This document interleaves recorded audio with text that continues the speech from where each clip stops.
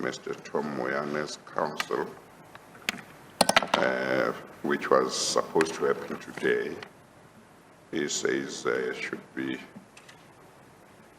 he applies for an order that he must appear on the 31st of August 2020, alternatively on a date to be agreed by all parties. Let me have the appearances.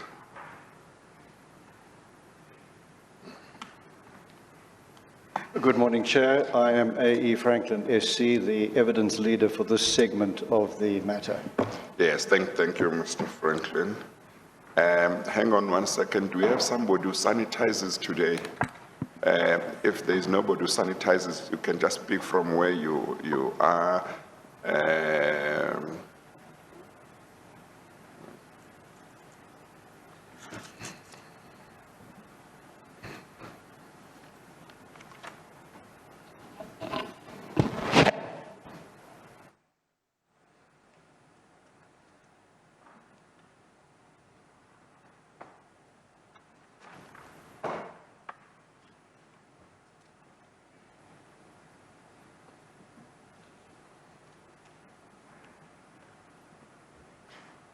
Yes. Good morning, Chair. I'm Good Ms. morning. Mbata and representing Minister Gordon in this application. Yes. I'm from the Office of the State Attorney. Yes. Thank you. You're moving the application for a postponement. Yes.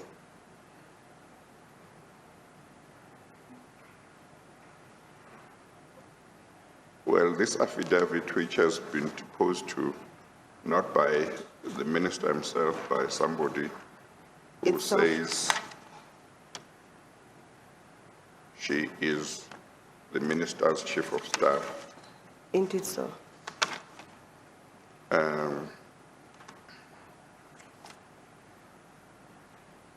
All it says is that the minister is not available due to cabinet commitments.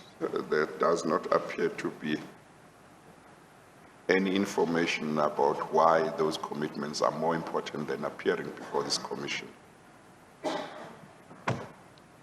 Chair, those were my instructions that the minister is not available due to the commitments that he had at the cabinet. So, Mere cabinet appointments on their own can't be more important than appearing before this commission.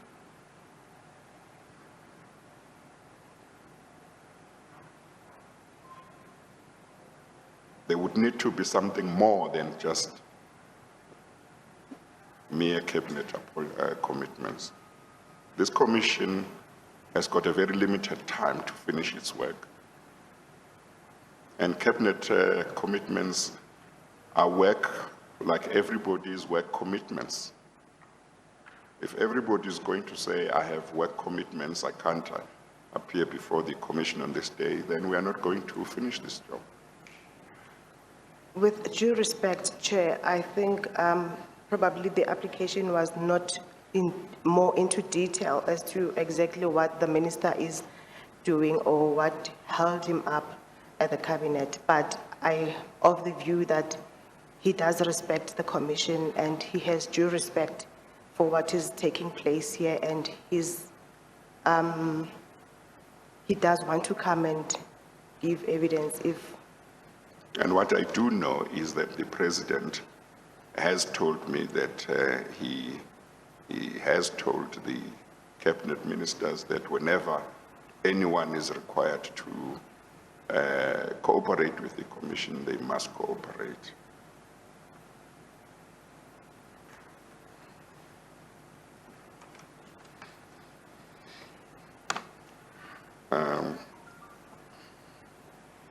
It may be that our solution is just to make sure that summonses are issued against anyone who must appear before the commission, because there are just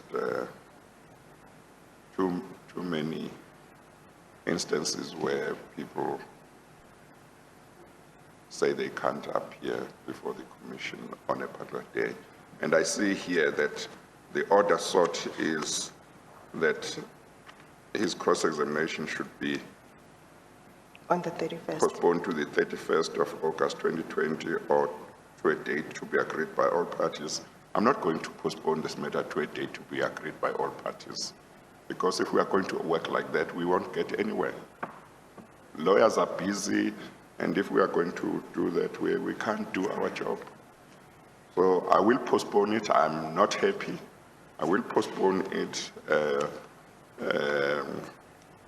to a date that I will fix that accords with the program of the Commission.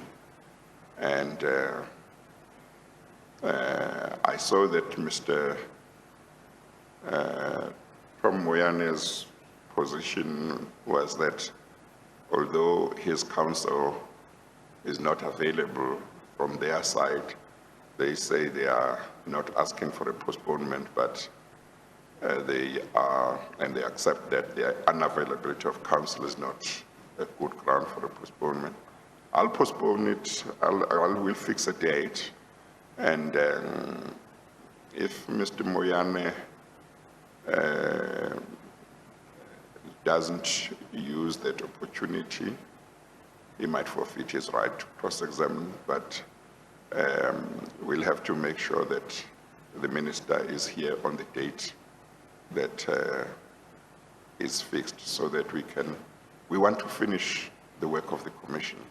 And we are a few months away from the end of the term of the Commission, so we've got to use all the days that we have properly. So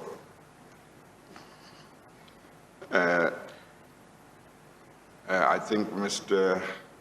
Moyane's counsel, okay, you may sit down. Thank you, You Chair. might wish to say something. Thank you, Chair.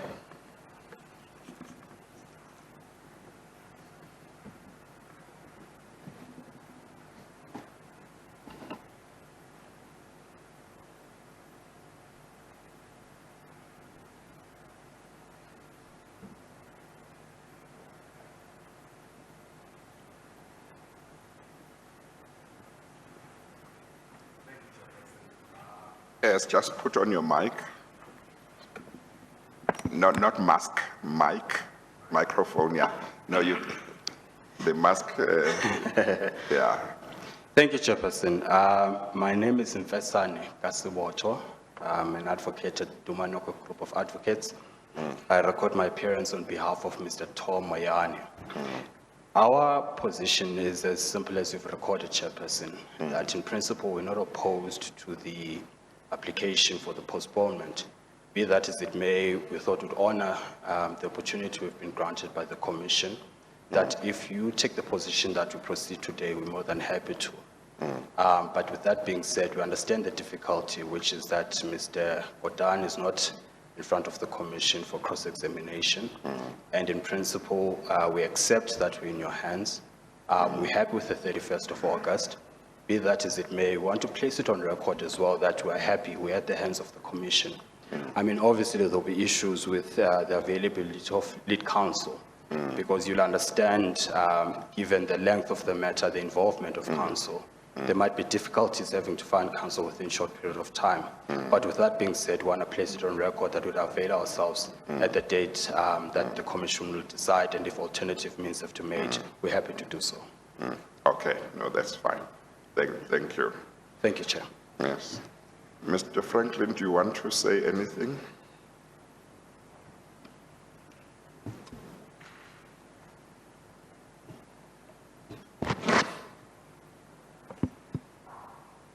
Thank you, Chair. Nothing specific other than to echo the sentiments of the Chair that it is regrettable that the matter has to be postponed. The practical solution, as the Chair has already decided, is to set another date, and I understand that that will be done in communication between the Secretariat and the Chair. Yes. That is all I have to say. Yes. No, thank you very much. I'll postpone it, and the date will be determined soon, and the date will give everyone enough time to make sure if they were not to be available, they make themselves available. The cross-examination of Minister Godan which was scheduled for today, is hereby postponed to a date that is yet to be determined. Those who wish to be excused are excused.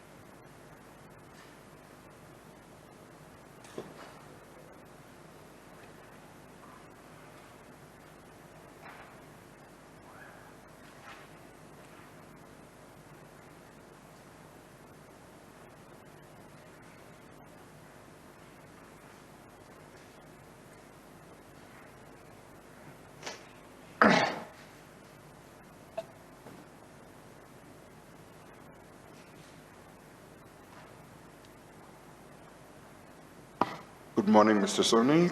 Morning, Chairperson. Yes, are you ready? Yes, we are. Chairperson, we have asked Mr.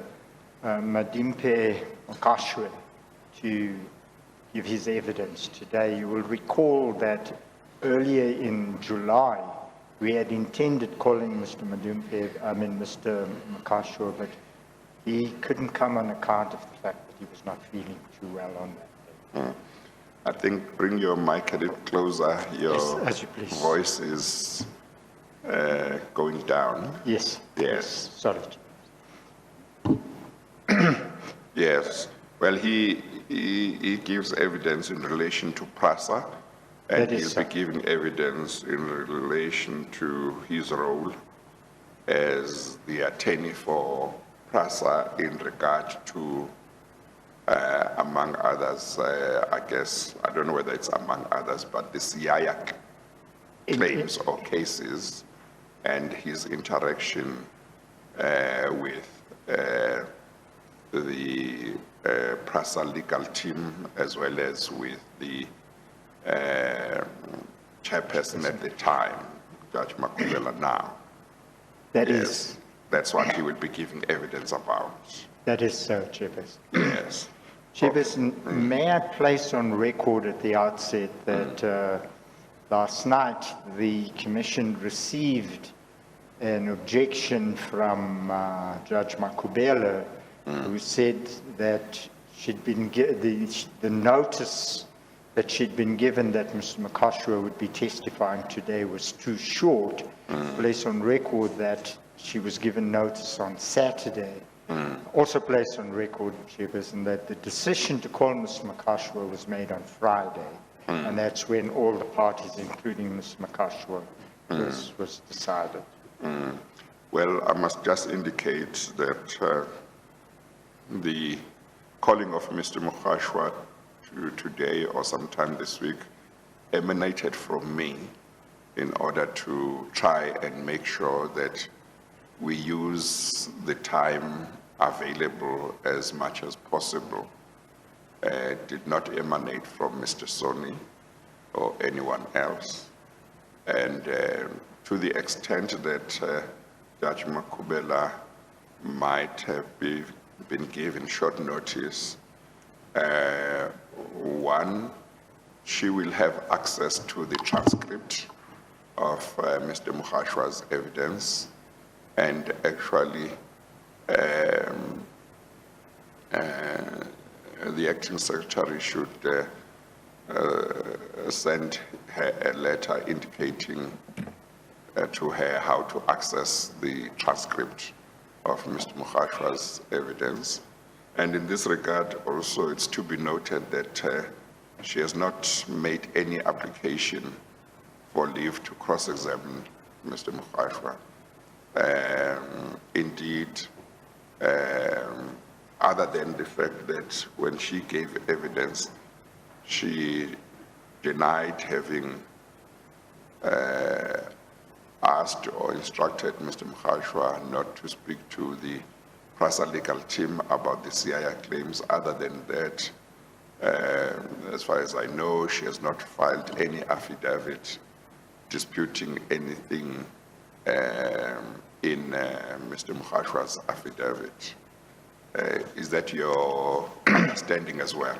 That is the position as I know it. Yes. Chairperson, yes. So other than that one denial, she hasn't sought to tell us that she disputes Mr. Mukashwa's affidavit, or at least she has not done that by way of filing an affidavit, despite the fact that she has had Mr. Mukashwa's affidavit for a long time. Yeah. So I don't think that she should be prejudiced in any way other than that she could have come to sit here while Mr. Mukashwa was giving evidence. She would not be allowed to cross-examine him because she hasn't applied for leave to cross-examine. All she would do is just listen, and she will be able to read all the evidence in a transcript. Yeah. So I just thought I must clarify that the decision didn't come from you. It came from me.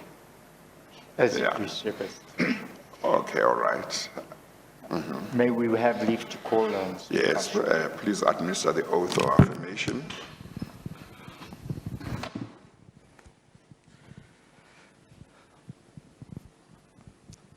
Please keep your mic on.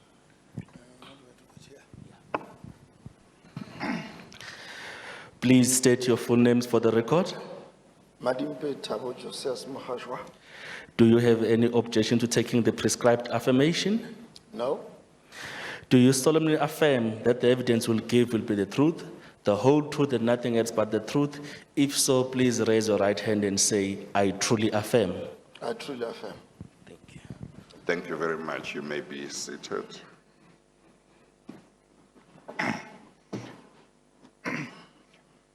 Mr. Mukashwa, it's common cause that you are an attorney and that you have acted for PRASA in certain matters. I'm just placing that on record. Yes. In relation to the evidence you are about to give today, have you made an affidavit? Yes, I have, Chair. Have you that affidavit in front of you? Yes, it is in front of me. Chairperson, the affidavit is in bundle G. It is marked Exhibit SS13, and it starts at page 1, Chairperson. So the bundle is bundle G. Yes. And Exhibit SS13, it's the first yes, document in that bundle, Chairperson. yes, and you would like Mr. Mukashwa's affidavit to be admitted as exhibit SS13. double S13. As you please, Chairperson. That affidavit, Mr. Mukashwa, does it appear on page 1 and goes up to page 19? If you look at the red numbers on the top right-hand corner of the pages. That is correct, Chair. Yes, and that signature is your signature above the certification. It is my signature, Chair. Yes, thank you. Mr. Mukashwa's affidavit is admitted as exhibit SS13. As you please. Ms. Mukashwa, could you very briefly tell the chairperson how it came about that you made this affidavit? Just very briefly. Okay, Chair, I received a call I'm sorry, Mr. Mkhwashwa, please bring the mic a little closer to you. this way. Yes, I don't know if it moves. If it moves, I want it to be a little closer even than that, or maybe you move your chair. I hear better when it's not too far away from you. Okay, Chair. I received a call, it must have been around April of this year, from Ms. Rangata, who indicated that in these proceedings, officials of PRASA came through to the commission to give their evidence, in particular in relation to some of the matters that my firm, the Mkhwashwa attorneys, the matters that the Mkhwashwa attorneys was involved in, and that they were in particular matters in relation to the CIA, what I see is referred to as the CIA group of companies. She then asked that it is only courtesy that she requests that I assist by making my own affidavit available. I was subsequent to that given a copy of Ms. Ngoye's affidavit, and I think at that time she was either still testifying or had just finished testifying, but what I was given was a copy of her affidavit. I'm made to believe that it forms part of the documents I might be talking to this morning. I then received a letter from the commission explaining precisely what was needed from me and the firm I am part of. And because the last time I was involved in the matters was way back in 2017 and 2018, I kept on indicating to Mr. Rangata that I needed more time because I had to plow through documents, most of which we have already archived. But in answer to the question, Chair, that's how I got to eventually formulate and settle this affidavit that is before us now. In regard to the contents of your affidavit, was the commission legal team or anybody from the commission involved in the formulation of your affidavit? I formulated and settled the affidavit myself, Chair. Now, in your affidavit, you referred to the affidavits by two PRASA officials, Ms. Ngoyi, whom you've mentioned, and was there a second person whose affidavit you received? I received the affidavit of Ms. Ngoye initially when I was approached to be of assistance to the commission. And I think subsequent to that, but before I could settle the affidavit as requested, I was given the affidavit of Mr. Dingizwayo. I believe at that time, Mr. Dingizwayo had not come through to the commission to give his evidence, Chair. I may have been placed in possession of Ms. Ngoye's transcript, but I have not seen Mr. Dingizwayo, but I believe he has given his evidence. So I was in possession of the two affidavits at the time of formulating this affidavit. Now, in the affidavit, did you read the affidavits that were given to you? I went through both affidavits that were In given. their affidavits, they mentioned their interactions with you and your firm and your interactions with PRASA in relation to the CIA matters. Just in general, what is your response to the averments made in their respective applications insofar as it concerns you and your firm? Okay. Let me start by explaining that I understand and I understood at the time I was asked to prepare an affidavit the role that I had to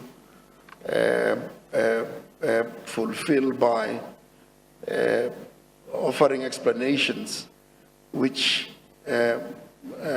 Ngoye and Mr. Nikizwayo may not have had enough information around. As my affidavit says,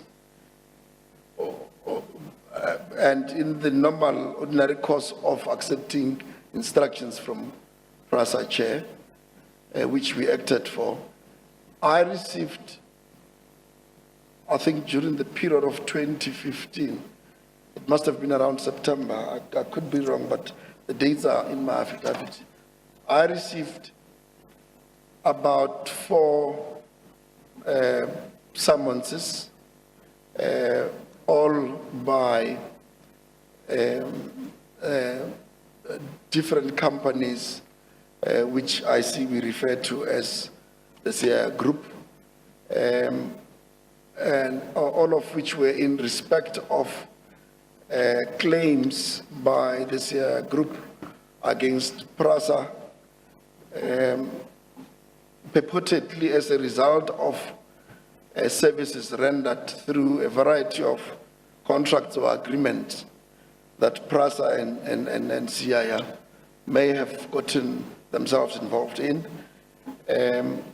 And I believe that in the beginning of 2016, the year that followed, I was then instructed on 2 more, to defend 2 more of such summonses by entities that are perhaps part of what we call the CIA group now. Now, my instructions, Chair, were that our firm should defend PRASA in as far as the summonses were concerned. I recall very well that during 2015, just after we had entered appearance to defend in respect of the 2015 case numbers, which I speak of in my affidavit, our opponents, and I think my opponent colleague was Mr. Matopo of Matopo Attorneys, he represented the CIA group of companies. They immediately proceeded to file an application for summary judgment in respect of all of the matters. Now, naturally, through consultations with client, it came out that client had a basis to want to defend those 4 matters at that time, and that is what the legal team, which our firm was a part of, carried on to then file opposing papers in the defense of PRASA and in illustrating to the court at the time that PRASA had bona fide defenses to defend the matters. I suppose it's on record now that the summary judgment applications were successfully opposed, and then the parties then went on to litigate. As for instance, I may have been instructed by our client to litigate in the manner that we did through the various stages of such litigation. And I think in 2016, when we received the 2 additional summonses,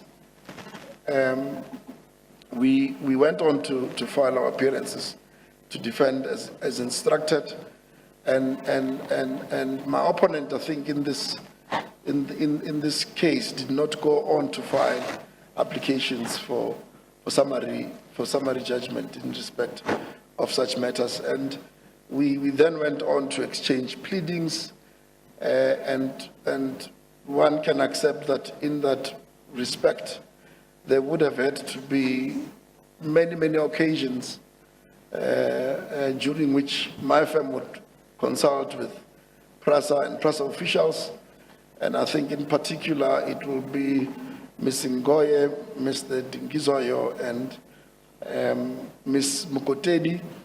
I had received all of these instructions from Ms. Mukotedi through, I believe, Mr. Dingizoyo's instructions. In the process of dealing with the litigated matters, it became apparent that the contracts that opponents relied upon made reference to arbitration as one way of having the matters adjudicated upon. And I think the parties at some point during 2016 or 2017 agreed to then have the matters referred for arbitration. My affidavit speaks about all processes thereabout, and I think Ms. Ngoye's affidavit speaks about such processes thereabout. And the parties agreed after obviously some bit of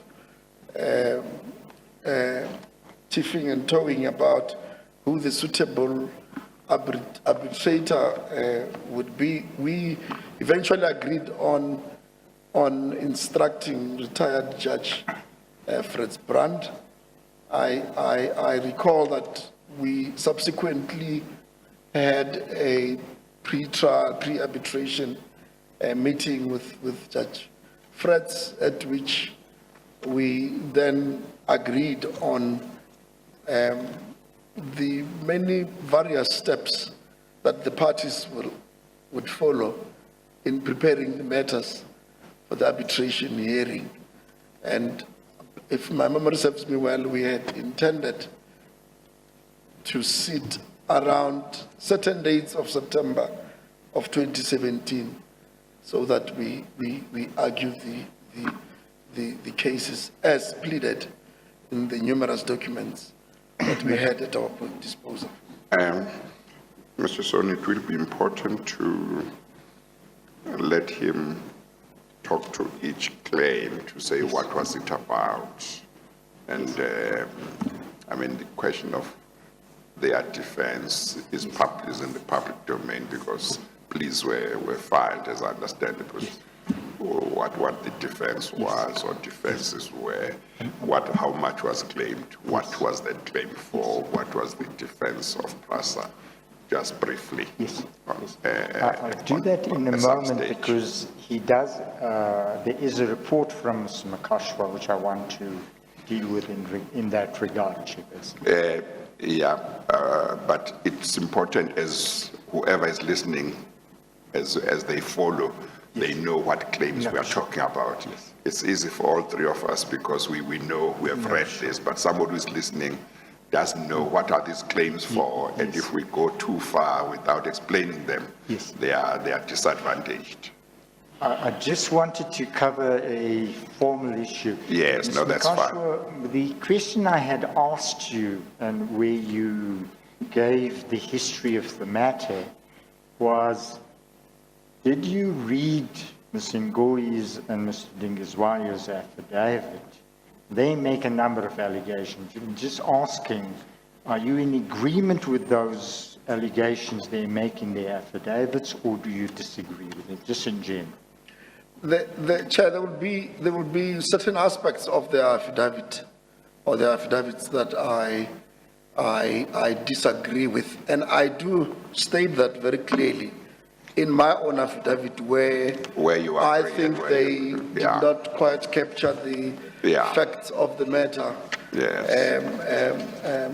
In line with what I know the facts to be. So every aspect of their affidavits that deviated from what I know about these matters, I would have had to deal with. So I think your answer, Mr. Mkhashwa, should be your attitude towards the allegations made in Ms. Ngoye's affidavit is as reflected in the affidavit, because there you deal with that. Those that you admit, you make that clear. Where you think it's not, it doesn't give the full picture as you understand it, you have also dealt with that. Is that right? That's correct, Chair. Yeah. And then Mr. Soni can take you to those if it's necessary.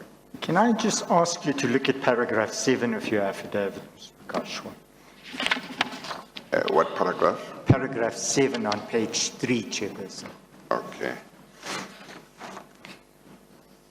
You say in the first sentence, I had an opportunity to consider the affidavits of Ms. Ngoi and Mr. Dingizwayo, as well as the documents in the group.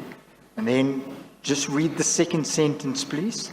I confirm that the amendments contained in these affidavits are a correct recollection of the events that took place, except where I otherwise in this affidavit prefer better clarity and or put issues into their proper perspective in areas where our firm's involvement was concerned.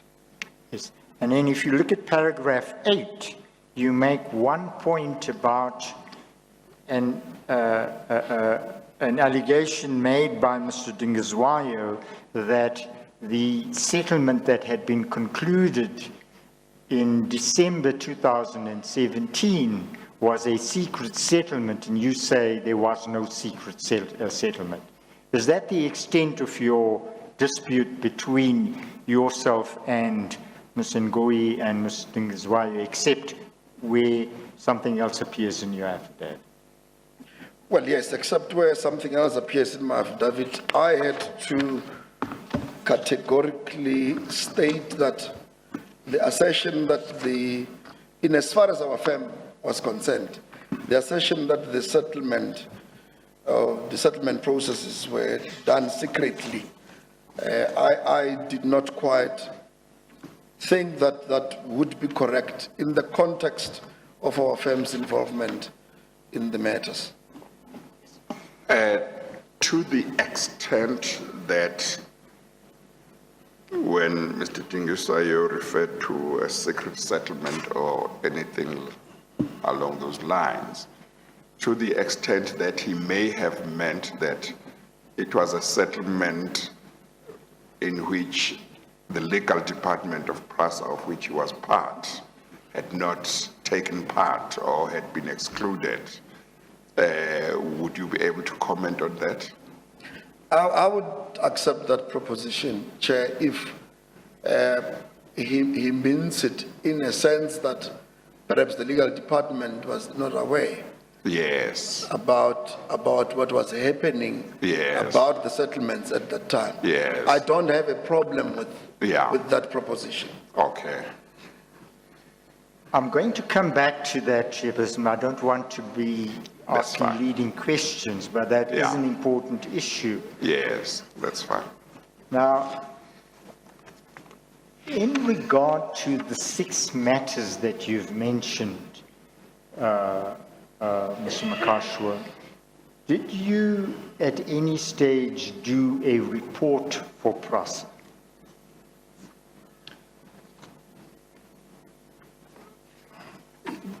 You mean in the ordinary, I just want clarity on your question. You mean in the ordinary course of dealing with the matters, or the dealing with the litigation, as the case may be? Can I ask you to please look at Annexure MN4 to Ms. Ngoi's affidavit, please? Ms. Ngoi's affidavit, Chairperson, is in bundle E1, exhibit SS7B. And which page would that be? If you look at page 322, that's MN4. I have it in front of me, yes. Now, what is that document? This is a report compiled by our office. Well, who from your office? I prepared the report with my colleague, Nabeka Zimbabwe. What was that report about? We were, prior to this date, requested by the legal department to prepare a status report in respect of all of the matters our firm was defending for PRASA at that time.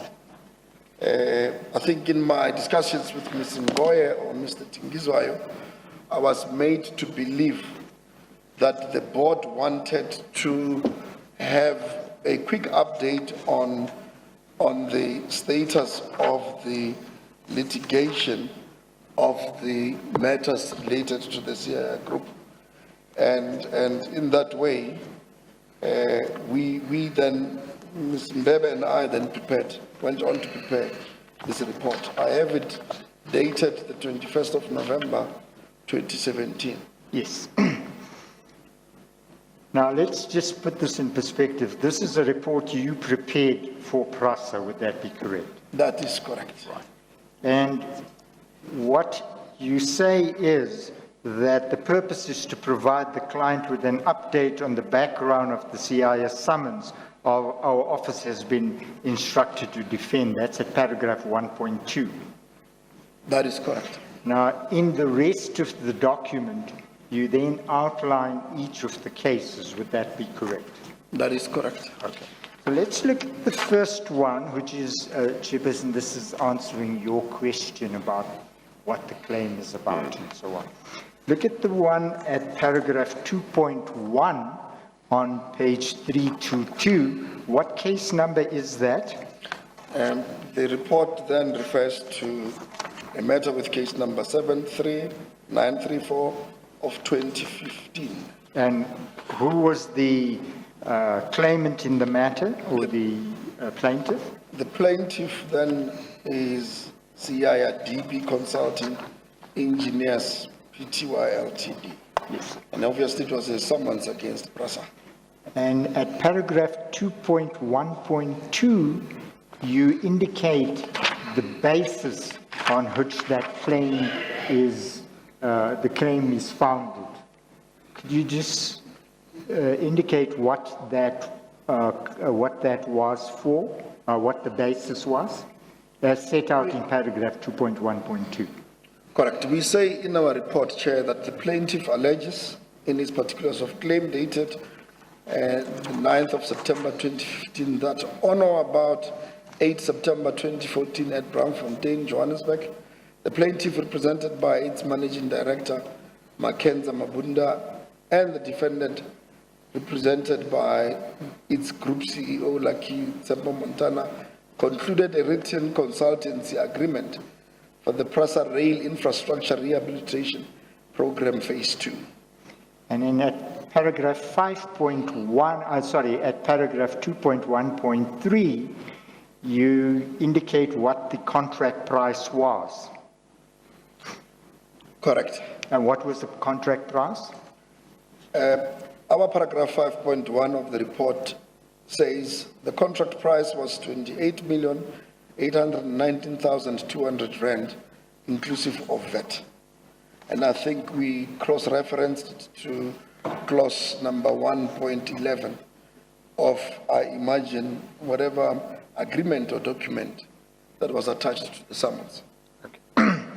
Now, can I ask you to look at page 324, and in paragraph 2.1.9, you set out the first defense that had been raised. What was that defense? Just very briefly, you don't have to read it. And that is paragraph 2.1.9. I see here that I'm making reference to an issue that has to do with jurisdiction. Yes. I don't know if that's what you're referring to. Yes. I'm just trying to articulate what the issues were in this matter. There is a claim, and you indicated that you had said to PRASA that these claims are defendable, and we're just looking at the bases on which the claims were being defended. Yes, and you deal with those at 2.1.9, 2.1.10, 2.1.11. Correct, that is indeed so. Just articulate them. The defenses. Oh, okay. Yeah. I may need to look at them at the same time, but without reading, Chair. You can read these ones, yeah, because Yes, must I there were put them three into the defenses. in the record? Into the record, yeah.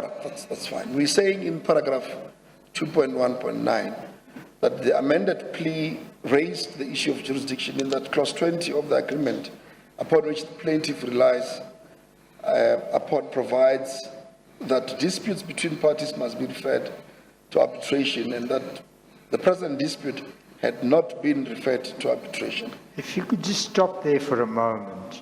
Yes. When you were summarizing the developments in this matter, you indicated to the chairperson that matters had been filed in court, and then you indicated that eventually the matters were referred to Judge Brandt as the arbitrator. That is correct. Was the appointment of Judge Brandt connected with this defense? It will be connected with this defense, but I imagine at that time, the parties had not gotten into any arrangement that the matters be referred for arbitration. This must be a point that you had raised when the matter was still in court, and you must have raised it successfully, even if it was not decided by the Adjudicated. court, successfully in the sense that the plaintiff agreed that they should not have gone to court, they should have referred the dispute to arbitration. Yes, indeed so, Chair. It would be, and we say there that it was included in our amended plea that there were jurisdictional issues in the sense that the matters ought to have been referred for arbitration in the stead of the institution of an action or action proceedings out of the High Court. Well, was that point common to all the CIA claims that ultimately got settled, or only in regard to this matter, as you recall? We agreed to have all of the disputed matters go for arbitration. So in that agreement, it may indeed be so that not all of them had to be referred for arbitration. Yes. But I think when we were discussing all of them with may have been legal convenient. counsel and my opponent on the other side, Yeah. we then arrived at a conclusion that because they are similar and they rely on agreements purportedly entered into between Plaza and the group of CIA companies, that it would serve justice better that we then refer all of them for arbitration. So yes, Chair, in answer to your question, there was an agreement to also refer the so-called settled matters for arbitration at the time. Okay, maybe you can In finish. answer, I will go through all of them, but in Yeah. answer to the question, Chairperson, without leading the witness, that is indeed the position that the jurisdictional point was taken in respect of all the contents. Okay, you are away from the mic, as a I'm result I sorry. can't hear. Yes, sorry. Chair. Yes, I didn't hear, just repeat the point. The jurisdictional point was taken in regard to all 6 claims. All 6 claims, oh, okay, thank you. All right, then, Mr. Nkashwa, if you look at paragraph 2.1.10, you indicate what the second defense was in the plea that had been filed in the High Court. What was that defense? Correct. We say in paragraph 2.1.10 that the second defense raised in the plea is that the services indicated to have been rendered on the invoices upon which the plaintiff relies are not of any of the services listed in the annexure POC or POC 3. In other words, the payments claimed for by plaintiff under these summons are not authorized by the consultancy agreement upon which the plaintiff relies, and on that basis, defendant is not liable to the plaintiff on such amounts. So, just to clarify that, would it be correct to say that Plaza's defense in relation to this claim as reflected in paragraph 2.1.10 was that CIA may have performed those services, but those were not services that Plaza had asked CIA to perform? Indeed so, Chair. Yes, and that Siaya could not claim from PRASA payment for services that had not been agreed should be performed by Siaya. These things happened a long time ago, Chair, but I would imagine that we had difficulties with the fact that what we came across as evidence of amounts that the Siaya group was saying were outstanding.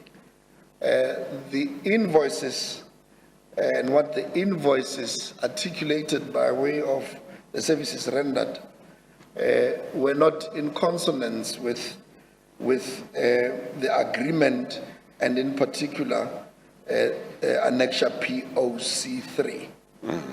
So this may have been confirmed by our client during the various consultations we may have had with them, that they had challenges with those invoices as they did not seem to relate to any of the services as may have been prescribed by this annexure to the agreement. Okay. And then at paragraph 2.1.11, you articulate what the third defense was. Could you indicate to the chairperson what that was, even if you just read paragraph 2.1.11 into the record? Okay, we say, Chair, in paragraph 2.1.11, that the third defense raised in the plea is that the plaintiff is not entitled, I imagine, to interest because they did not demand payment of such various amounts on the date alleged in its particulars of claim, and therefore they are not entitled to interest with effect from those dates. I imagine it will be the dates of the invoices themselves. Now, in paragraph 2.1.12, you refer to a further defense that was raised. Could you indicate what that defense was? Chair, we say in paragraph 2.1.12 that the defense also relied on clause 11.1 of this consultancy agreement to allege that the invoices upon which the plaintiff relies are not in accordance with the payment schedule contemplated in clause 11.1 of the consultancy agreements, due to the fact that the amounts claimed therein are not the amounts provided for the payment schedule contained in Annexure B to the consultancy agreement. The premises, insofar as amounts claimed by plaintiff are not in accordance with the amounts provided for in the payment schedule contained in Annexure B to the consultancy agreement, the defendant pleads that the plaintiff is in law not entitled to claim such amounts in terms of the consultancy agreement, and the defendant is therefore not liable to the plaintiff in terms of the consultancy agreement upon which the plaintiff relies. And then in paragraph 2.1.13, you raise a further defense in respect of reciprocal obligations. Can you articulate what that defense was, even if you just read it out? Chair, in paragraph 2.1.13, we say that the defense also relied on the fact that clause 1.12.4 of the consultancy agreement created reciprocal obligations between the parties. The clause provides that the plaintiff commits an event of default if it does not deliver a certificate of occupation within a period of 20 days from the project completion date. The plaintiff has not delivered the certificate of occupation referred to in clause 1.12.4 of the consultancy agreement, and it is for this reason not in law entitled to enforce the consultancy agreement against the defendant. And then in 2.1.14, you raise an even further defense. What is that? We say in 2.1.14, Chair, that the plea also contested the lawfulness of the variation of the consultancy agreement to the extent that it is not contemplated in clause 23 of the agreement. And 2.1.15 indicates what your last plea to this claim was, and what was it? We say there, Chair, that Lastly, the plea dealt with the defendant's denial of the fact that the services the plaintiff alleges to have rendered are in consonant with services listed in POC of its particulars of claim. Now, earlier on, you indicated that the claims were not consonant with POC 3. Was this a separate defense as well? Because here you refer to POC 2. I just want to read 2.1.5 again.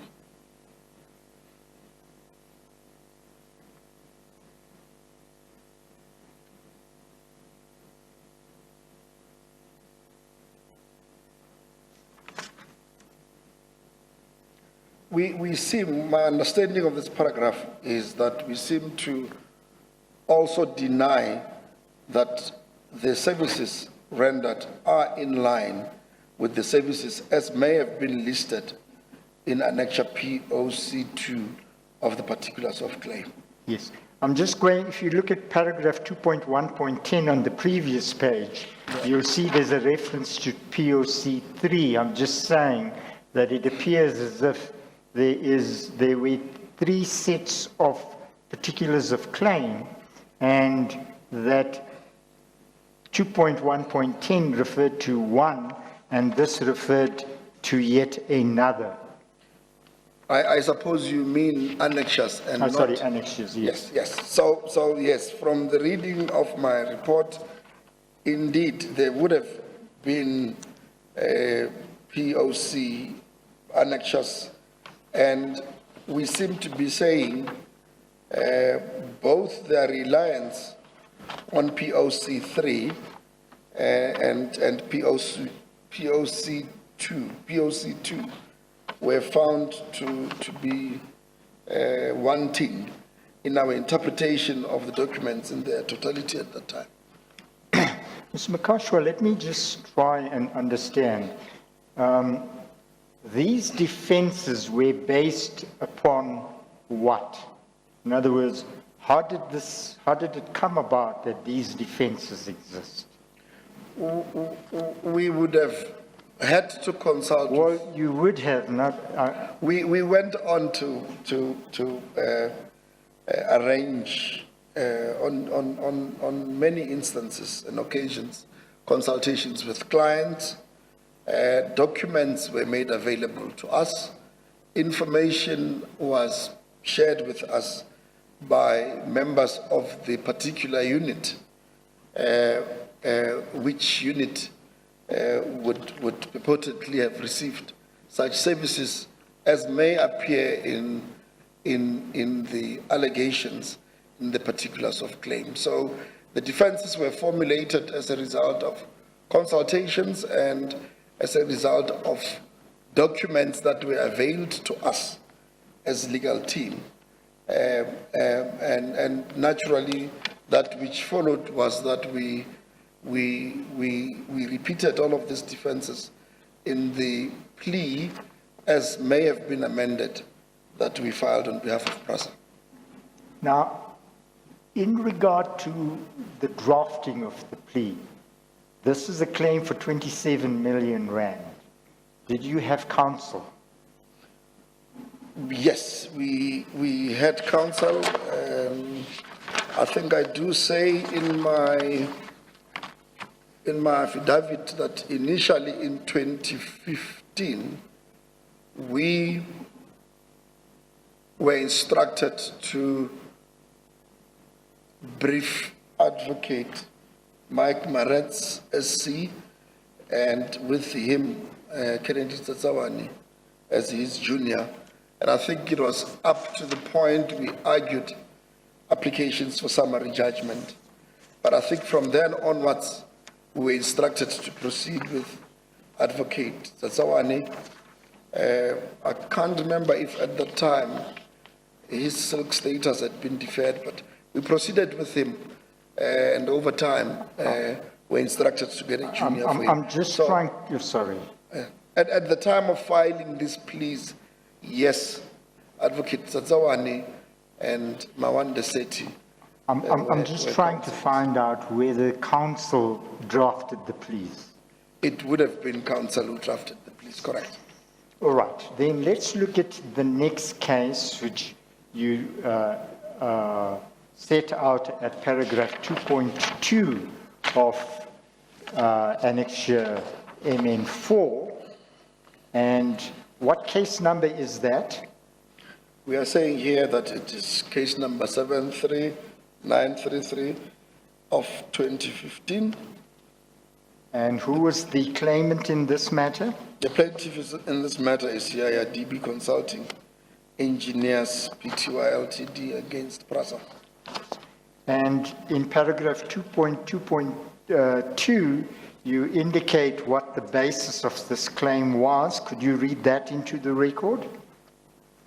We summarize the plaintiff's case to be that on or about the 4th of December 2013 and at Braamfontein, Johannesburg, the plaintiff represented by its managing director, Mackenzie Mabunda, and the defendant represented by its chief executive officer entered into a written accelerated infrastructure refurbishment project consulting agreement. I'm just asking if you recall, who was the chief operating officer, the defendant's chief operating Chief Executive officer? Chief executive officer, sorry. In 2013, it may have still been Mr. Lucky Montana. It may have still Well, been in Lucky 2013, Montana. it certainly would have been Mr. Montana, Yes. Yes. because he left in 2015, if I recall correctly. Or was it 2014? But in 2013, I'm sure it was still him. Yes. Yeah. And if you look, Mr. Makashwe, if you turn to to paragraph 2.1.2, it's on the previous page 323, and you look at paragraph 2.1.2, you do name the CEO there. Yes, that is indeed so. And who is the CEO then? It says Lucky Tsepo Montana. Yes. And that agreement was 2014, and the chairperson is making the point that therefore in 2013, it must have been Mr. Montana as well.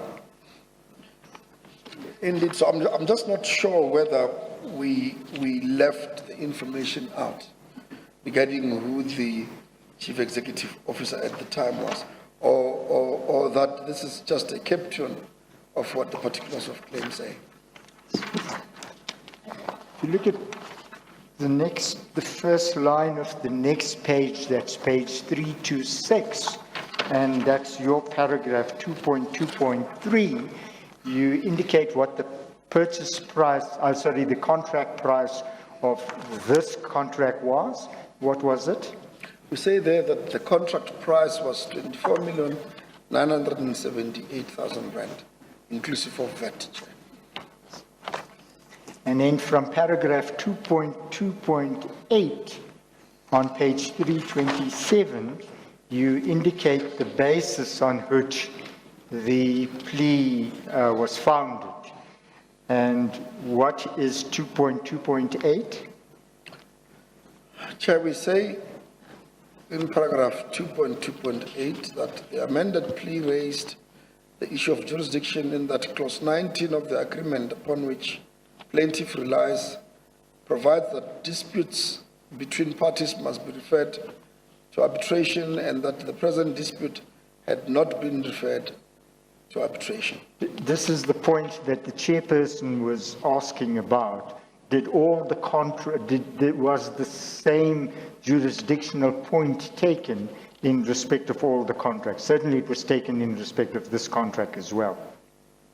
Indeed so, Chair, if the report confirms that, because I think the report was done when our firm was still seized with the responsibility of defending the matters. But at the time you drew up this report, you would have had everything in front of you. We had everything in front of us, correct.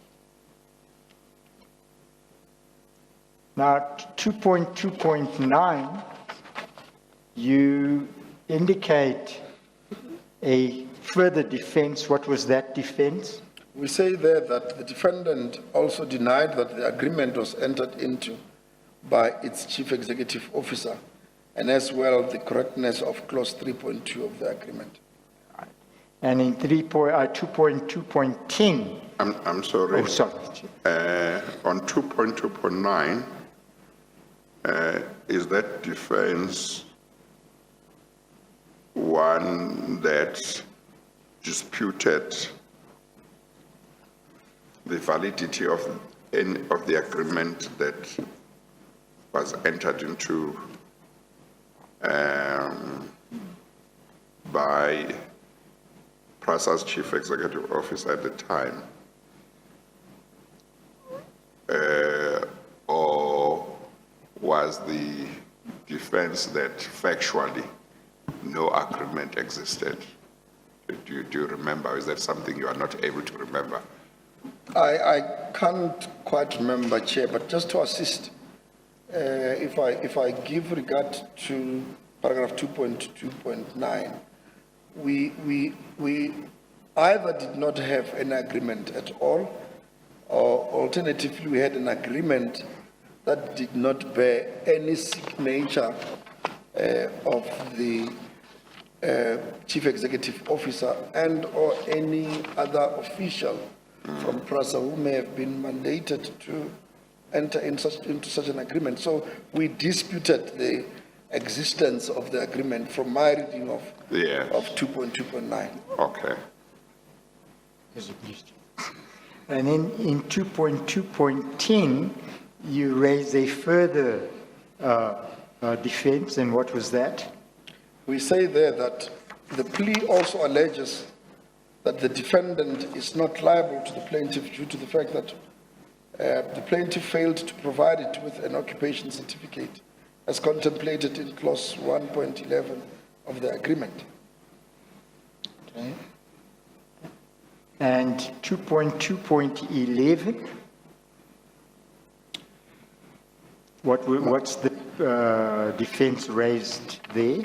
We say there that the defendant disputed its liability to the plaintiff in that the invoices upon which the plaintiff rely are not consistent with the provisions of clause 2 of Annexure B to the agreement, in that they do not set out the work for which amounts are claimed.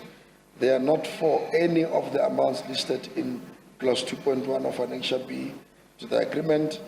They are not for 25% of the contract price as provided for in clause 2.2 of Annexure B to the agreement, and they are not accompanied by the deliverables prescribed for each of the invoices provided for in clause 2.2 of Annexure B of the agreement. And then in 2.2.12, a further defense is raised. What is that? We say there that the defendant also denied that the plaintiff rendered the services provided for in clause 8 of the agreement read with Schedule A of the agreement. This seems to be similar to the plea in the, or the defense raised in the previous one, namely that the annexure, POC 2 and POC 3, don't bear out the claims that were made by the plaintiff. That is indeed correct. And then in 2.2.13, we say there that the defendant also challenges the plaintiff's claim that it is entitled to interest as at 25 March 2015, as no case had been made in its particulars of claim for the interest to be paid with effect from that date. and that's similar to the defense you raised in the previous claim with that. In the previous case number, correct. Then, in paragraph 2.3, you deal with the next claim that was made, and would you, in paragraph 2.3.2, you indicate what the basis of that claim was? We say there that it is case number 74281 of 2015, and it is by CIRDB Consulting Engineers Pty Ltd against PRASA. In paragraph 2.3.2 of the report, we say that the plaintiff, in its particulars of claim dated 09 September 2015, alleges that during or about 4 March 2013 at Braamfontein, Johannesburg, the plaintiff, represented by its managing director, Mr. Makenza Mabunda, and the defendant, represented by Dr. Daniel Mtimkulu, head of PRASA Engineering Services, concluded an oral agreement. We say in brackets, the material management and coding agreement. Now, you say that that was an oral agreement. Well, that is what it was alleged. That is what is pleaded in the particulars of claim. Yes. What was the amount that is claimed? I think you'll find it at paragraph 2.3.6.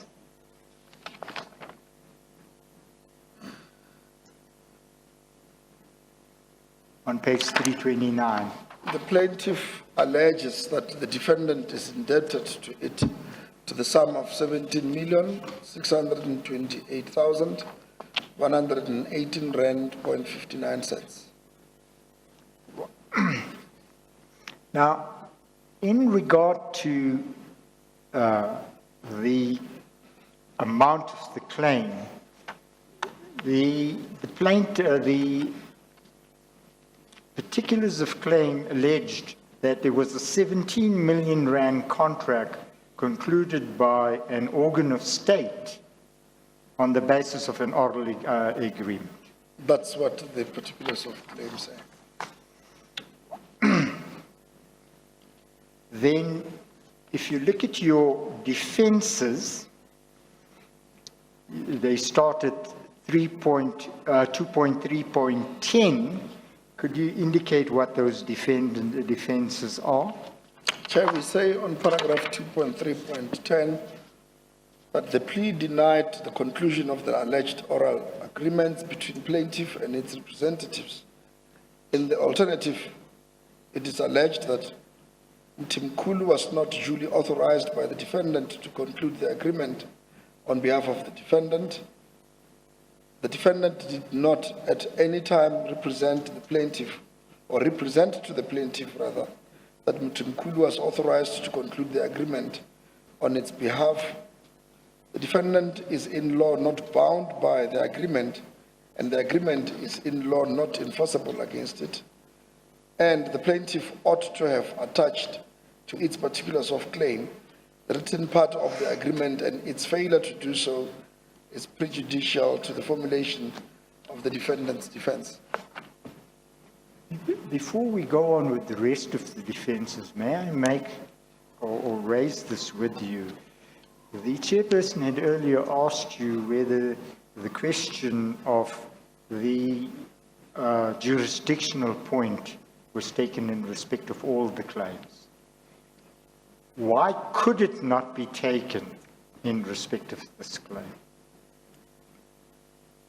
I imagine it is because there was no agreement to refer to wherein such a clause existed, that in the event of a dispute, the matter be referred for arbitration. Which made it different from the other written agreements. I imagine, yeah, indeed so. This would be different from the others. All right, then in 2.3.11, you raise a further defense is raised, and what is that? We say there that, in addition, the defendant pleaded that the project charter attached to POC 1 of the amended particulars of claim was not prepared by it, that no agreement was reached between the parties regarding its contents, that plaintiff had no capacity and skills to render the services indicated therein, and that plaintiff did not render any of the services for which payment is claimed. Right, and in 2.3.12, Chairperson, sorry, may I indicate, I understand it is tea time. I'm just wondering if I shouldn't finish this and then we could break for tea. It's Oh, okay, all right. clauses. Okay. 2.3.12, In 2.3.12, we say that the defendant also admitted receipt of the plaintiff's invoices, but pleaded that the plaintiff did not render services for which the invoices were rendered, and that plaintiff did not deliver the deliverables contemplated in such invoices.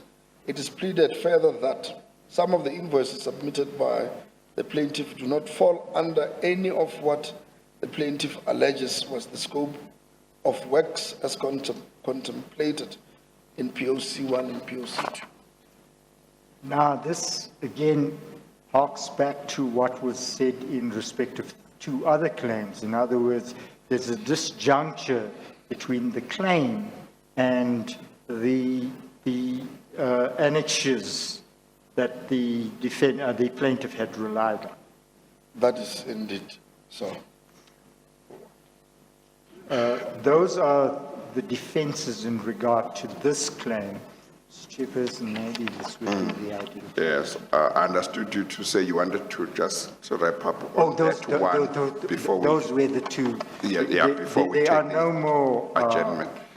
I thought let's take the T adjournment, and when we come back, you finalize the remaining claims if you haven't covered all the ones you wanted to cover.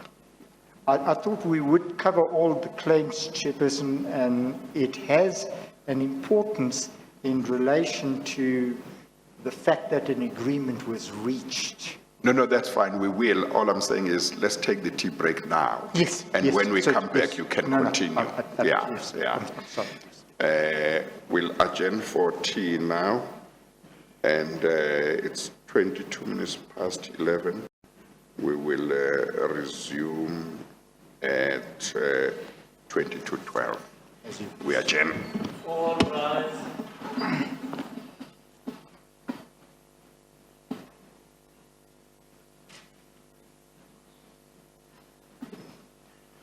Right.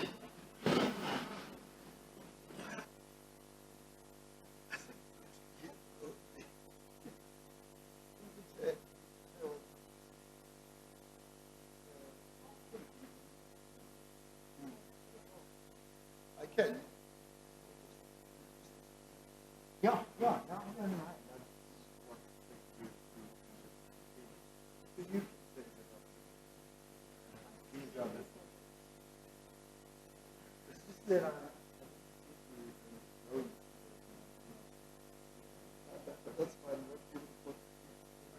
I just want to alert you to the fact that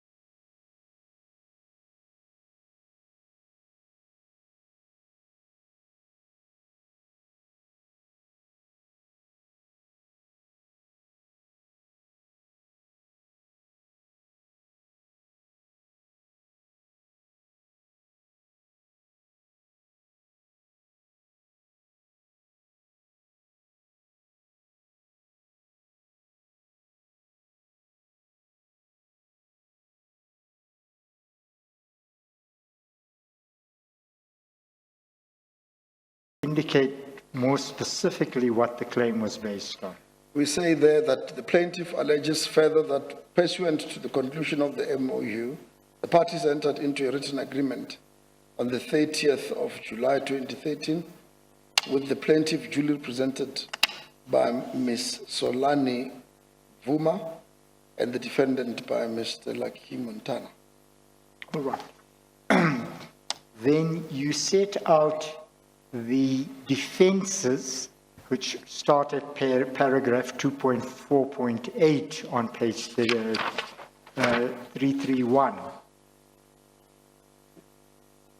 Yes, we then state in our paragraph 2.4.8, Chair, that the defendant's plea indicated that in the light of the fact that the validity period of the consultancy agreement between the plaintiff and the defendant commenced on 15 July 2013, it follows that such validity period came to an end by no later than 28 February 2014.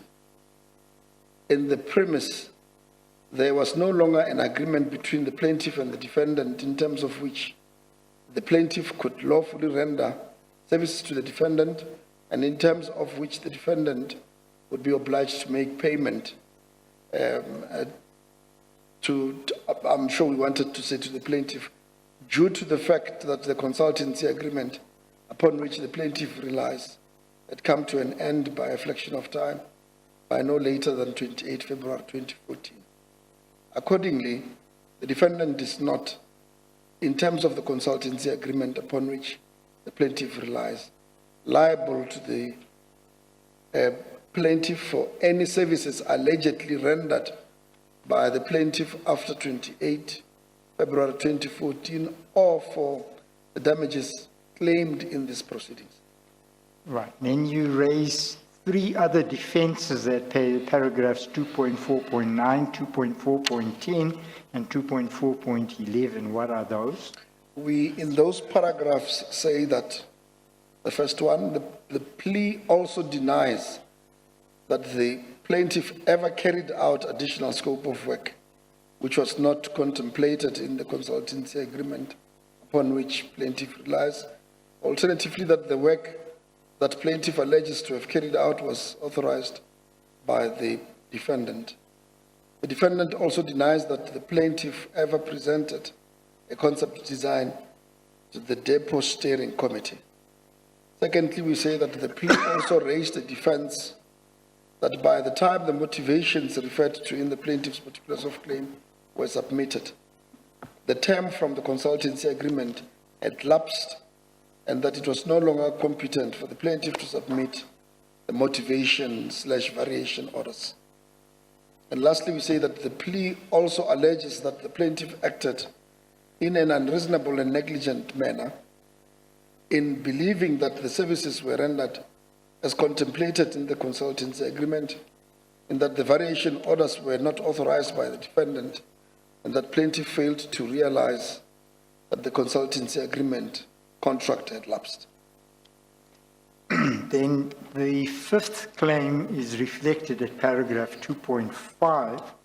Who was the claimant in that matter?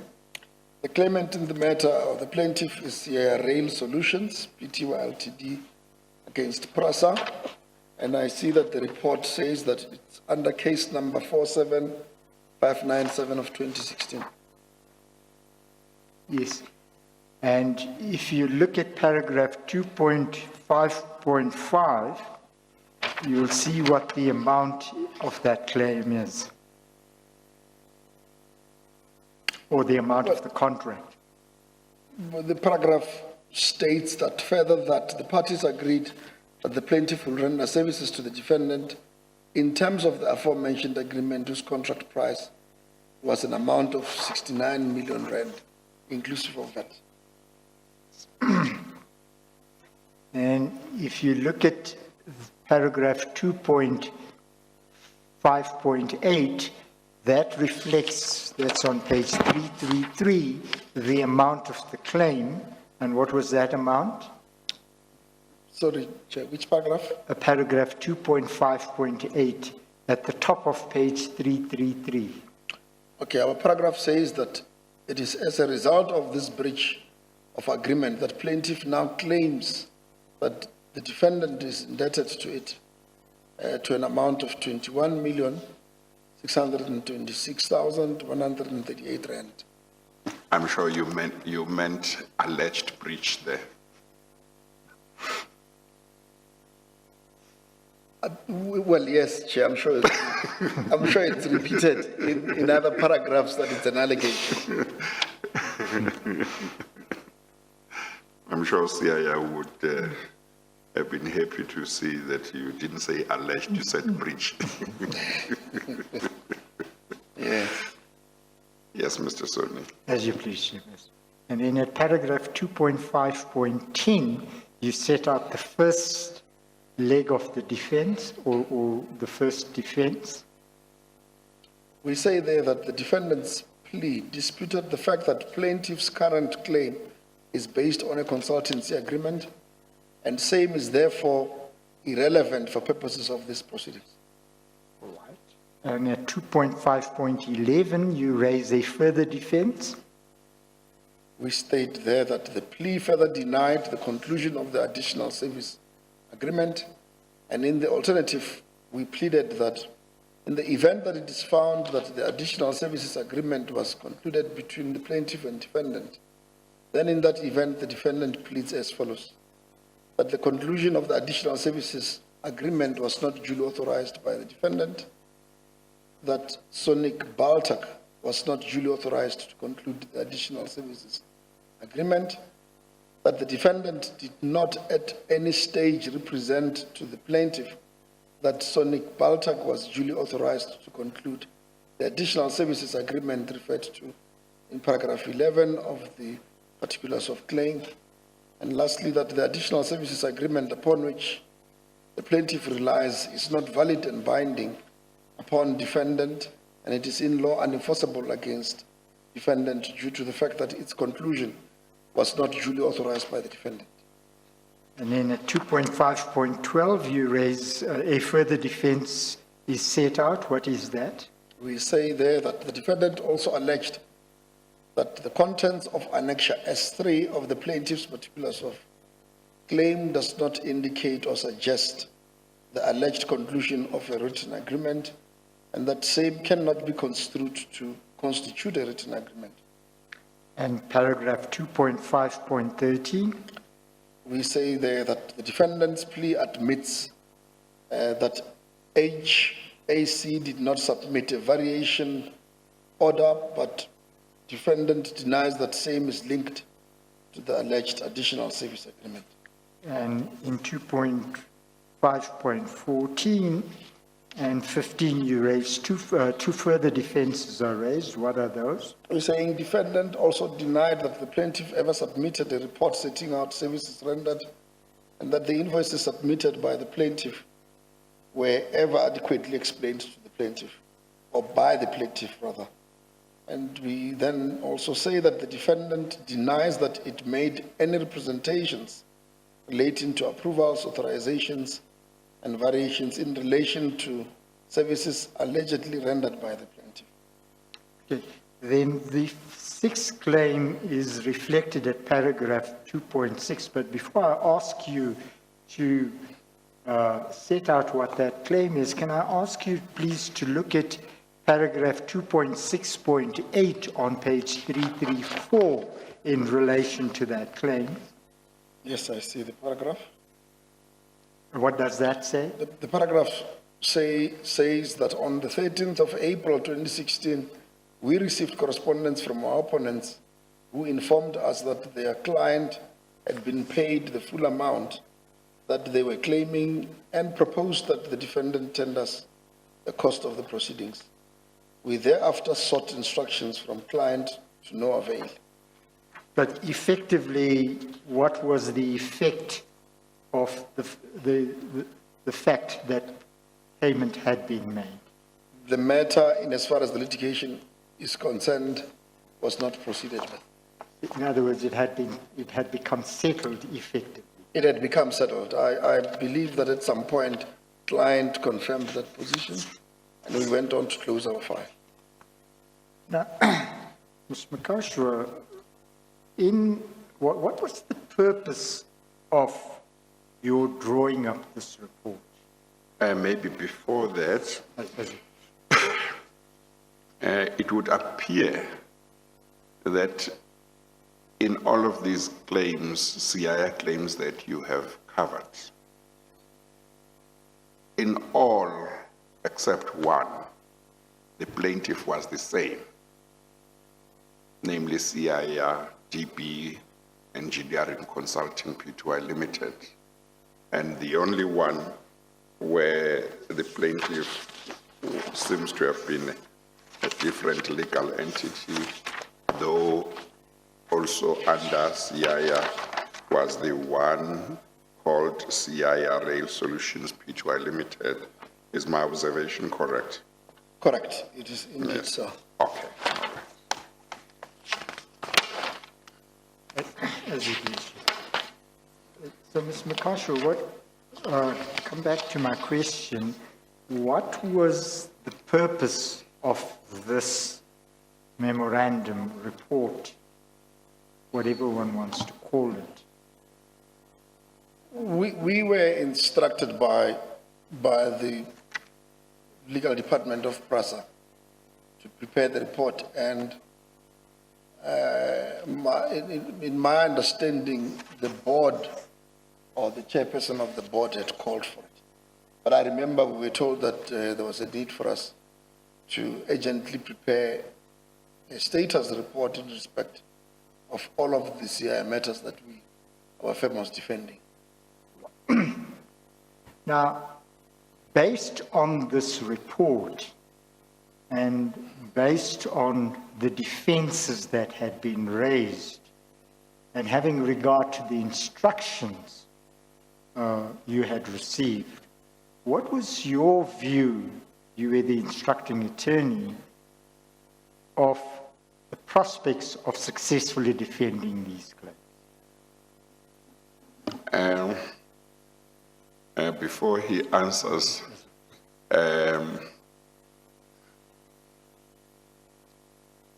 if he is able to answer,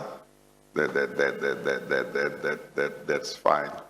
I'm just thinking that if you are involved in the matter, you might have discussions with your client, and for whatever happens, you might not want to tell other people what you told your client about the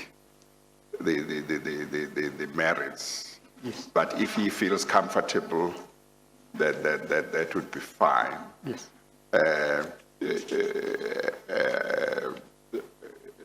You understand that? Yes, yes. And it may well be that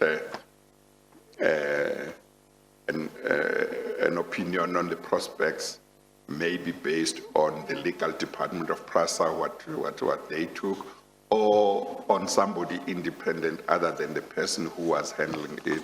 But if he feels comfortable to answer the question, there is no problem. Chairperson, with respect, you've made a separate a point that is separately valid, and that is, we know as a fact that the claims have not been pursued since the Judge Stuckman's order. Yes. And it may be inappropriate. Yes. So I withdraw the question. Yeah. Okay, well, that's fine. Now, this is a report that's dated the 21st of November 2017. Is that correct, Mr. McCarthy? Correct, that is the date of the report. All right. Now, let's go back to your affidavit, which is SS 13.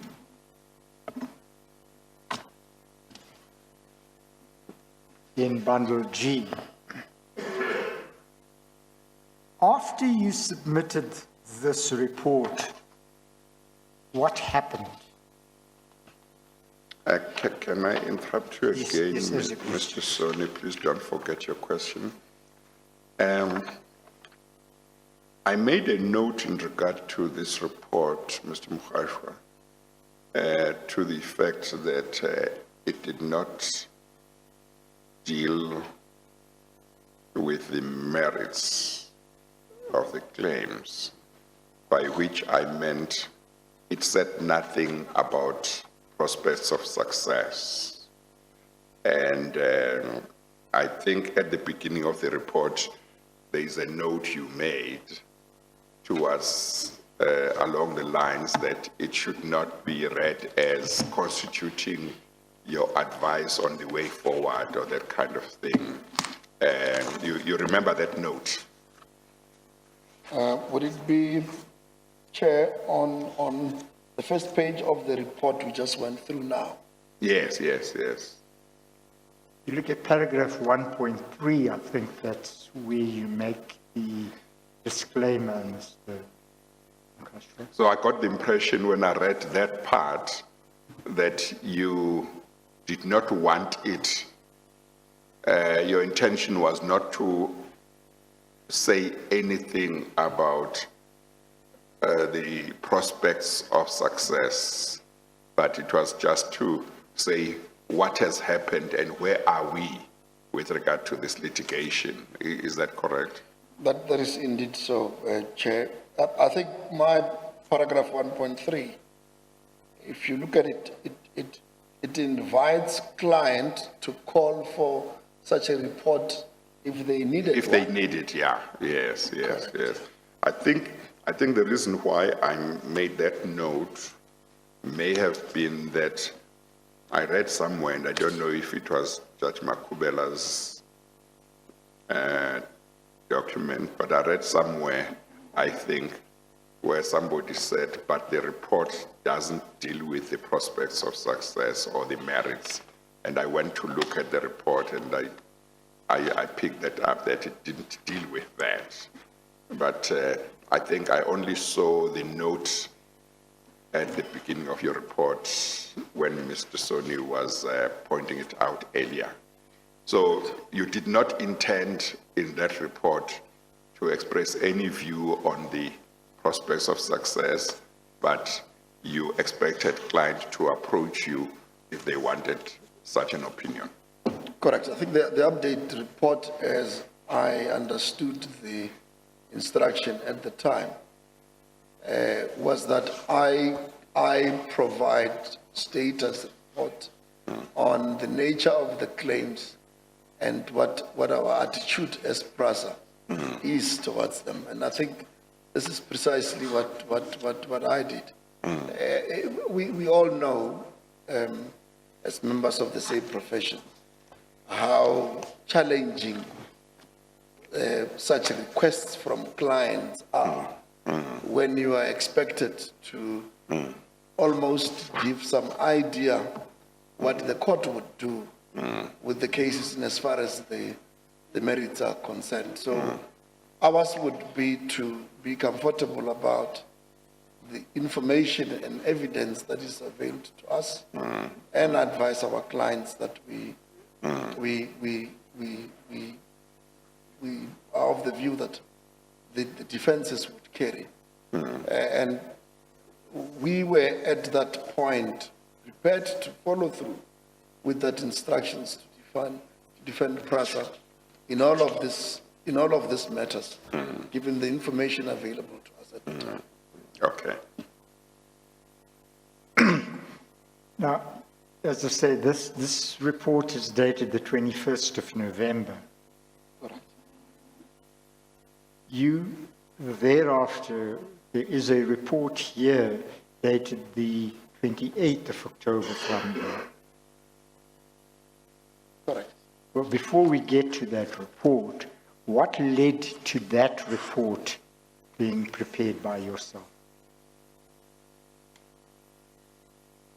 After we dispatched with the report that we've just gone through of the 21st of November, I think a couple of days down the line, I received a call and an email from Mr. Dinkizwayo, which had attached what we now know was a memorandum from the chairperson of the board,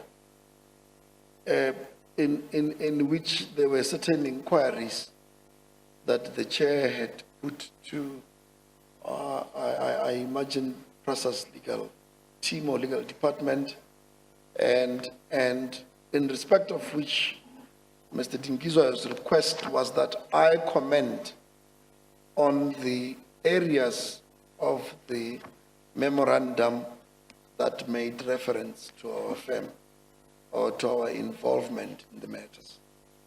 And I think this is precisely how I then considered the memorandum that was availed to me and prepared the second report, Yes. if I may call it that. But before we get to your second report, let's look at the document that you referred to that Mr. Dingizwayo gave you. Have a look at MN6. Of which bundle? Sorry, that's an annexure to Ms. Ngoyi's affidavit, bundle E1, page 344.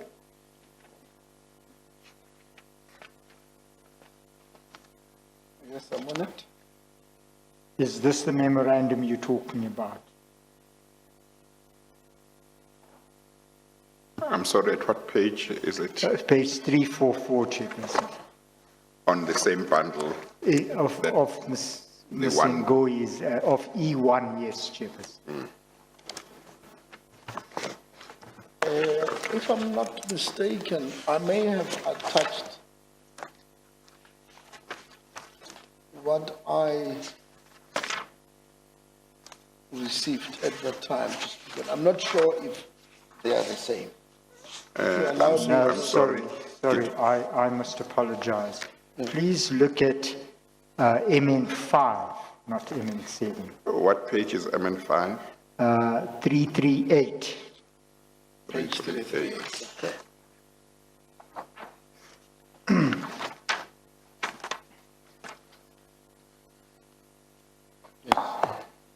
Is this the memorandum you received? I think this is the memorandum I received. If you don't mind me checking, I may have referred to a memo as well. I just want to see. Yes, it's at paragraph 23 of your affidavit, Mr. Mkasho. But did I attach it? Isn't it No, you attached? didn't. Okay, that's fine. You referred to MN5 in paragraph 23. That's fine. Then this is the memo. Yes. Now, we don't have to go through the whole memo. There's just certain parts that I want to go through. Who is the memo addressed to? It says here that it's addressed to the acting Group Chief Executive Officer, Mr. Zide. Yes. And from whom is it? It says it's from the Chairperson, Interim Board, Advocate T.A.N. Makubele SC. And what is the date of the memo? It says 28 November 2017. And what is the subject matter? CI Consulting Engineering Pty Ltd, in brackets in liquidation, inquiry in terms of section 417(1) and 418(2) of the Companies Act 61 of 1970. Now, this is a memorandum, this is a report. This is the section 417 report that you refer to quite often in your affidavit. Would I be correct? Well, yes, it may be so. I'm not saying you, I'm saying the reference is made to it. I've made reference to it. Now, until today, had you seen that report, the liquidation report? You mean the report that is a subject matter? Yes. Here? No, I was never placed in possession of a copy of that report. I knew it existed, but Face a this copy side, was- and don't be too far Sorry, from Chair. because I can't hear you when you are too far from the mic, and certainly when you're looking I'm beginning away. to like Mr. Soni better, I see. I see you are not the only witness who does that. I think a lot of witnesses like the evidence leaders more than the chairperson. I Yes. think they're more intimidated by the evidence leaders. Thank you, Chair. To answer the question, I I have not seen the report up until today. Okay. Now, before we get to the report, and I just wanted to place it in context because that's the subject matter. This is addressed to Mr. Zide, the memorandum from the chairperson. Correct, In your preparation for the CIA pleas and the developments thereafter, what communications did you have with Mr. Zide? I think at that point in time, none whatsoever. I had been engaging with the legal department, and I think in the beginning I said Ms. Ngoye, Mr. Dingizwayo, and Ms. Mukotedi. Those are the people with whom you dealt in regard to the CIA matters. In regard to the CIA matters, correct?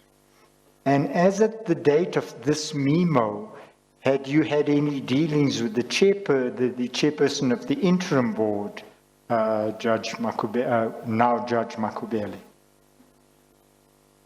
When you say dealings, are you referring to whether Interactions, personal interactions. personal interactions? Yes, when she was an advocate of the Pretoria Bar Council, I believe.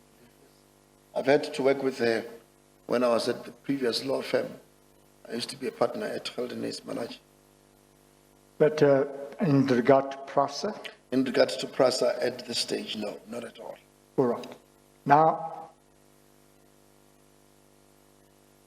this memo was sent to you by Mr. Dingizwayo. Correct. Let's just have a look at what the memo says. If you look at paragraph 1, you could just read that into the record. The memo says that I refer to various... Sorry, could you see, identify to whom it is addressed? It is addressed to Mr. Zide. But the memo then starts off with, Dear Mr. Zide. yes. And paragraph 1 thereof says, I refer to various discussions between us about this matter as well as our brief discussion with the group executive, legal risk and compliance, Ms. Mathangoye, on 14 November 2017. Yes. Then the next paragraph refers to your report, which we've just been through. That's MN4, would that be correct? Yes, it refers to our report dated 21 November 2017. Yes. Then she makes the point that CIA DB had been placed under liquidation. That's the last paragraph, the last sentence of that paragraph. Would that be correct? Yes, I'm aware that in our course of dealing with the group, some of their companies went into liquidation. Right. And at that time, which is November 2017, yes, we were fully aware as process legal representatives that there were liquidations proceedings that were or had been conducted. Yeah. If you turn to paragraph 3, you see what the chairperson says about your firm's role in it. Just read that into the record, please.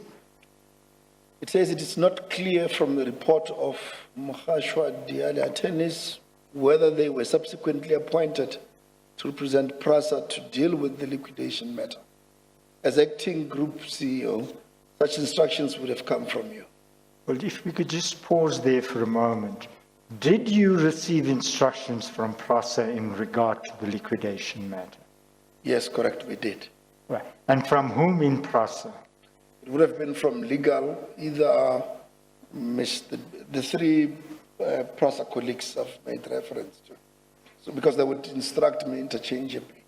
But when I communicate, I would communicate by to one and carbon copy the others.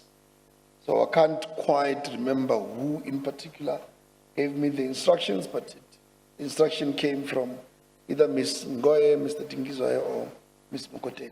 Would you copy Mr. Z there on those matters? No, I did not have to. And why do you say that? You didn't have to?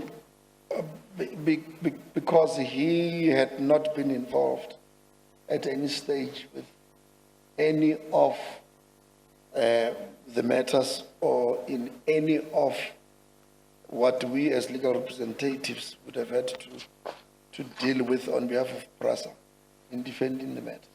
How long had you been acting for PRASA as at the time of this memo, which is November 2017? You mean our firm or? Yes, no, your firm. Our firm has been doing work for PRASA since 2012.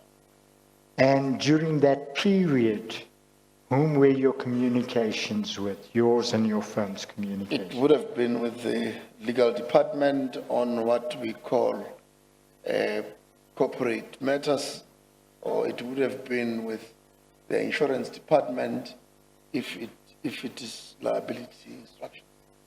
But in regard to the litigation with whom, Corporate litigation, it would have been Mr. Ngoye, Mr. Tingizoya, or Ms. Mukotedi.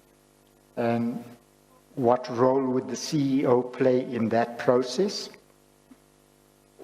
We have not had to deal with the CEO in respect of the matters we were dealing with at the time.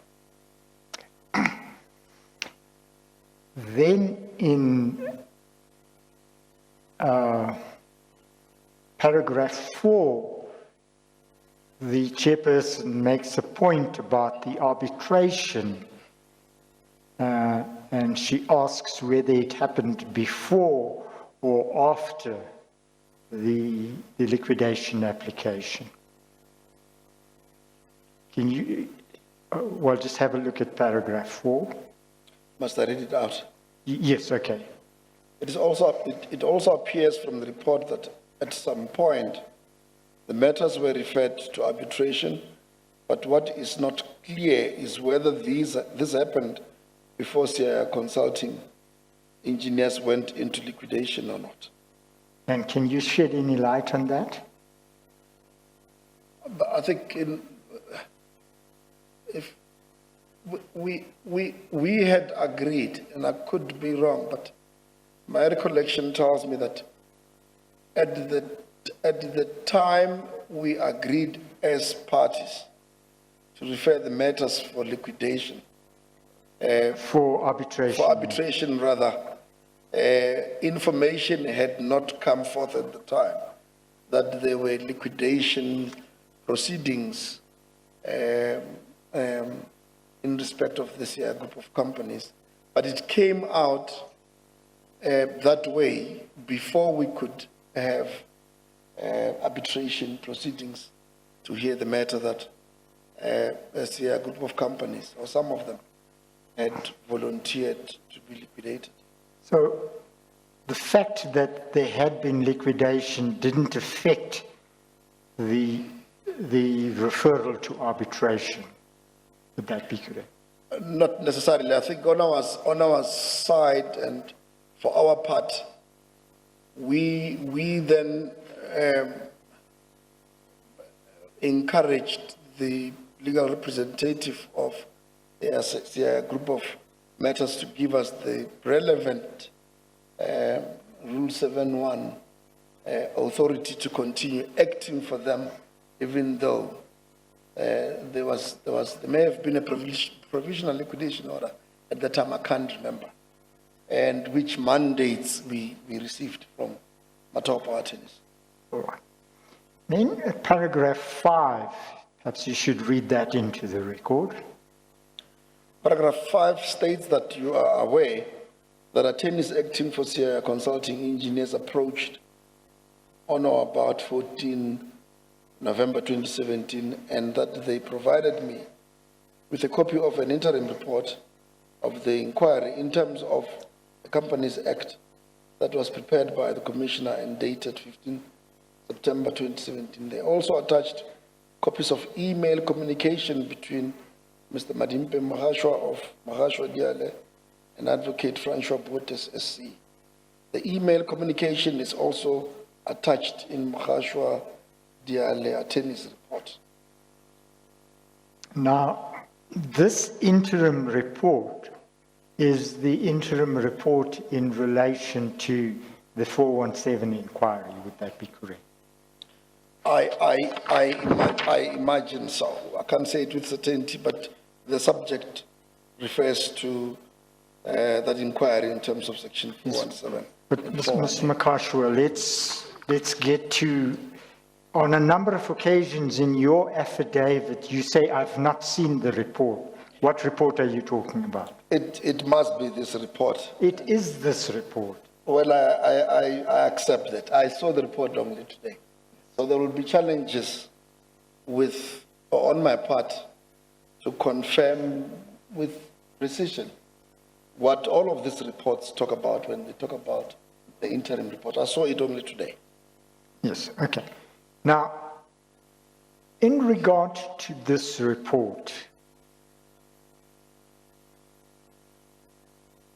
referral is made to it here, and then you thereafter met the chairperson of the board later. And at that, we're going to come to it, referral was made to this report as well. What was your attitude towards commenting on the effect of the report on the litigation or the prospects of the defenses succeeding? Whenever the report would be mentioned, I would make the point that it would be difficult for me to comment on it in relation to the litigation without having seen it. And I made the point that although we had agreed at the conclusion of the liquidation inquiry hearings that the report be made available to us, redacted as may be, the report was never made available to us. I believe I made inquiries from our opponents whether they had received the report themselves or not. I don't think I received any answer that was positive in that regard. We may have also written to the commissioner to inquire about the availability of the report, and we never got a copy of such a report until I started hearing about it around November, December, when we then were involved in meetings with PRASA represented by the chairperson. Now, in paragraph 6, the chairperson refers to certain communications from PRASA members. Could you just read that into the report and we can deal with that in a moment? The report further reads on paragraph 6 that in their report, the Mkhashwa attorneys indicated that they became aware on 20 August 2017 after receiving communication from PRASA that certain members have received subpoena to appear in the liquidation inquiry. They attended the inquiry but were not allowed to cross-examine witnesses. They also allege that the commissioner has not provided them with a report. Okay, and that paragraph continues on the next page. Oh, does it? Then it continues to say, you have noted from the bundle of the documents from CIS attorneys that these assertions may not be entirely correct. Now, just pause for a moment. This is she's talking about the assertions that your firm made. That's what the chairperson is talking about. That's what I understand her to be saying, correct? Well, are any of those assertions incorrect? No, they are correct. Specifically, if it is about whether we had at that time received the report or the interim report or not. And then she continues on, if you could continue with paragraph 6. All right, it says, however, as acting group CEO, the instructions with regard to the liquidation inquiry, proceedings and handling of the High Court actions would have come from you. Kindly confirm the nature of the instructions that were given to Mkhashwa Diale in this regard. Please attach copies of such instructions. And what is your reaction to that? That the instructions would have come from Mr. Zide? I think in the second report that I prepared, we deal with what is contained in the chairperson's report, and we clarify issues that may have at the time been of concern to us as a law firm. So obviously the instructions that our firm had been receiving up to that point were from legal. There would not have been any interaction between us and the acting CEO when it comes to the, say, a group of litigated matters. All right. Then read paragraph 7, please. It reads that it is clear from the interim report of the commissioner that the witnesses that testified at the liquidation inquiry include former and existing employees of PRASA. These witnesses would have attended the inquiry with your knowledge and understanding of the evidence that they were going to tender. And then paragraph 8. It reads that should the contents of the commissioner's report be correct, it is clear that the witnesses made major concessions with regard to the liability of PRASA in the civil actions launched by CIA Consulting Engineers, now in liquidation. However, despite these concessions, Mkhashwa Diale appeared to still want to proceed with the arbitration proceedings. They, however, did not address the prospects of success at that arbitration proceedings in view of the evidence that has already been led at the liquidation inquiry.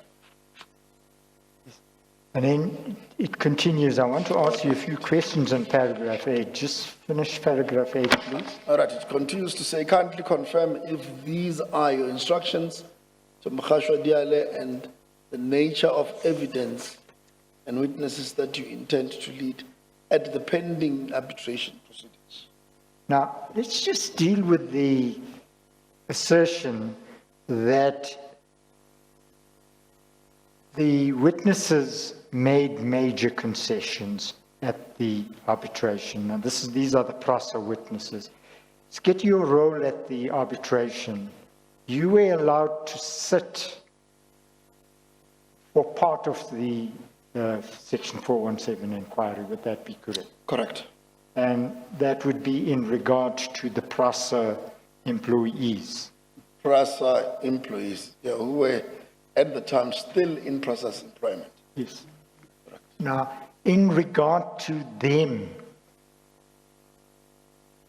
were major concessions made? And you sat in that inquiry.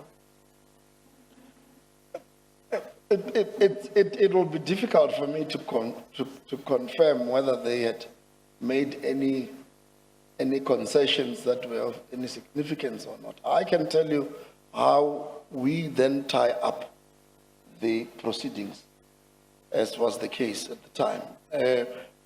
Questions were questions we had never seen before were put to the witnesses. We were not allowed to participate by asking questions of clarity or asking questions to the witnesses and so forth. And this is why we immediately made the point that we would wish to be placed in possession of the report when it becomes available, particularly where it refers to the testimony or otherwise of the PRASA officials, because we would have had to then take instructions from our client thereabout.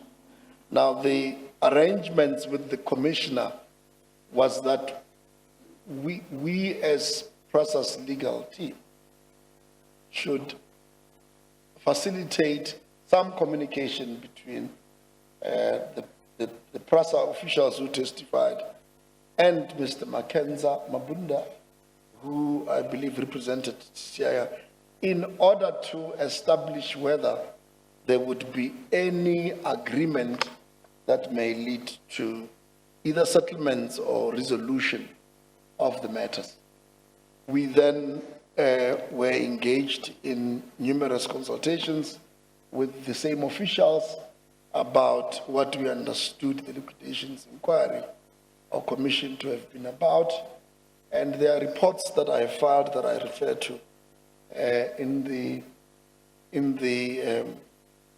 in my affidavit that confirm that we could not come up with any information which necessitated that we consider looking at the claims in the arbitration differently from what would have been the case before the liquidations inquiries. So in effect, when you look at what happened at the liquidation inquiry, then you had these consultations, and the idea, as I understand it, at the liquidation inquiry was that Mr. Mabunda and these individual employees will get together to see if they could reach some figure That is, as to what PRASA is owing. that is correct. You then wrote to the commissioner. Is that correct? Correct. And what was the thrust of your letters? The thrust of our letters would be that we could not establish any facts that would have necessitated that we engage, or our witnesses engage with Mr. Mabunda with a view to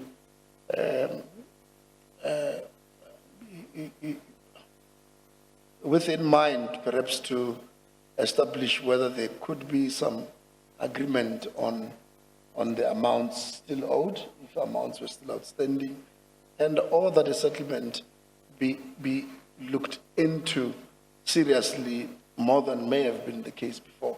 We as a process legal representative could not find anything that suggested that. That the case that you had pleaded was a weak case.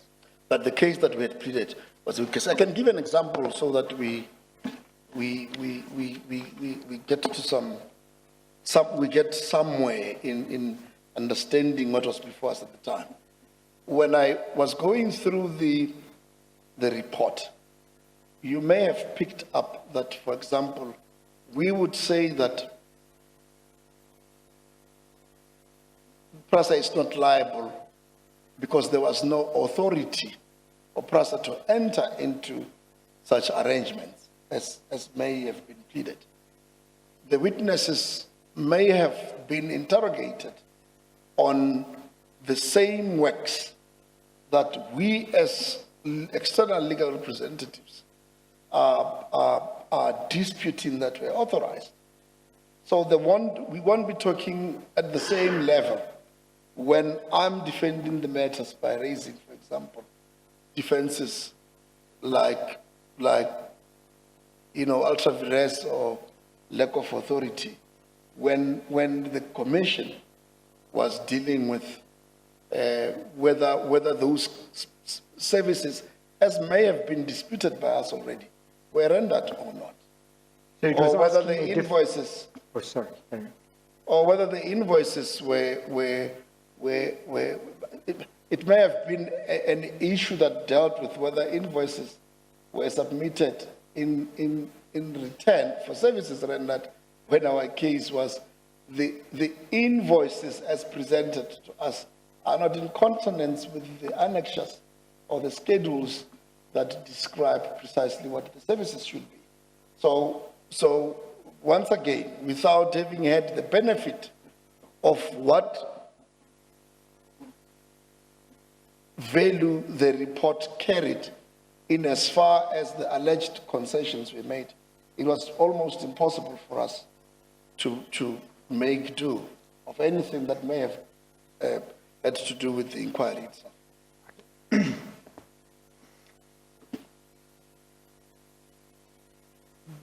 Then at paragraph 9.1, the chairperson says that she will contact, she needs a report from you on the defense strategy. Could you just indicate what she says specifically?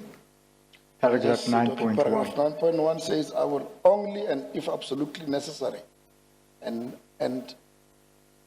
appropriate involve former employees that testified after receiving a report from you and Ms. Ngoye, as well as Mohashwa Diale attorneys on your defense strategy, particularly in view of the concessions by current employees during the liquidation inquiry.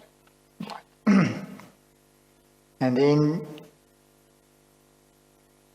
she says at paragraph 10 that you should be advised what was going to happen next, and what was that? It says that please advise Mohashwa Diale attorneys that I have read the report dated 21 November and that we shall revert to them before the end of the week, of next week rather, with instructions and a decision of further handling of this matter. Now, did you receive instructions on the further handling of the matter? What transpired after perhaps the conclusion of the second report? Well, before we get to the second report, In the context of what she says here, we never received any further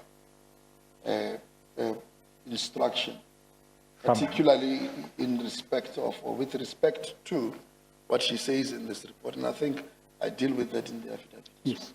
Now, in regard to this report, her memo of the 28th of November, did you prepare a second report? Yes, subsequent, as requested by Mr. Tingizwayo, our firm prepared the second report.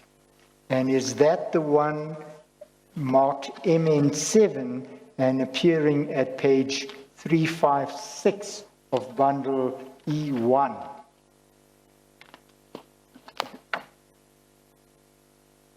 Correct. That would be the report. Before we go into the report, though, I just want to ask, because this, in a sense, was intended as a response to what the chairperson had raised in her memo to Mr. Zide. Is that correct?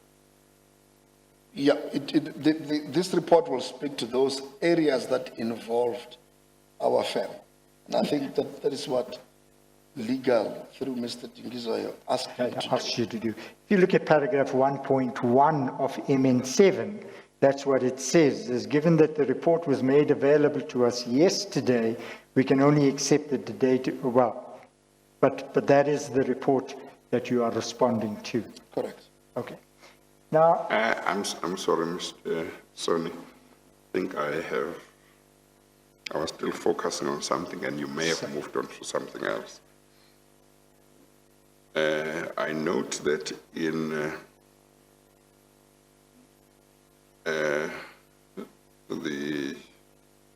the chairperson's memo that you have been dealing with, she says in paragraph 9.1, I will only and if absolutely necessary and appropriate involve former employees that testified after receiving a report from you and Ms. Ngoye, as well as Mohashwa Diale attorneys on your defense strategy, particularly in view of the concessions by current employees during the liquidation inquiry. Now, that this might not affect Mr. Mohashwa, but I raise it because it may be important in relation to her dealings with the legal department, because it seems that as at the date of this memo, she is still asking Ms. Ngoye, among others, to submit reports about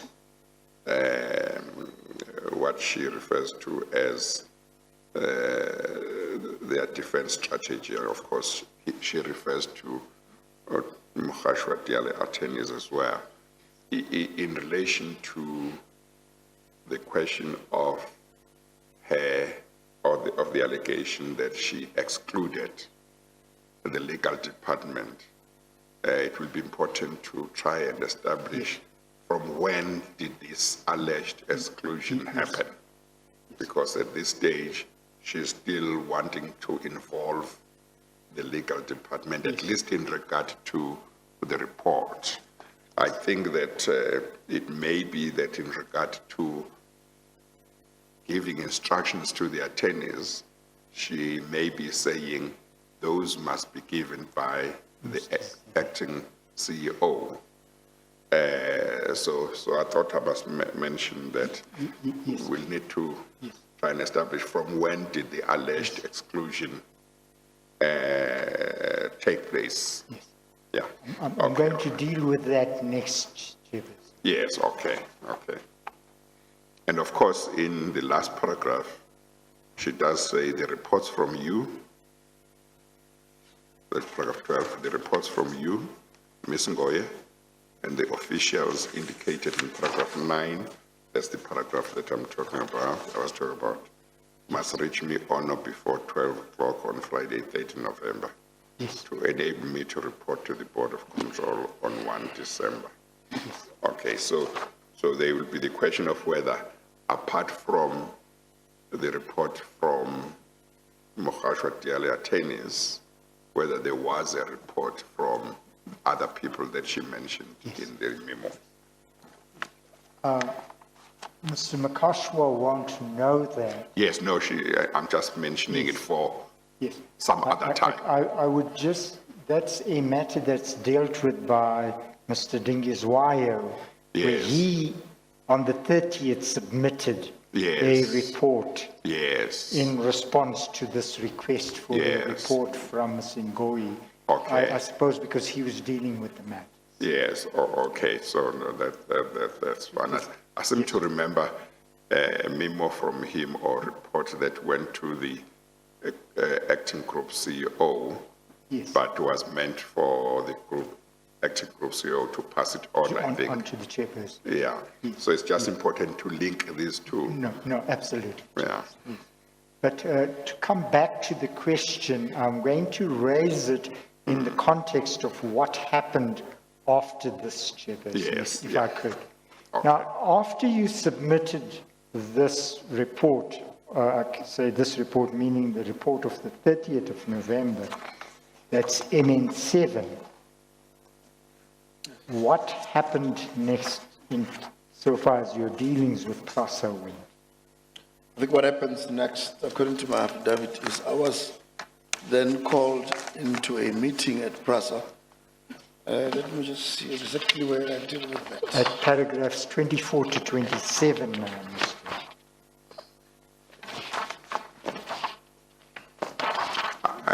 are you back to his affidavit? To his affidavit, sorry, yes, Chairperson. That's SS 13 in bundle G.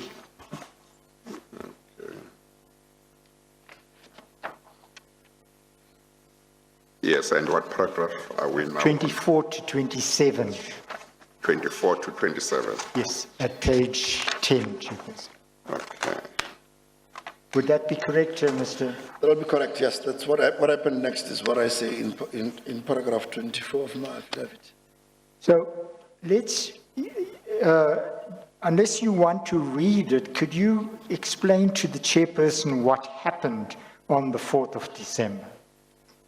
Maybe before we do that, and I may have missed this,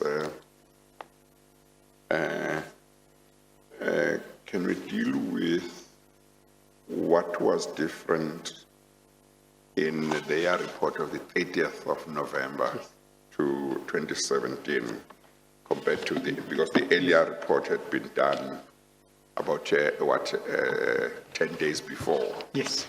Yes. And what issues did it seek to address? No, sure. So, sorry, can we go back to Ms. Ngoyi's affidavit, MN7, Which page? at page 356? This is your report of the 30th of November. 35. Oh, I'm on it. Right. So, you then indicated paragraph 2 that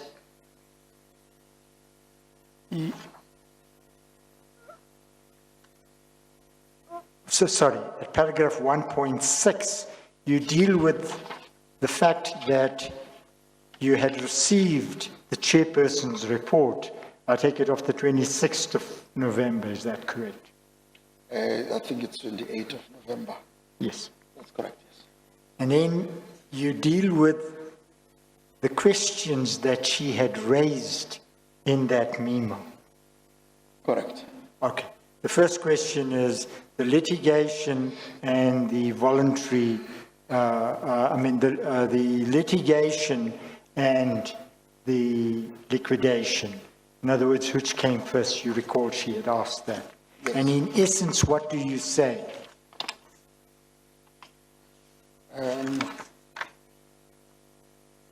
I see. I will just summarize the paragraph. Yes, Start going yes. through them in detail. Well, the introduction that I give there is the fact that we had received instructions from PRASA between 2015 and 2016, and that my opponent is, or was at the time, Mr. Matopo of Matopo Attorneys. We summarize what was pleaded, and we make reference to what was pleaded in the various sets of particulars of claim. And then I see I make reference to a letter marked Annexure A,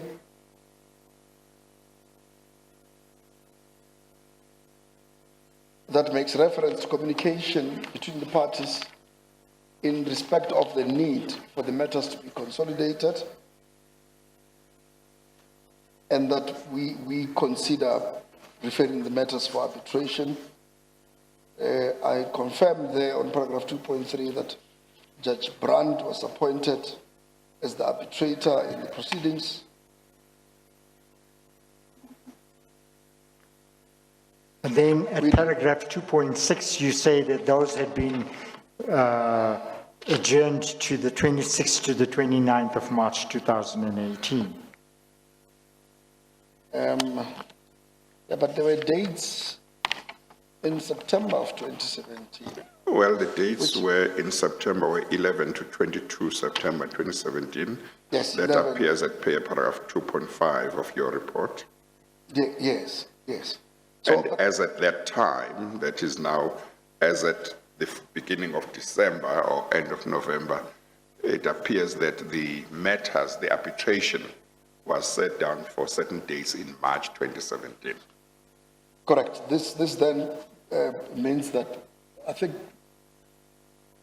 around the time we're dealing with the liquidation inquiries, there was a problem with the issue of readiness to proceed. And I think we deliberated and discussed it between the parties, and I think Advocate Tsatsawani may have been instrumental in dealing with Advocate Bottas about... But the long and short is, The long it short was is we postponed to March It was 2018. postponed to March 2018 Yes. for a variety of reasons, yes, correct. All right. Then in paragraph 3, you deal with the section 417 inquiry, and you make the point in paragraph 3.1 that you do not have the interim report. Yes, that's what I say in paragraph 3.1, that we do not have a copy of the interim report. Yeah. And you then comment on the fact that the chairperson had been approached by the attorneys of the other side. And what do you say about that? Is it paragraph 3.2 now? No, 3.1 still. Right. I say it is surprising that our opponents have gone on to do so, and that they went on further to hand over documents to the chairperson, which documents purportedly carry some weight in enabling the parties to assess the claims properly. So what were you referring to there? I was referring to the interim report. Yes. And the fact that the chairperson in her memo had said that she'd been approached by the attorneys. Correct, the attorneys for the other side. For the side, Yeah, yeah. yes. Correct. All right. Now, do you make the point that you do not have the report? Then I make the point that I think despite numerous attempts at getting a copy thereof, I still did not have it at the time of finalizing this memo.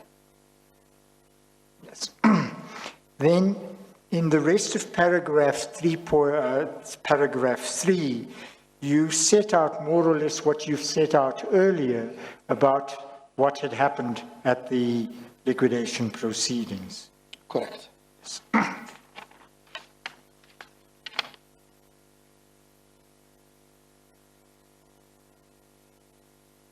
And then at paragraph 3.11, you respond to the assertion by the chairperson that what you had said may not be entirely correct. And what was your response to that? We're saying in paragraph 3.11 that to date, our office has not been placed in possession of any or all of the documents that may have been made available to the chairperson of the interim board. To this end, it is not certain to us under what or which context the chairperson concludes that these assertions may not be entirely correct. Right. Then in paragraph 4, and particularly 4.1, you deal with the question of what the effect of the concessions, what effect the concessions might have on Prasa's case. What do you say about that? We say there that although it has been Prasa's position that it is not liable to CIA in spite of the proceedings of the inquiry, we at this stage submit that it would not be possible for us to comment on how the alleged concessions made would now affect the crux of the defenses as pleaded in respect of each and every one of the defendant matters. We would need to have sight of the relevant documents that may have been given to the chairperson, including the interim report. Now, were you ever given those documents, the relevant documents that you talk about? I was never given any additional documents, no. So that's the report that you sent on the 30th in response to the chairperson's memo of the 28th of November. That's correct. I see that in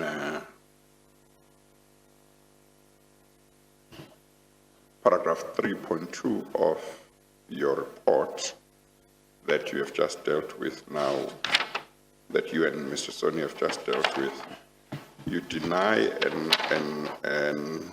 statement made in the Prasa chairperson's memo in paragraph 5, where she says that, if I understand, you understand, yeah, where she effectively says that your firm, in your report, that is the first report, I take it,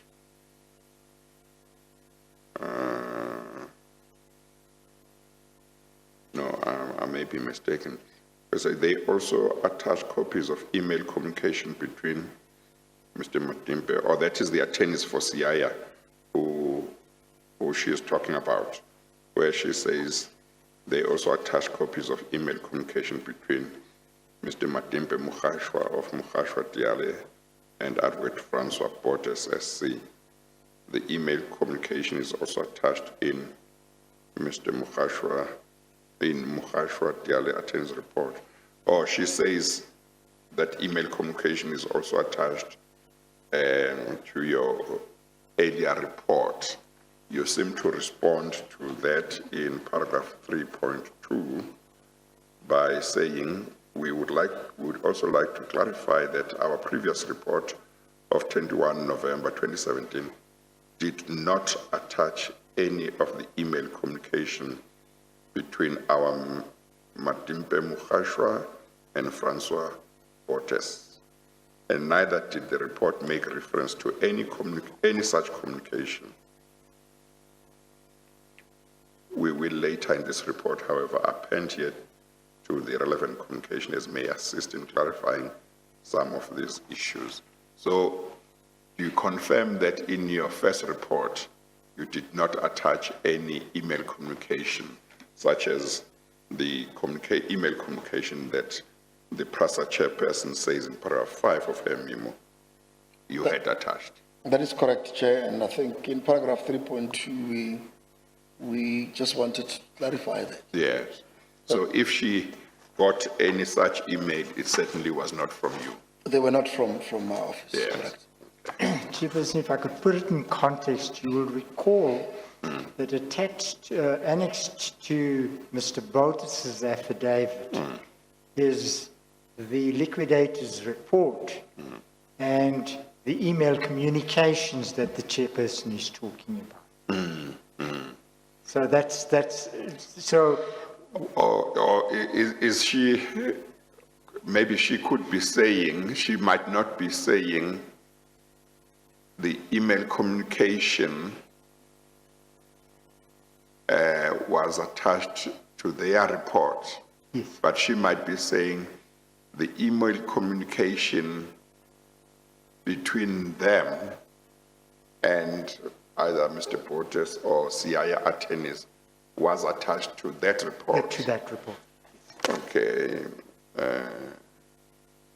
Because that's the report she received It's from just Mr. that last line of paragraph 5 of her memo says the email communication is also attached in Makwasha Yale attorney's report. With respect, she does in fact say that. Yes. But So what I was seeking to confirm is whether that's factually true, because I read paragraph 3.2 of Makwasha Yale's attorney's second report as denying that. Yes.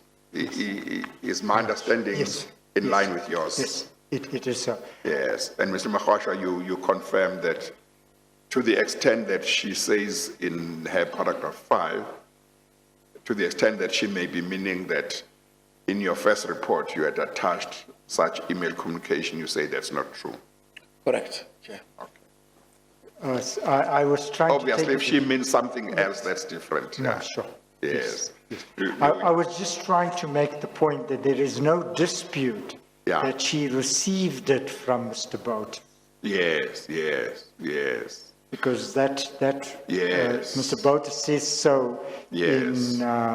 in their meeting of the 14th of November. Yes, yes. He handed her the report Yes. plus those. Yes, yes, but so- of course, she says this email communication was attached to their report. Yes. And their only report she could be talking about at that time is the first report. First report. And Mr. of the Makwasha 26th. says that's factually not true. That is correct.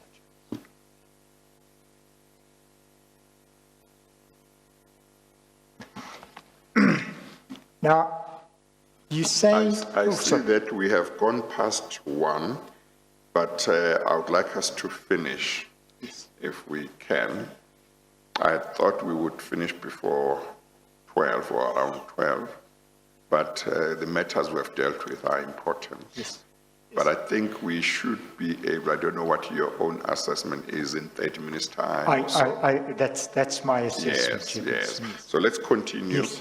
But if anybody needs a comfort break, we can take that. But if we can move on and try and finish by 12:30, let's do so. Yes. Okay. Now, on the 4th of December, if we could just summarize these aspects, please, Mr. Makashwa. What happened on the 4th? All right, on the 4th of December, I got a call from Mr. Zide, whom I believed was the acting chief executive officer of PRASA at the time. You can't hear me? Closer to the mic again. Okay. Yeah. Apologies about that, Chair. I received a call from Mr. Zide, who indicated to me that the chairperson, Ms. Makubela, wanted to see me about issues related to this group of matters. My colleague and I, Ms. Mbebe, and I went to Prasa's offices. I imagine it was during the same day. We were Okay, at paragraph 25, you say what the purpose of the meeting was. What was the purpose of the meeting? Correct. I say there that at the meeting, the chairperson raised concerns about the fact that my firm was involved in formulating responses to her memo of the 28th of November, when she, in fact, had wanted the group CEO to respond, and perhaps with the assistance of the internal legal department, and that certainly. No, but sorry, Ms. Mukashwa. I understand you are making a different point. If you read paragraph 25, her unhappiness stemmed from the fact that it was distributed to you. Correct. I think I'm saying the same thing. Okay. Yes, that she expressed some discomfort at the fact that the memo was distributed to me. Okay, now in regard to that memo, what did she want?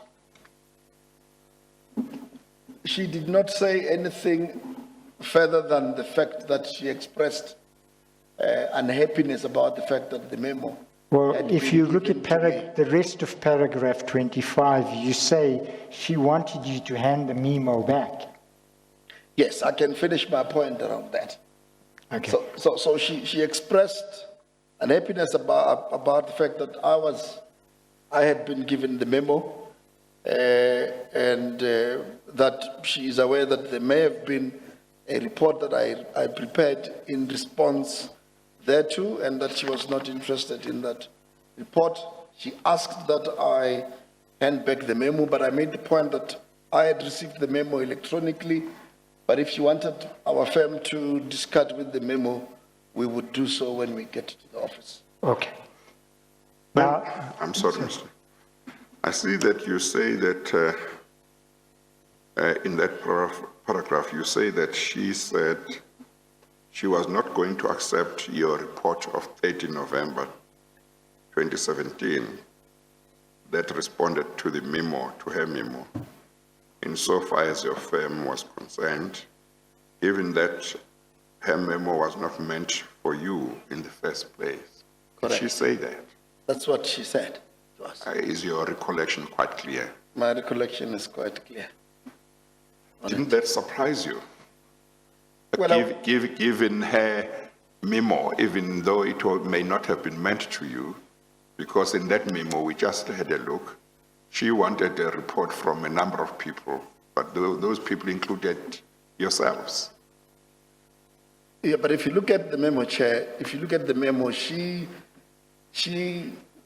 although she makes reference to our firm, in as far as some of the issues she was grappling with may have been concerned, her point to me at the meeting was that the memo was meant to be dealt with internally, and that she did not understand why legal thought it fit to pass on the memo to me to speak on, even if it's on the very same issues that perhaps concerned our firm at the time. Well, I just want to check, because my understanding, and I think it was paragraph 9, no, it's not paragraph, yeah, it was 9. She says, I will only, and if absolutely necessary and appropriate, involve former employees that testified after receiving a report from you and Ms. Ngoye, as well as Mukhashwa, the other attorneys, on your defense strategy, particularly in view of the concessions by by current employees.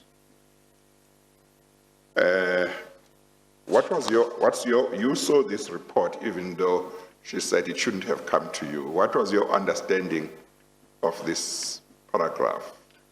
Or have you no recollection of how you understood it at the time? I understood, Chair, that legal was looking for assistance from my firm in as far as explaining, perhaps with more detail, what the liquidations proceedings were about, and what we made of them as PRASA's legal representatives. Which request by legal I did not suspect was untoward. We had given them the first report. If more detail was required around issues to do with the liquidation inquiry, that's what I thought legal would have wanted us to assist them around.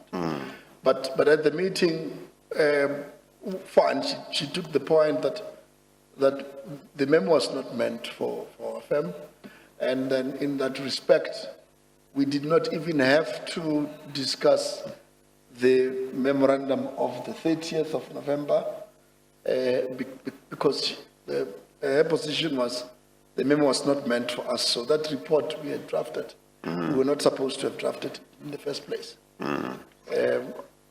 Of course, did your report of the 30th of November deal with what she called defense strategy? Because it seems that's what she wanted Ms. Ngoye and your firm to deal with in terms of paragraph 9. But again, she was saying, I will only, and if absolutely necessary and appropriate, involve former employees. So I think she was saying, if I am to involve former employees, I first need to have a report from Ms. Ngoye and Mr. Zide and PRASA's attorneys, Mahashwa Diallo attorneys, telling me what the defense strategy is. Is your understanding the same as mine on what she was saying?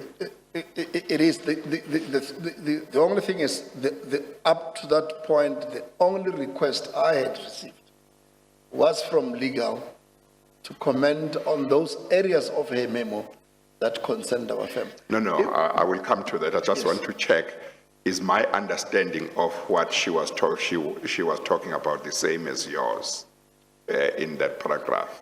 It will be, Chair. If she was to involve former employees, she would need a report from Mr. Zide, Ms. Ngoye, and Mahashwa Diallo attorneys on what the defense strategy is.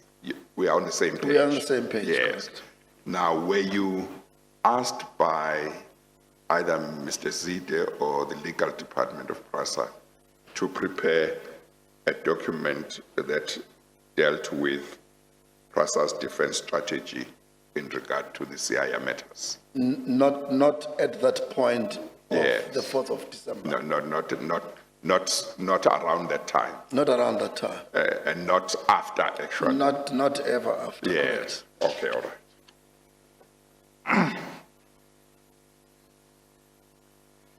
And just to confirm, your report of 30th November did not deal with that. We did not deal with the defense strategy that she was talking about. No, it did not. Yes, okay. Mr. Sonu? As you please, Chairperson. And then she pointed out that she was not going to look at the memo of the 30th of November that you had prepared. Yes, that's correct. And I think if we call it a report, let's be consistent. No, Otherwise, somebody who read this transcript after some time will think there is also a memo of 30th November and a report of 30th November. Okay. Now,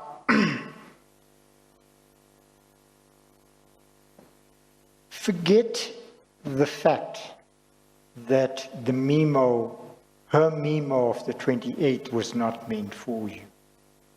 You take the trouble, having received instructions from legal, to prepare a report. Correct, that's what happened. And I think that's the point the chairperson is making, that the board chairperson now says, I'm not looking at it. Did that not surprise you? I was surprised. Right. Then, I'm sorry. If we take it that she was not interested in your second report, and that therefore she did not look at the report, are you able to say what perspectives or knowledge she deprived herself of in regard to understanding this matter better? Or would you not be able to say? Because your report would have dealt with certain issues, and I take it there would have been a need for such issues to be clarified, given that you had just prepared another report. I took time under serious constraints to prepare the second. And for me, in the context that I understood her memo to have been asking for a bit more information, I thought that would have been information relevant to some of the inquiries she had made, albeit that she did not expect that I would add to her memo. But I thought they were relevant submissions to bring anyone on board about or regarding the issues that were confronting all of us in respect of the CII matters. and from the process side, only you and council had attended the Section 417 inquiry. Would that be correct? It will be my team, meaning Ms. Mbebe and myself and the council team, and of course the officials of PRASA, or from PRASA that had received subpoenas to us. Yeah, but they were witnesses. Yeah, they were witnesses. Otherwise it will be just us. Ms. Mukotedi may have come for a short period, either on the first day or the second day that we appeared. But she came very briefly, and I could be wrong in suggesting so. But she may have come through to join us for a while. Now, in regard to the interim report of the insolvency inquiry, what transpired or what discussion transpired at this meeting of the 4th of December? At the meeting of the 4th of December, I do not believe that we got to the details of that report. I think what I was then told by the chairperson was that the board would take a view on how to proceed with these matters, and if needed, what our firm's further involvement would be. Did you explain to the chairperson the disadvantage you were under as a result of the fact that you didn't have the report? The discussions did not go that far, given the fact that she did not want to get into the details of my report of the 30th of November. Did you tell her that you had not seen the interim report? Let me just refresh my memory, because I think paragraph 26 says something of my affidavit about the report. If you look at the third line from the top, from the bottom, I made the point. All right, then it means she mentioned the report, and I'm saying I made the point that I did not have the report she was referring to, despite that I may have called for it prior to our meeting. She voiced out concerns about how PRASA was now going to deal with the report and the arbitration proceedings, which at the time had been postponed to March, given the evidence of the employees of PRASA. Right, and in the last sentence of that paragraph, again, 4 lines from the bottom, you start off with, I made the point. I made the point to Ms. Makubela at the meeting that it was not going to be possible for me to comment on her concerns without the benefit of having seen the contents of the interim report and the insolvency inquiry myself. All right, how did the meeting close? I think as far as I Maybe before it closes, I'm not sure that you have dealt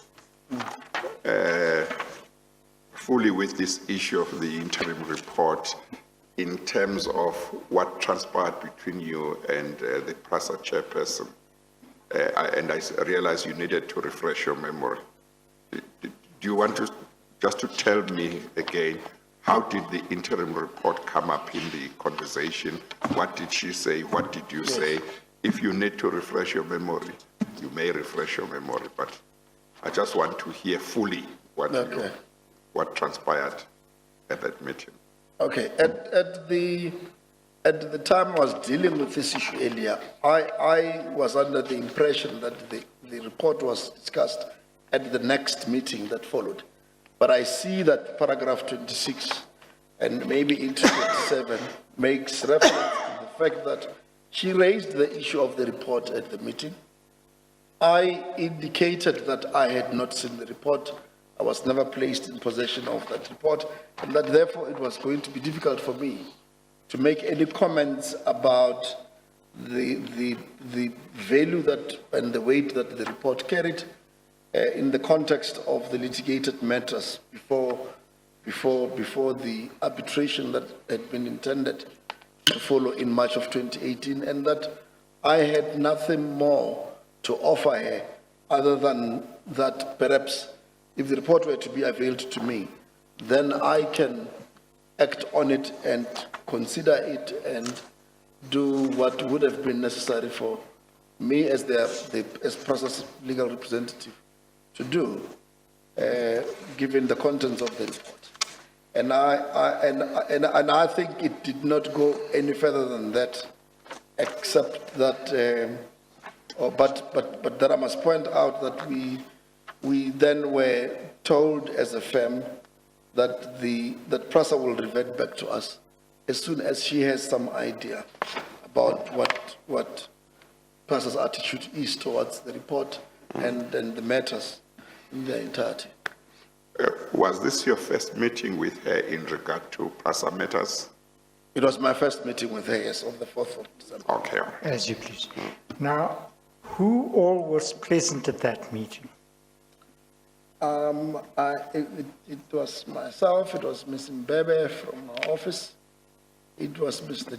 Zide and the chairperson, Judge Makube. Okay, so would that mean that nobody from the legal department, but particularly Ms. Ngoi or Mr. Dingiswayo, was present? They were not present at that meeting of the Did that 4th. surprise you? Well, yes, it did. It did surprise me that they were not part of the meeting. I take it from what you have said about what transpired at that meeting that you did not expressly ask the PRASA chairperson to let you have a copy of the interim report. I did put it to her that it would be helpful that I be placed in possession of the report. Yes. Yes, I did You did put say it that way, in yes. the meeting.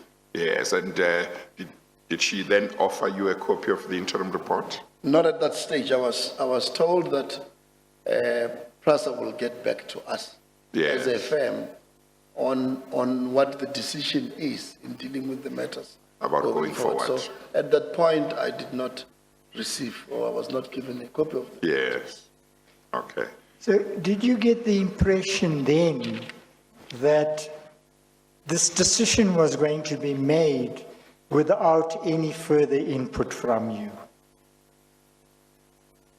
Well, you can accept that at that point, Chair, I was not aware what decisions PRASA was likely to make. I was told that I would be contacted as soon as there was some idea regarding what to do with either the report or the matters, and that is precisely what happened thereafter. It's quite clear from what you have said in regard to, I think, that meeting, but also in regard to the PRASA chairperson's memo of 28 November, that she believed that certain employees of PRASA had made major concessions with regard to the CIR claims. And it would seem that she was,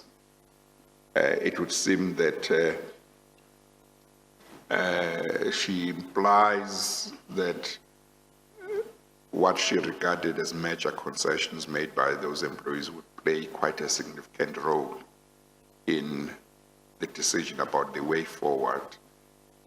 That's the impression I get from her memo and from what you tell me.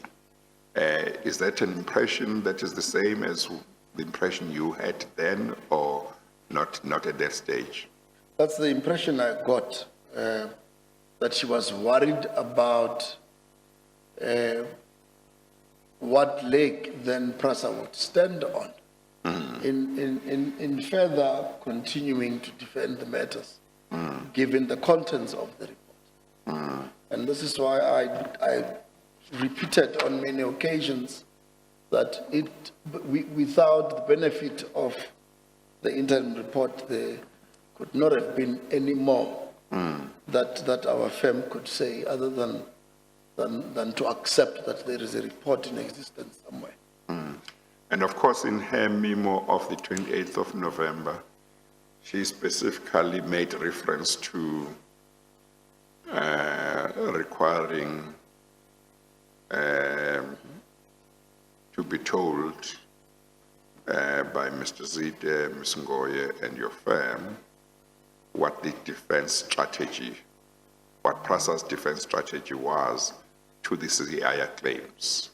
Is that right? That is indeed so.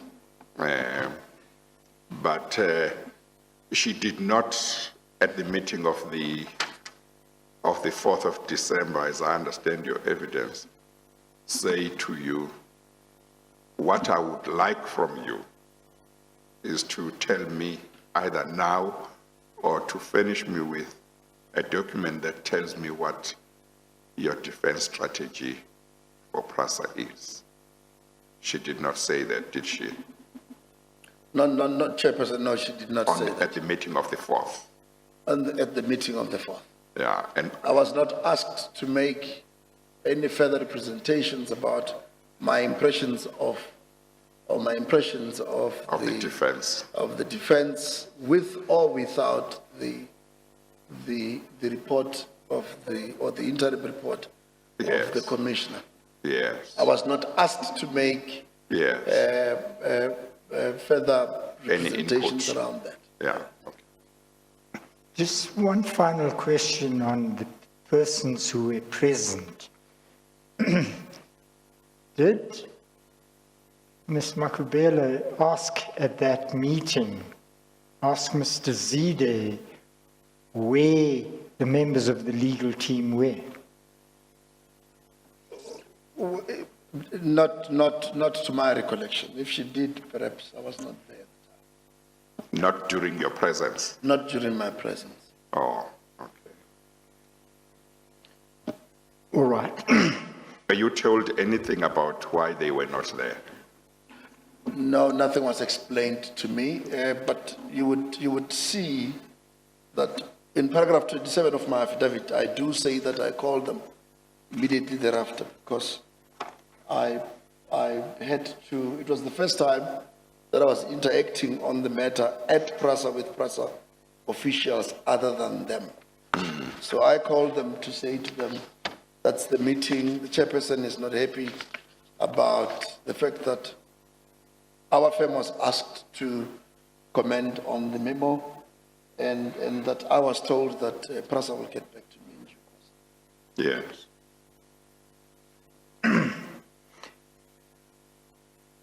Then there was a further meeting between you and Ms. Makubele. Correct. And when was that? I think we do deal with that. On paragraph 28 of my affidavit, I make reference to the fact that on the 14th of December, I received a call from Mr. Zide, who indicated. I'm sorry, Mr. Soni and Mr. As you please. Just looking at the last part of your paragraph 27, when you told Ms. Ngoye and Mr. Jingiswayo and Ms. Mukoteti about your meeting with the PRASA chairperson and Mr. Zide on that day,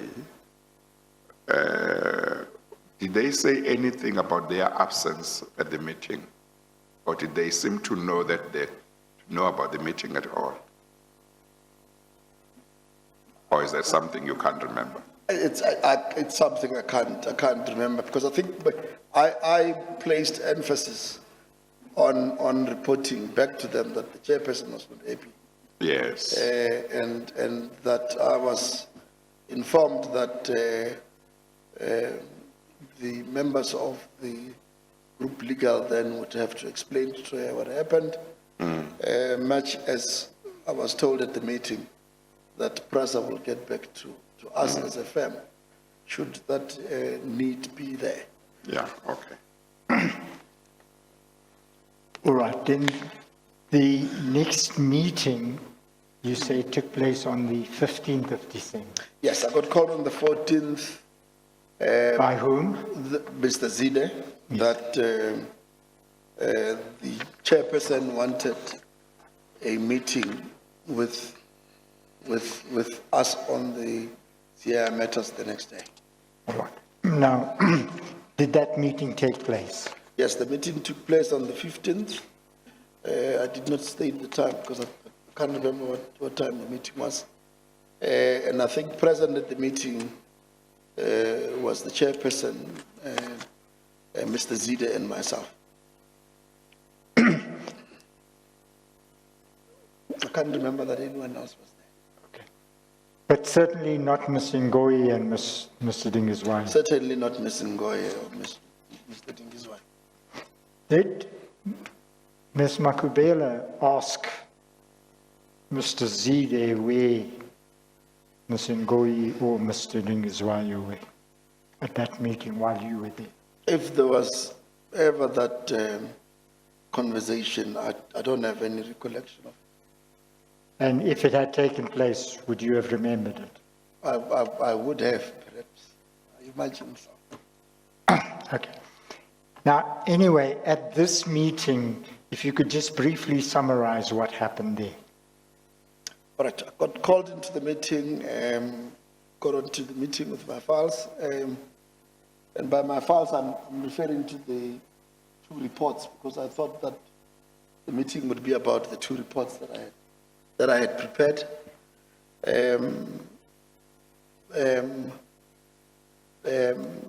I think two key things were tabled as agenda items. The first one was that after having given regard to a variety of issues and factors, and in particular the evidence as may have been contained in the interim report, that PRASA's attitude was that there be some attempt at settling the matters, and we then went into the. I must then obviously at this point say that, well, if those would be PRASA's, if that would be PRASA's attitude, I would accept it, but I made the point further, I think at that meeting, that I do not know, I wouldn't know what the considerations are, given the fact that still at the time I did not have the report or the interim report, but that I would accept PRASA's position if it now prefers that it settles the disputed matters with the CIR group. We then got into some bit of detail on what PRASA thought it wanted to do, and this is through, obviously, the chairperson and Mr. Zide. I speak about it on paragraph 31, subparagraphs 31(1). Well, before you go to paragraph 31, please go back to paragraph 29. Yes. You were told that, well, were you told who would be dealing with the matter from now on? All right, when I said two issues, Chair, earlier on, one of the issues that was raised was that I then would have to accept that the matter was no longer the responsibility of legal and that the board was now seized with the responsibility of dealing with the matters further. I was given instructions that from that point onwards, I would have had to deal with Mr. Zide. I can't remember whether at the time he was still the acting group CEO or he had reverted back to his original position of the company secretary. But I was told that the matters will be dealt with by the board and communication to my office will be through the office of Mr. Zide, and that at that point, I was advised that there was no need then for me to continue discussing the matters with members of the legal department. With regard to Mr. Zide's position at that time, and you don't need to go there, Ms. Ngoi in her affidavit says that Mr. Zide from the 7th was no longer the acting CEO. Mr. Malope became the acting CEO, and Mr. Zide reverted to his earlier position of chairperson of the board. I'm just placing that. Oh, yes, yes. But the instruction was that whatever communication between our firm and PRASA would be through Mr. Zide and Mr. Zide's office. Now, in regard to the fact that you were no longer to communicate with PRASA Legal, what was your reaction to that? Not expressed necessarily, but I'm just saying your personal reaction to it. Well, perhaps let me respond by saying that it is not unusual that we receive such instructions in our firm, given the profile of some of the clients we have. So it has happened before that the CEO of an institution would request us not to deal with legal, perhaps because legal was the subject of whatever investigation we had to carry out. It is not unusual for the board to consult with us and provide us with instructions to that center around investigations of a CEO of a company. So to that extent, and when I was told that the board has decided to take responsibility for such matters, I was not overly perturbed by that instruction. It was followed by another instruction that the communication should happen through the company secretary. It's not unusual that company secretaries would carry that or such responsibilities as may be required by the board. So in that sense, I was not overly perturbed by the chairperson's position that the matter was now in the hands, the matters were now in the hands of the board, for the board to deal with. Actually, you are not perturbed at all. I was not perturbed at all, yes, correct. Correct, Chair. I just noticed you were saying not overly perturbed, but I thought your explanation must mean you were not perturbed. I was not perturbed because we do receive such instructions from the institutions we carry work out for from Yeah. time to time. Would you get to know in other instances why, for example, the legal department why you would be required not to communicate with the legal department or to get instructions from them, but rather the CEO? Or would you just be told, be told that from now on, it's the CEO's office that will deal with you without being told anything else, like, well, there are some investigations about concerning the legal department or anything like that? Well, other than that, there would be, Some explanation? well, or that whatever investigation or instruction related to a member or members of the Legal legal department or the head, for that matter. Yes. We then find ourselves dealing with other functionaries other Yeah. than legal Okay. in such, and we do understand that. Yeah, okay. So, some of the matters we would do on behalf of boards would be matters that have to do Yes. with boards, and Yes. they may contain information that relate to functionaries which the Yes. board did not wish that the functionaries gain access to, at the very least through us. Yes. So So we, it does happen? it does happen. Yeah, okay. But this was unusual, and I'm going to suggest to you why. Immediately after the meeting, you phoned Mr. Dingiswayo and told him about that instruction. Yes, immediately after the meeting, I called Mr. Dingiswayo and I mentioned to him that I was told that the matters now are in the board's hands and that there was no need for me to be discussing them further with legal. So I'm going to suggest, Mr. Mkashwa, that that's quite different from the examples you've been giving us. You're told don't consult with, don't talk to them. But that's exactly what you do. I'm asking then about your reaction to that instruction. Maybe before that question, let me get clarity as to what precisely the chairperson told you with regard to any further dealings between yourself and the legal department of PRASA. At one stage, I think in your affidavit, you say something to the effect that she said there was no need for you to deal with the legal department of PRASA or to take instructions from them. But I think elsewhere you put it more like an instruction. Now, if she says there is no need, it might not be an instruction not to deal with them. It might simply be that you won't have to get instructions from them. You'll now get the instructions from us.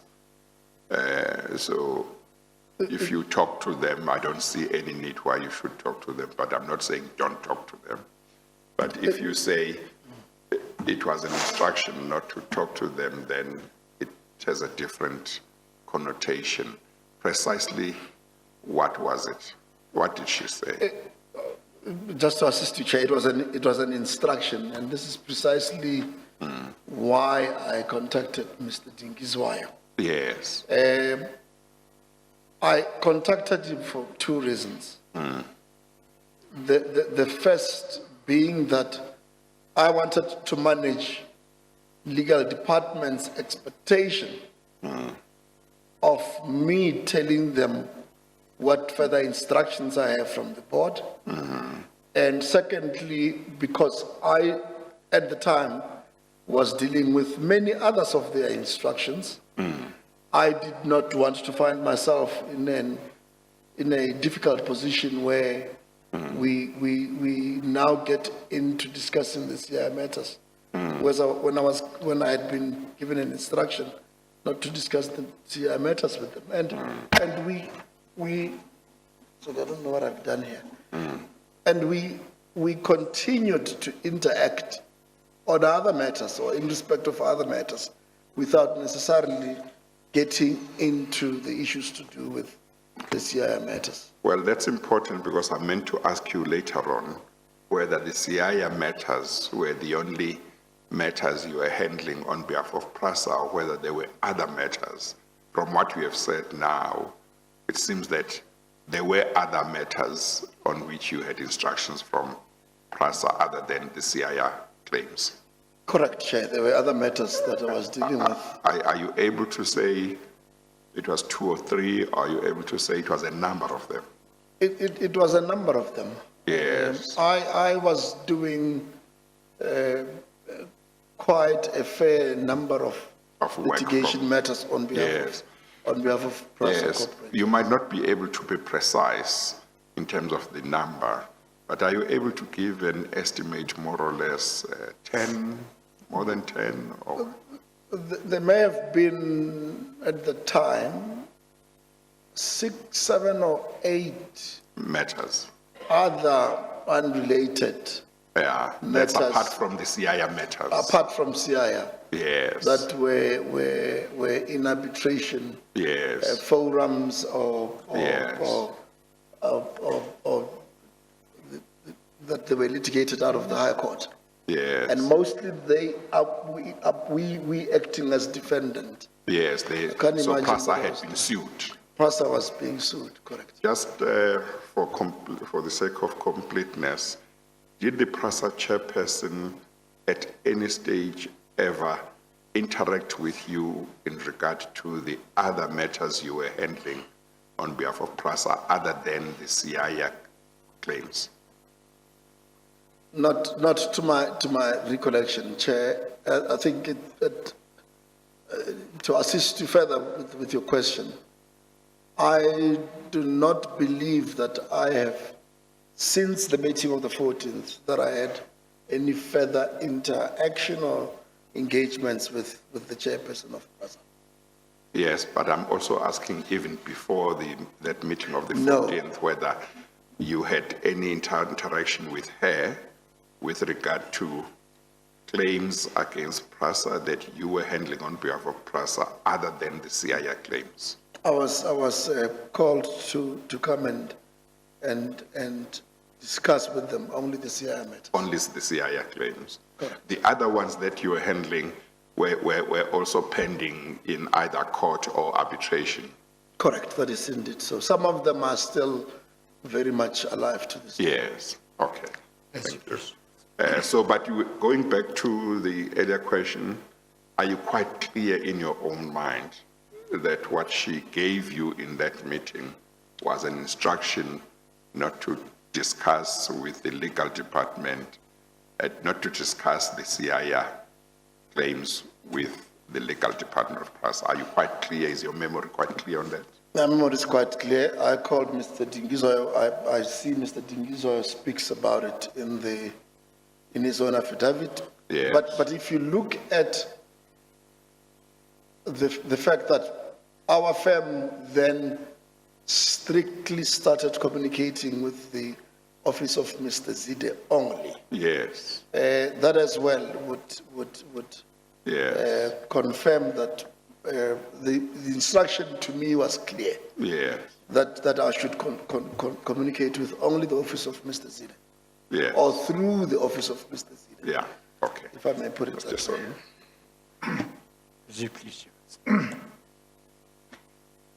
What was Mr. Dingiswaya's reaction to that communication? That, look, I've been instructed not to talk to legal. He was surprised. We did not have a lengthy discussion, but he was quite taken aback by my having said to him that the chairperson has instructed me to deal with the board through Mr. Zida's office only. Right, then at paragraphs 30, 31, and, paragraphs 30 and 31, you make the point that at the end of the day, the chairperson again raised the question of the 417 inquiry, the adverse effect it would have on prospects of successfully defending, and then you say that you were told to settle 4 of those claims. Correct. Is that what happened? That is what happened. Yes. Now, I'm not going to go into the settlements now because you later on say that there was a written instruction on precisely how the matters were to be settled. We'll come back to that. Then at paragraph 32, you make the point that you were given an instruction about how the settlement agreements were what to include in the settlement agreement. I'm sorry, Mr. Sonny. You said you are going to skip these settlement agreements because later on he talks about a letter. Yes. But is it not better to deal with it? Because now in 32, he's talking about a clause that was meant to be in the settlement agreement or the issue of confidential, but we don't know yet that he has been instructed. So I think logically we should hear that he gets instructions to settle on whatever terms and then, As you please. yeah. So in paragraph 31, you set out the manner in which you were to settle each of the 4 claims that are mentioned there. Is that correct? That's correct. All right, let's look at 31.1. I'm sorry. Are you still at that one dealing with what transpired at the meeting of the 15th of December? It looks like. Are you still in paragraph 31 dealing with what transpired at the meeting of 15th December? Correct, Chair. Yes, okay. Okay, to deal with that. So at this meeting now, you are told that 4 of the matters are to be settled, and you are given the figures at which you must settle them. Is that correct? I'm sorry, Mr. Soni. What did Ms. Makubela say about the settlement of the CIA matters at that meeting?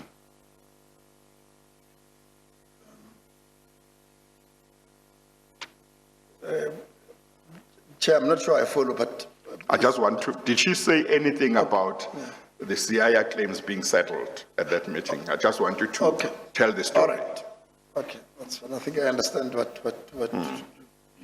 You deal want with us- it at you want me paragraph to assist with this. 30, the last part of paragraph 30. And you can refresh your memory, but I just want you to relate to me the story.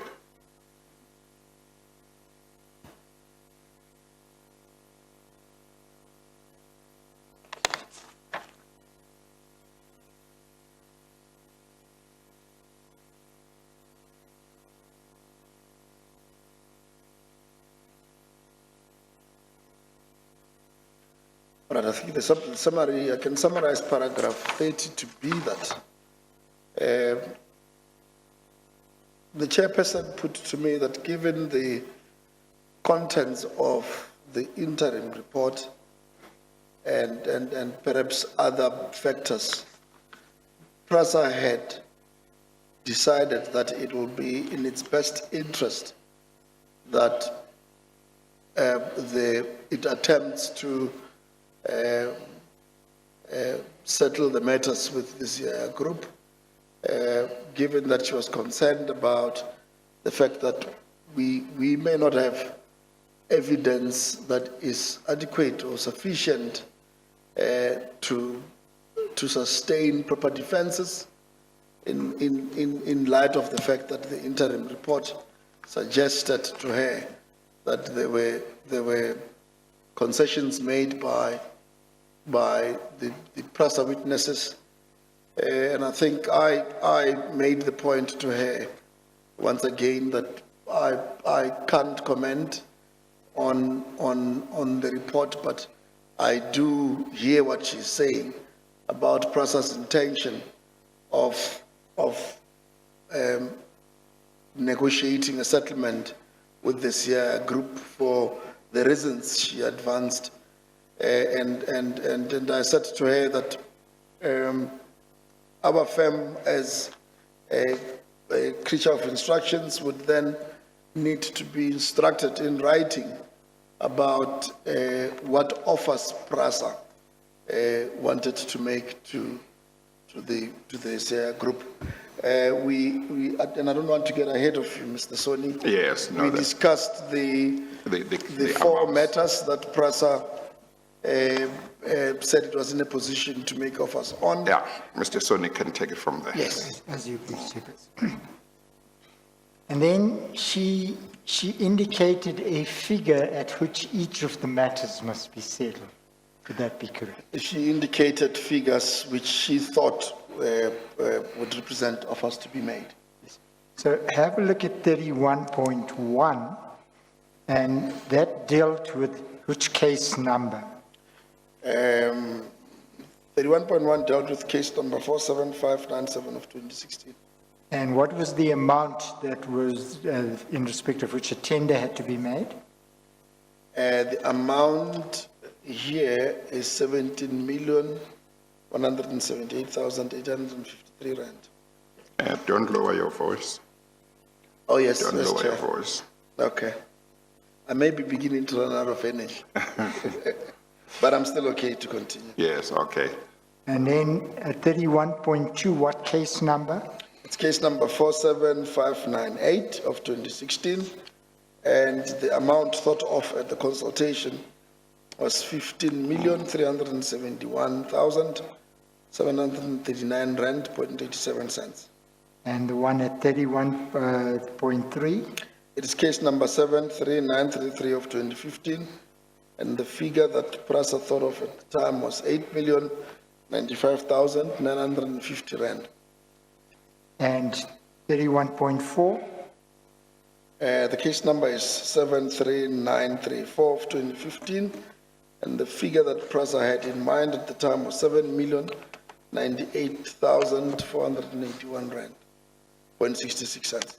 So in essence, orally now, your instructions were to settle at those amounts. That's what I was told that PRASA wanted to do, make offers in these amounts. And that's what that you would do in writing to the CIO attorneys.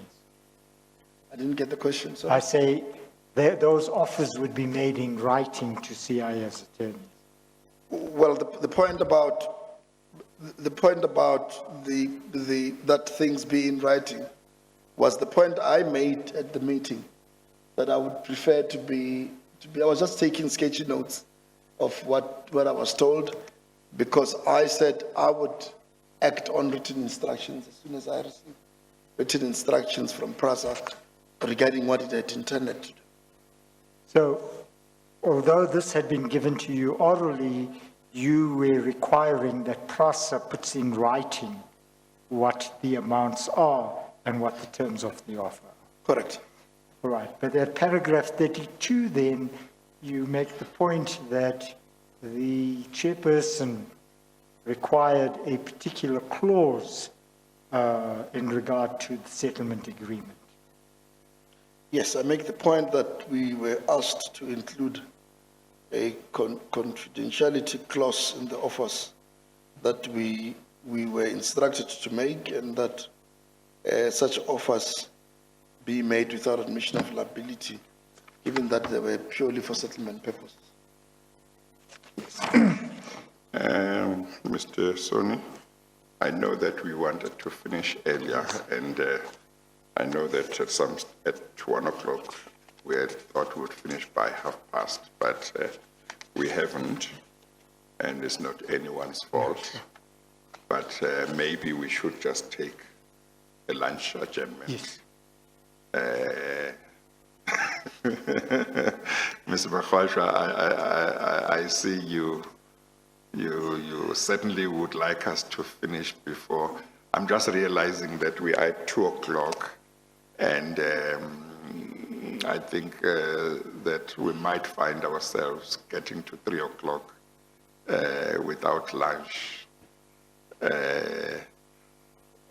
Mr. Makajwa, have you got a consultation set up for 3 o'clock? Well, I don't know how much longer Mr. Soni is of the view we will take, but I'm for my, if I were to speak for my part, Yeah. I'm still comfortable to continue. Yes. Because I would rather have us finish the proceedings so that then I can head off to Pretoria to do Yeah. what I still can, but I'm not opposed to Yes. lunch being taken. Yes, if we yes. must. No, certainly we will finish today. It's a question of whether we take the lunch now. So I think we have tried to finish so that when we take the lunch break, we don't come back, but we haven't succeeded. I And it's not anybody's fault. So maybe let's take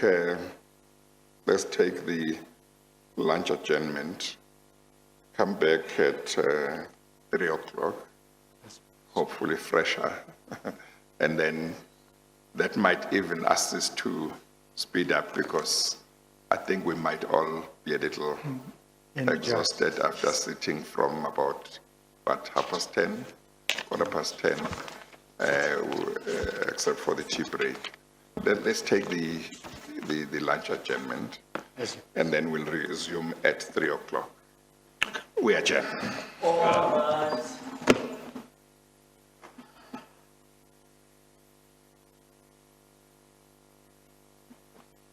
I'm sorry.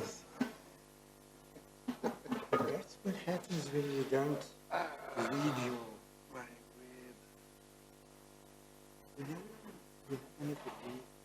Yeah.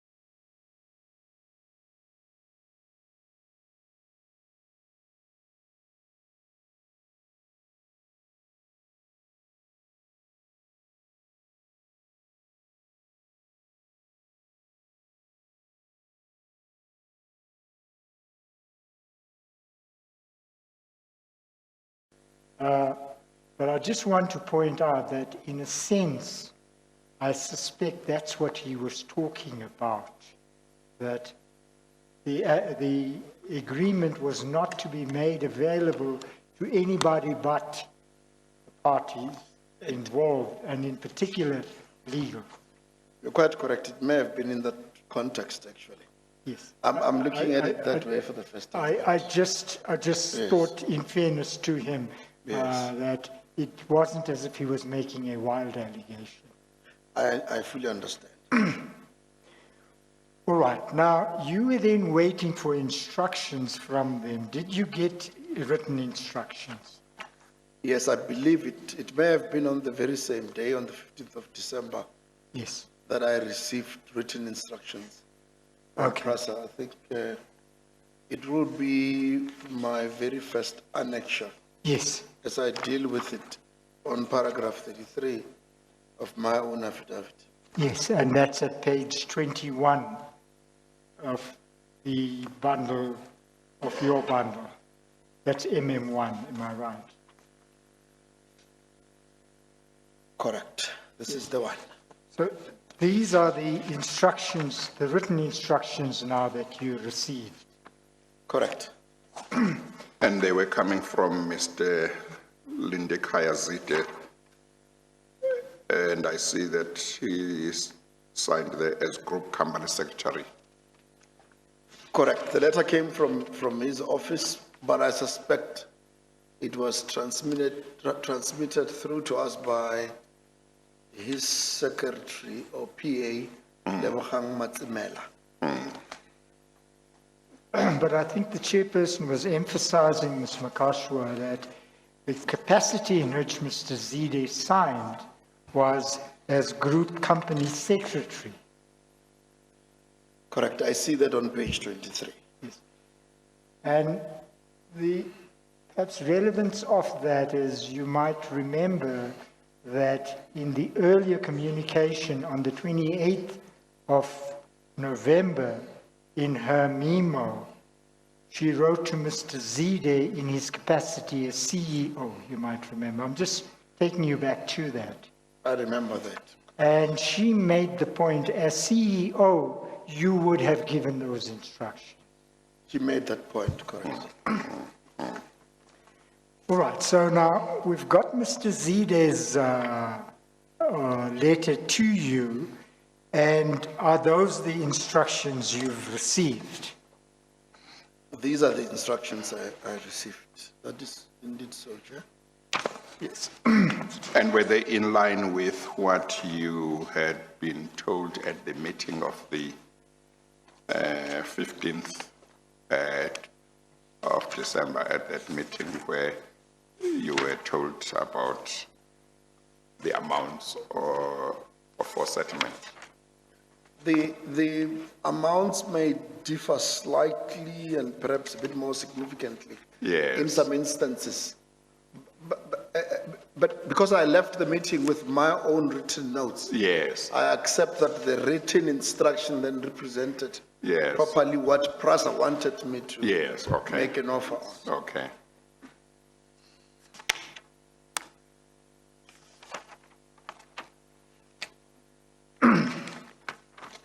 Well, it may be important for record purposes to just indicate that this letter from Mr. Zide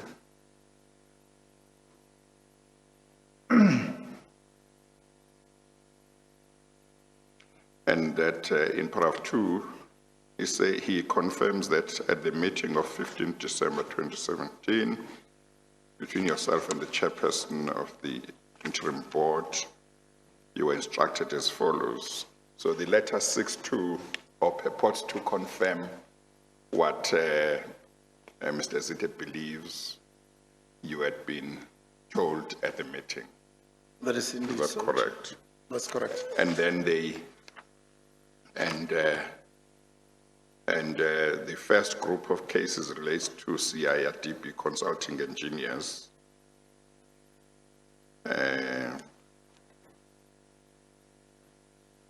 And in regard to the one matter, case number 74281/15, your instructions were to hold that matter in abeyance pending further instructions.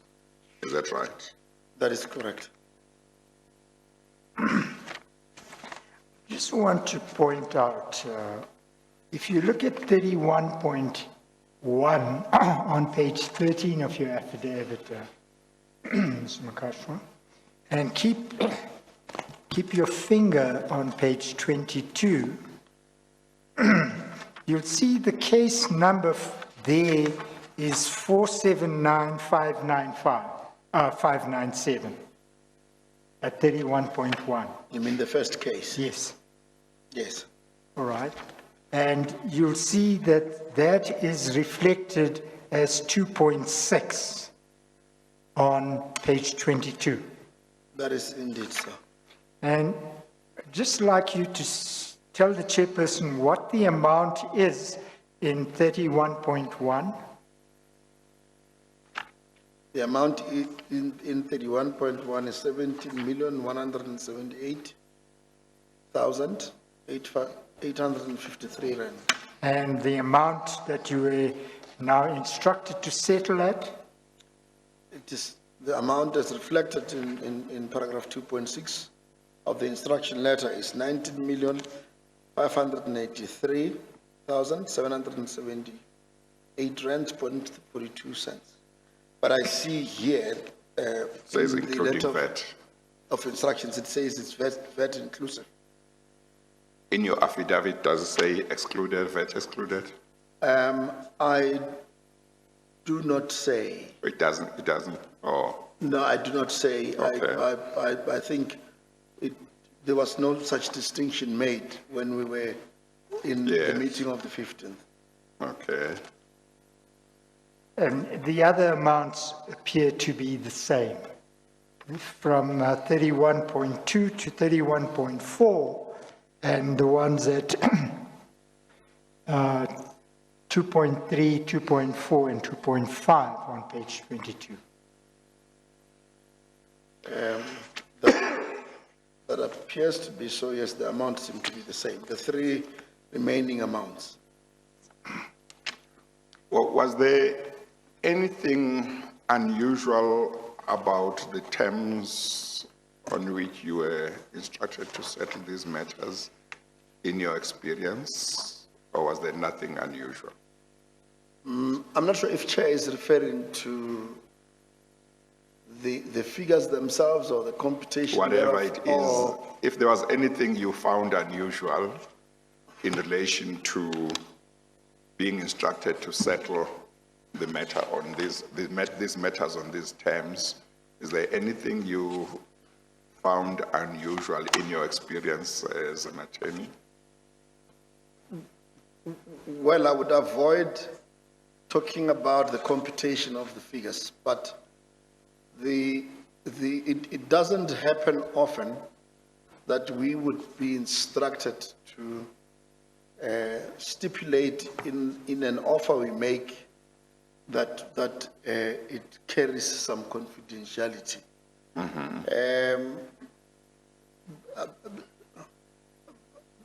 And I wouldn't be sure what the considerations were Yeah, at that time that PRASA thought it proper that it places such a condition on the tender itself. Although, as I say, it has happened before in some of the matters I've had to deal with in the past. That, especially if it is an offer purely to settle, or if it's an offer of compromise, that the details, especially if there are other related claimants, for example, that perhaps emanate, whose claims emanate from the same cause of action. It's not unusual or completely unusual for a defendant to want to have separate, if one may say, confidential settlements with each of the parties as the case may be. I don't get to prepare Yeah. tenders and say they are confidential. If it has happened, Yes. I can count the times. Yes. And what was the relationship between the amounts on which you were instructed to tender to the other side and the amounts that may have been claimed by the CIA companies in their summonses? Did you take the trouble to check how they compared? It was my observation, Chair, that the figures were more or less the same. I mean, Yes. you didn't have a situation where 15 million was claimed and 3 million was tendered. Yes. Just by looking at the figures and you compare them to what the total amount claimed is on the Yes. particulars of claim, Yes. as may have been amended. So Yes. the settlements were close to what was claimed. I can Yes. safely say so. Yes. In your experience, is that quite normal when you talk about a settlement? In your experience, how many years had you been in practice by then? I was admitted in May of 2000, so it's 20 years now. Yeah. So you had about 17 years at the time of the settlement, more or less. Correct. Yes. In your experience, was it quite usual? Has it been usual in your experience to have matters settled on a basis in terms of which the defendant It's being sued. pays or tenders to pay either the exact amount claimed or very close to it? Is that something that you have found quite common in your experience over the years?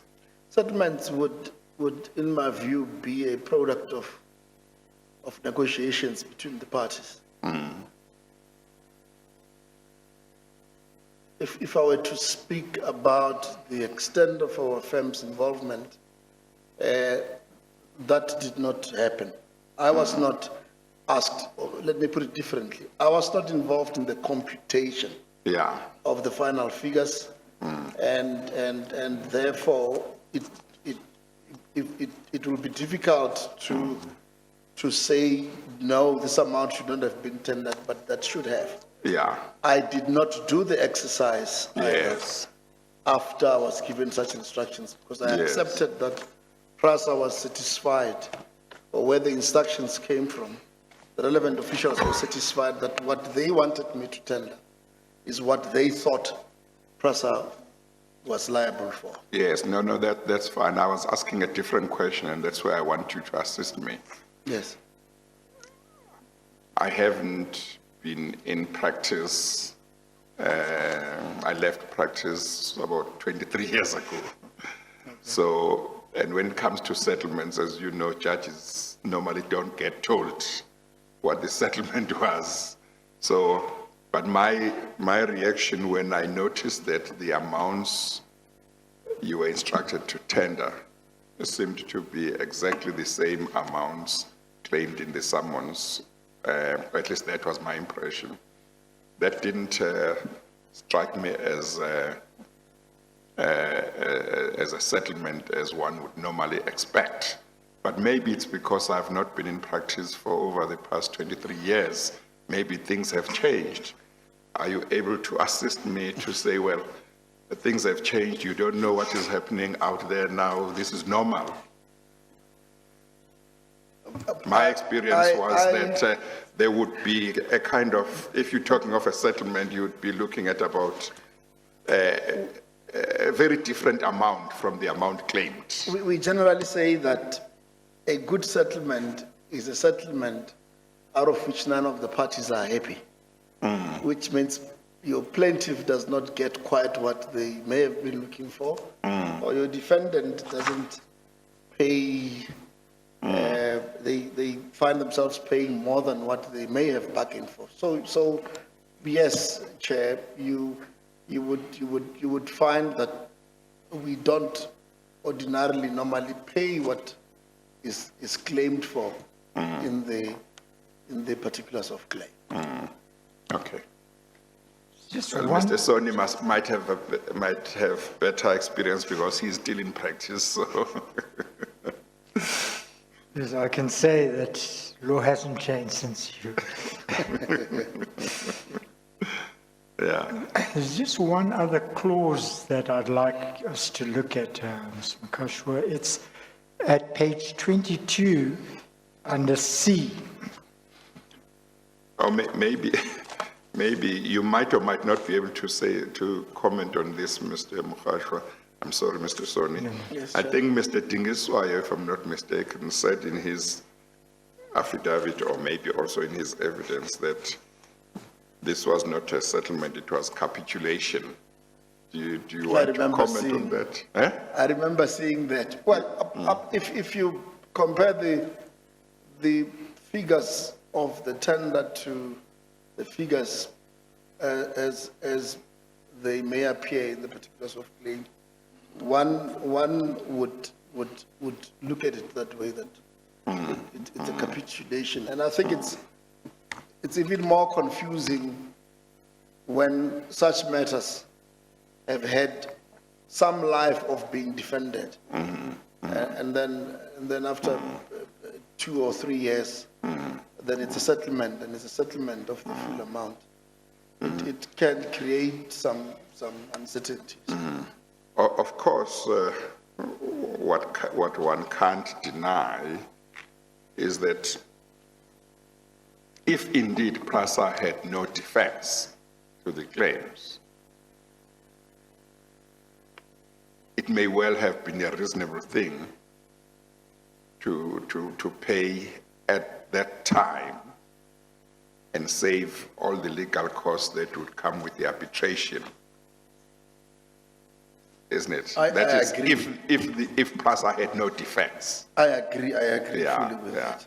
If we couldn't Yes. find anything wrong with the Yes. invoicing or the figures, Yes, I accept that, Yeah. yes, one would have Yeah. had to yeah. make okay. that kind of a settlement. Okay. I'm sorry, I interrupted you, Mr. Soni, you had That's- a question. I've got my point again, Chairperson. If you look at paragraph C, you might remember the Chairperson asked you, was there anything unusual? And you've debated that issue with the Chairperson. But have a look at paragraph 2.C regarding the interest that was to be payable.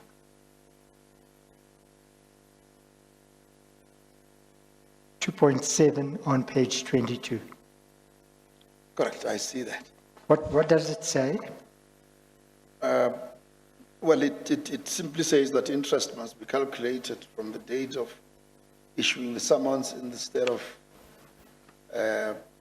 being calculated from the date of the issuance of the invoice itself. Okay. Or invoices. Now, based on this instruction, what did you do? This written instruction? What would I do? No, what did you do? Oh, yes. Okay. So maybe before that, so to sum up, your instructions are tender, it's either the amounts claimed in the summons or something more or less the same, and tender interest from the date of summons, for the date of, from the date of summons, that's what it says. So far, it looks like the only thing that is not mentioned on your instructions is costs. Is that right? That is correct. Yes. It looks like the instruction letter said nothing about costs. The instruction letter indeed did not say anything about costs. Yes. Okay. Mr. Soni asked you a question about the interest. You might wish to repeat that question about interest, yeah. Sorry, I was asking about what happened next, Chair. Or what happened Oh, next? yes. Yeah. Oh, yes, Chair, what then happened is I then formulated the tenders in line with this letter of instruction. And I may have sent out the tenders on the same day or the day thereafter. I remember we produced two documents, one in respect of the CIR rail solutions matter, the 19 million rand tender, and separately from that, and in respect of the three claims under the CIRDB consulting engineers, we issued another tender. So it was two tenders, one with details of the three claims and the other one with the details of just this one claim under case number 47597 of 16.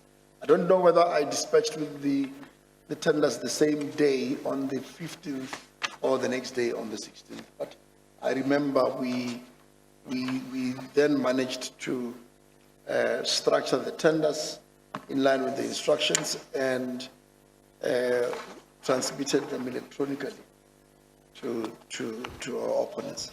Yes. And how did they respond to the tenders you had made?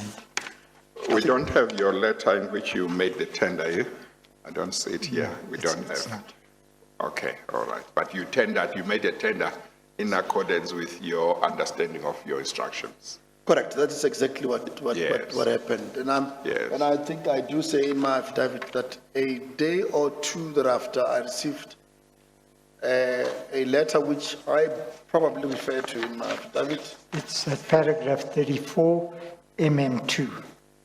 Yes, in which my opponent acknowledges receipt of the tenders made, but then they went on to raise an issue to do with interest because I had not included interest in the amounts that were part of the first tender, tenders issued out. Okay. So that they address in paragraph 3 of their letter, which is at page 25 of the annexes to your documents. Correct, that is what the letter So reads. just read that paragraph I'm sorry. Are you at 25? at 25, Chairperson. This is Okay. the opponent's response to Mr. Makashwa's tender. Okay, we are now dealing with Annexa MM2, which appears at page 24, and it is a letter from our Matopo attorneys dated 18 December 2017. Yes. Before you read what Mr. Soni says you should read, I see in paragraph 1.1 of that letter that Matopo attorneys say we represent CIRDB Consulting Engineers Pty Limited in liquidation and CIR Rail Solution Pty Limited hereinafter collectively as our client. I thought that there were different attorneys for the liquidators and different attorneys for CIR Rail Solution. Was that not the position? No, that was not the position, Chair. You would recall That was or that was not? it was not the position. Okay. You would recall that earlier on, I did mention that soon after gaining information that the CIRDB was Under liquidation. under liquidation, we then asked for the requisite mandate and authority from Mr. Matopo in order that we get satisfied that he continues to act for CIRDB even when it is under liquidation, and we were provided with such mandates. Around about when would that have been? You were now talking about 17 December 2017, It may have been around May or June of 2017. or much earlier. Much earlier, soon after, we became aware of the liquidation process against or in respect of CIRDB in April, around middle of Yes. April. I think we do say that on the 17th of April or so. Yeah, but I thought Mr. Portes, when he gave evidence here, and I thought I read in the papers that at the time that he was talking to the PRASA chairperson, at the time Mr. Portes was talking to the PRASA chairperson, and there was communication about settlements, which I think would have been around November, December. Around that time, I thought Mr. Portes said there was a Mr. Krause or somebody who I thought represented the liquidators. And the impression I had was that Krause attorneys represented the liquidators and Matopo represented another entity. That's why I'm picking this up and I'm surprised by it. Yes, we soon after gaining knowledge of the fact that the DB or CIRDB aspect of the CIR group of companies had been placed under liquidation, we naturally approached Mr. Matopo and inquired from him if he continued to act on their behalf, given that they may now be under a different Under someone legal- else's control. Legal personality under someone else's control and so forth. And I think after a while, he came back to us. I just don't have the documents in front of me, but I remember very well, because we were not going to move on litigating with him in circumstances where our client was not satisfied that he continues to enjoy the mandate of the CIRDB consultancy, which was under liquidation. So is the position that earlier on, Matopo attorneys represented all the CIR companies that were involved in these claims initially? That has always been the case, correct? And then you say at a certain stage, April 2017, you became aware that CIRDB Consulting Engineers was under liquidation and you sought proof of authority and that was supplied in due course. It was made available. Yes. Correct, Chair. Now, does that mean there are no other attorneys that, as far as you know, ever represented one of the CIR or one of the CIR companies in regard to these claims while you were involved for PRASA? Around the time subpoenas were issued by the Liquidation Commission or Insolvency Commission, as we may want The to call inquiry here. it, there was a law firm that had issued those letters on behalf of the liquidators. But our office continued to communicate with Mr. Matopo's office on the basis that his firm still represented the company in liquidation and the CIR, the CIR Rail Solutions Company. And Mr. But if- Portes had been briefed by Matopo attorneys. That was my impression. Yeah, okay. But if you look at communication around the time the offers were accepted, Mr. Portes seems to now make a distinction between the company in liquidation and CIR Rail Solutions, and I suppose he went on to provide us with two different accounting details or bank account details into which PRASA would have had to pay the amounts. And this was simply because he says that the other company Was not had under to be liquidation. paid through a different trust account than Matopos, as may have been the case in the CIR Rail Solutions case. Well, Chairperson, you've picked up something very important, and I must apologize for not picking it up. But if we look at page 27, you will see that this letter from Mr. Matapo says that the amounts must be paid into Mr. Krause's trust account at Oh, the bottom yes. of page 27, Chairperson. Yes. Both the amounts must be paid into Mr. Krause's trust account. Or both amounts, actually. Yes, That's very strange. it is. And I'm sorry I didn't pick it up, Yes. Chairperson.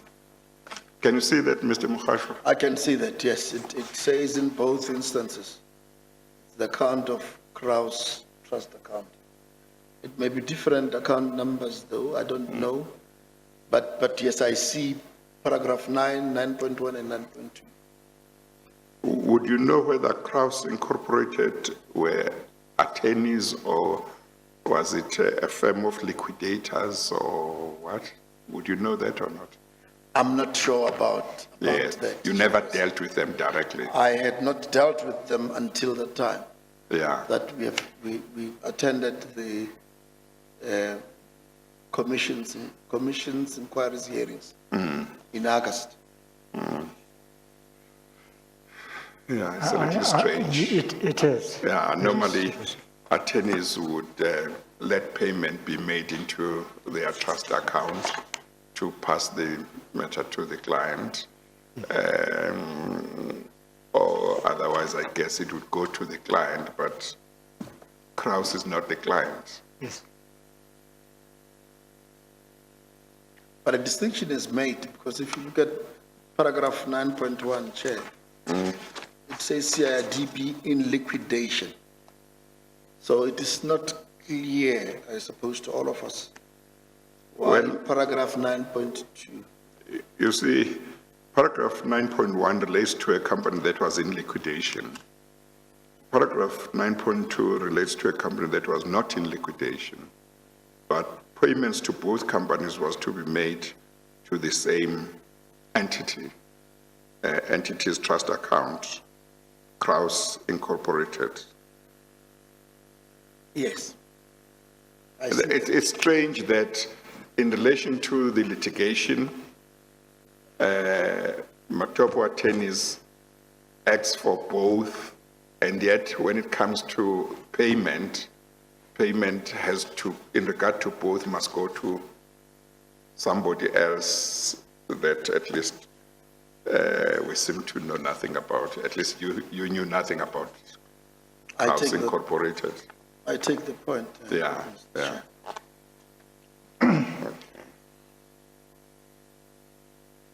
So I should look a little more carefully at the papers for next time. Yes, Because I know there is a letter that Judge Makubela referred to from Kraus attorneys, saying that she had received a letter from them. I Yes. just can't Yeah, it put might my need to finger be on checked. where yeah. exactly it is. Yeah, yeah. Yes, I just want to go to paragraph 3 now, Ms. Makashwa, at page 25.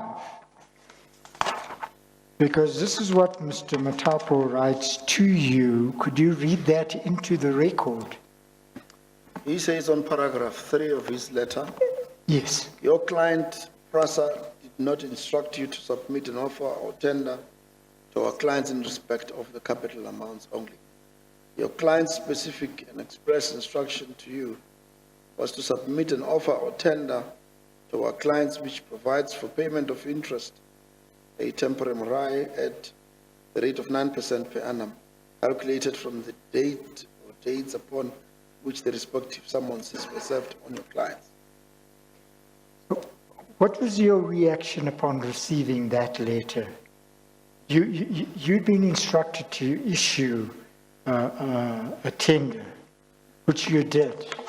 And now you are told, but the tender is not in terms of your instructions. Well, what was your reaction to that? I think naturally my first You reaction was, deal with it in paragraph 34 yes, of your affidavit, and that is on page, at page 14. So just after MM2, which is in bold,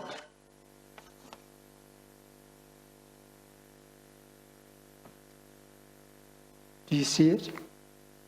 Yes, paragraph 34. I'm sorry, you are speaking away from the mic. Oh, yes. Start afresh, and so that what you say will be recorded. Okay, Chair. Must I continue now? Yes, but start your response afresh, because I don't think it was captured. Whatever you said, I don't think was captured earlier. Okay. Paragraph 34 of my affidavit, I think on the paragraph, I'm simply summarizing what I'm saying was a bit of a challenge for me, in that I had made a tender, and when my opponent writes back to counter-propose, so to speak, reference is made to the fact that my tender is not in line with the instructions I had expressly received from my client. But I think I make the point as well that I said to my opponents that I would, in any event, irrespective, just go back to my client and confirm their instructions in as far as the issue of interest is concerned. Yes. But I'm raising a slightly different point. Yes. How would they know what your client had instructed you to do? I mean, we know now that they did know. Did you ever find out? I was equally taken aback by that. You may see that at the end of paragraph, I'm not sure if I took that issue up with them. I don't think you did, certainly not in your affidavit. I don't think I did in writing, or maybe it's correspondence I did not want to at the time deal with. But yes, I found it a bit troublesome that my client's instructions were not only known to me, but from the reading of the letter of Mr. Matopo, they as well had been placed in possession of the same letter that was addressed to me. So can I give you some background to that? When Mr. Bothus gave evidence, he said that this letter had been WhatsApped to him. He received this letter by WhatsApp from the chairperson of the board. That was his evidence. Oh, okay. All right. I did not get to see any of the submissions he made. No, I It explains how the letter got to them. All right. Now, having received that letter, the MM2 from Mr. Matopo, what did you do? I then immediately approached Mr. Zide, client, and I indicated to them, and I may, if you allow me to get to MM3. Yes. Because I may have said to client that it's concerning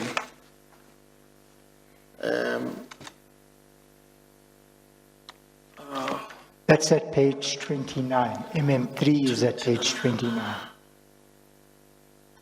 And your email is the second email on that page.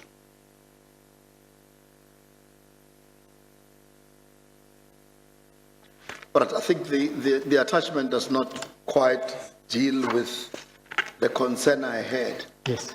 I may have simply forwarded the letter to client, and client then gave me instructions to investigate how to incorporate the interest that is referred to in their initial letter of instructions. Okay.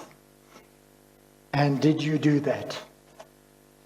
Yes, we went on to instruct our accountants to give us a table of such figures as it was required that they include interest. They made such figures available to us, and I forwarded the figures to Mr. Zide with recommendations that I had satisfied myself with the interest incorporated, and these instructions were that I then should proceed to revise the offers to include the interest that then was calculated on the basis of Oh. the capital amounts. Now, that offer then was sent to Matapo attorneys. We then sent the offers to our opponents. What was the response to the offer?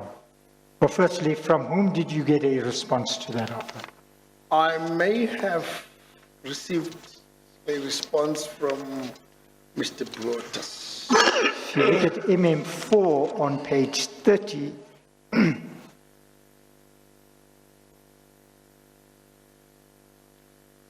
this is the top, the top half of MM4, page 30. Yes, I see that. Now, that's an email from Mr. Botus dated when Dated the 21st of December. and to whom is it addressed? It is addressed to Tapa Matopo, but we are carbon copied. Well, just read the names of all the people who are carbon copied. Okay, people who are carbon copied are Tapa Matopo, Navaga Zimbabwe, Madimpe Mkhashwa, TAN Makubele. And who is that? This would be the chairperson. Yes. And you'll see there's also Mr. Krause. Mr. Krause is CC'd there as well, yes. And Hannes from Tswane Trust. Now, in essence, what does Mr. Botus say in regard to, well, it's a strange thing. The email is from Mr. Botus, but if you look at the bottom, who signs it? Yes, I see it says Matopo tennis. Yes. Now, what is the essence of that email? I see that it refers to the offers we made. And the first point they make, the email makes, is that process settlement offers are accepted.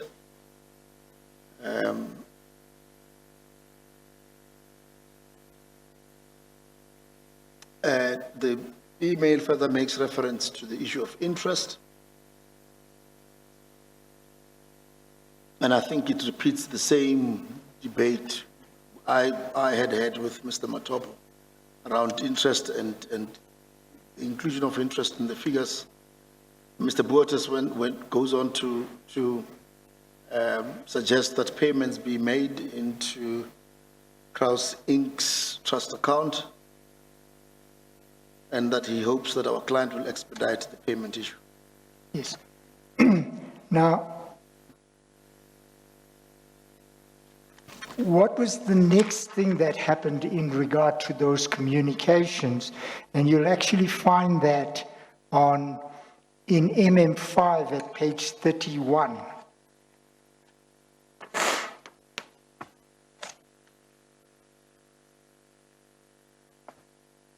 All right, what I see on page 81, if I may proceed. Yes, yes. What I see on page 31, annexure MM5, is that on the same day I received an email from the chairperson in which she says that, "Dear Madimpe, thank you for the update. Mr. Zide, please attend to finalize the matter with regards to payment." And this may have been because her email was in response to mine that I had sent earlier. Is that the email just under that? Yes, in which I say, but this is an email addressed to Mr. Botus.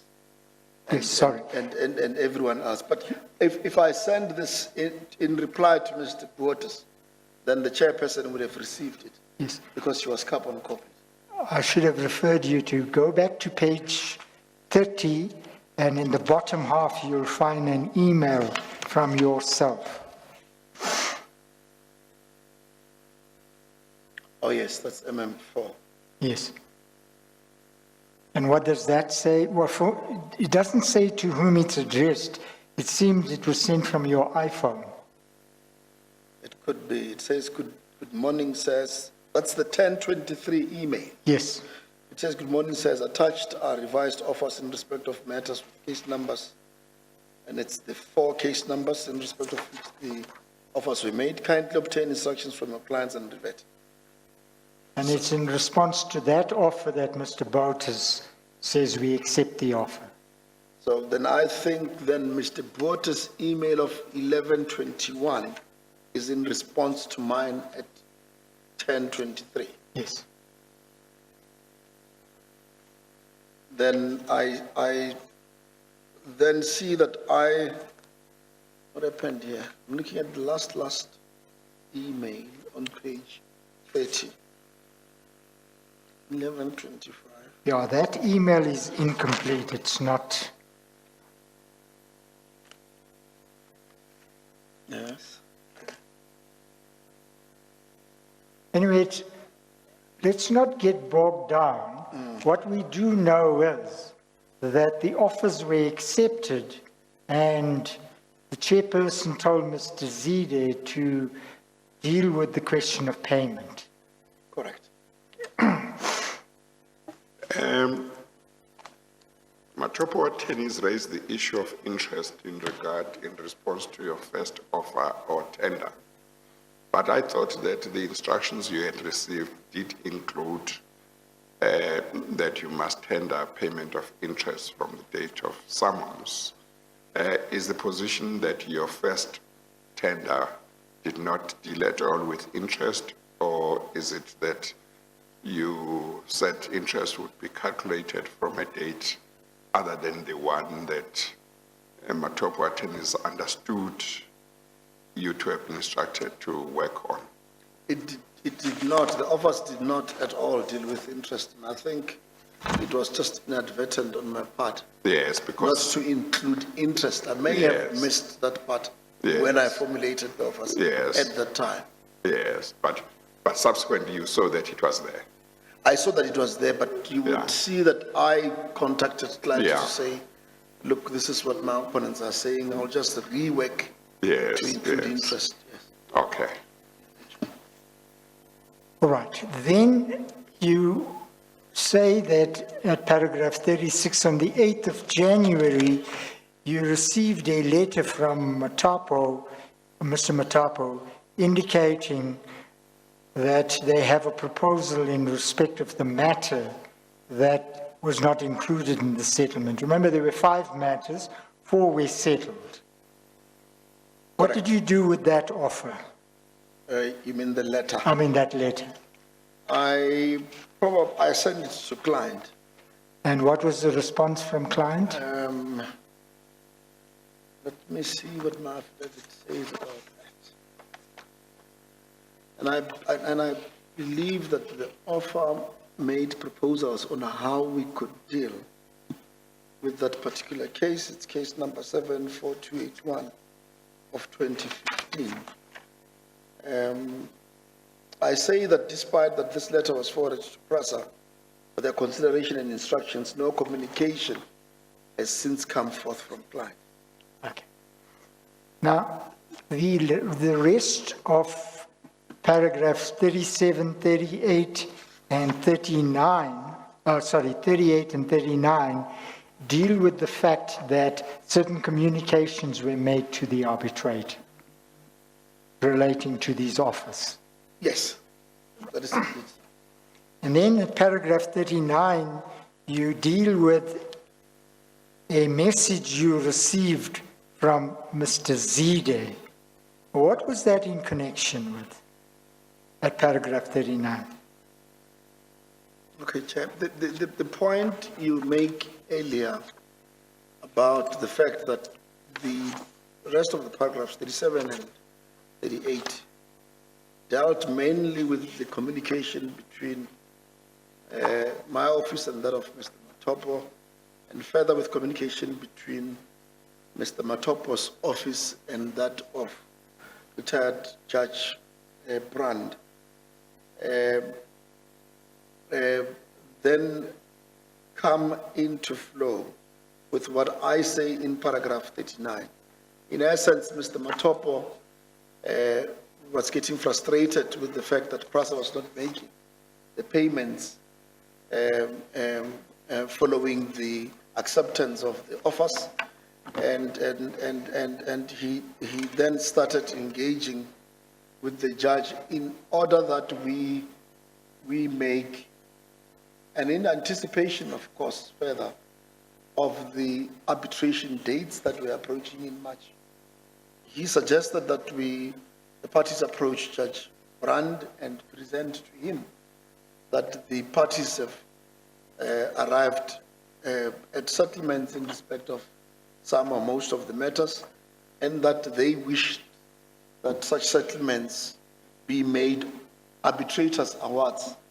I imagine at the time the thinking was that they then go on to make them orders of court if the issue of non-payment continued. So that communication is sent to you, they want to make it, and they want to make the settlement into arbitration awards. correct. So it will be communication with Judge Brand, but I'm CC'd and copied. Yes. What did you do when you were copied? So every time I would receive such communication, I would forward all of the communication to Mr. Zide. And So in regard to that communication, what was the communication from him to you? in paragraph 39, I then deal with, I had been, Judge Brand was in Gauteng at some point, and I think he had other matters he was running with. Mr. Bottas, or Advocate Bottas, managed to arrange that the parties see him on one particular day. Now, it has always been my position that I wasn't going to act or do anything unless I'm instructed. So I think it's a text message that I'm referring to in my paragraph 39 that I received from Mr. Zide, confirming that that day I was then instructed to proceed and participate in submissions to Judge Brand and make the settlements arbitrators awards as consented to by both parties. Okay, have a look at page 41. That's the message you referred to at paragraph 39. Page 41. Correct, the first message. Yes. And what does that message say? The message was from Mr. Zide, and it was addressed to me, and it says that, yes, Mkhashwa should confirm that the settlement be made in order and proceed with arbitration on the one that had outstanding issues. And And Mr. then Zide goes on to say that that's from the chairperson. So what did you understand from that? I understood that my instructions were that I proceed to see Judge Brand with Mr. Bottas and make the settlements the arbitrator's award or consent thereto, and further that I present to the retired judge that the only outstanding matter that the parties had to deal with, perhaps at the scheduled arbitration, was that the parties could not settle. And from whom was that instruction that it be made an arbitration award? From Mr. Zide's email, the text that I'm looking at here, Annexure MM9, the message by him to me may have been from the chairperson. It is from the chairperson because he says that it's a message from the chairperson, Yes. from his second text to me. So in a direct answer to my question, from whom was the instruction that it be made an arbitration award? From the chairperson. Then you say that there were further instructions given to you, and these were at at page 42, MM10.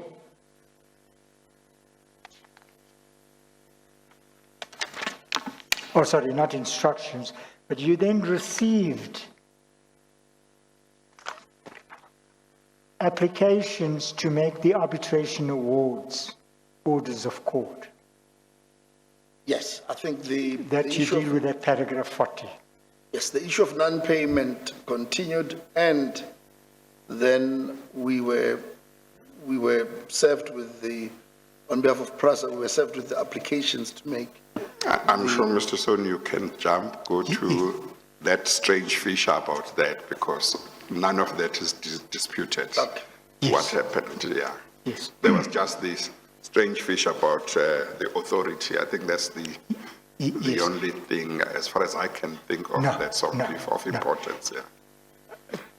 I'll just do one small thing and then I'll explain Yeah. why I'm going there. No, that's On that fine. paragraph 41, you say you received a call from Mr. Ndingizwayo. Yes, on the 5th of March. And what was that call about?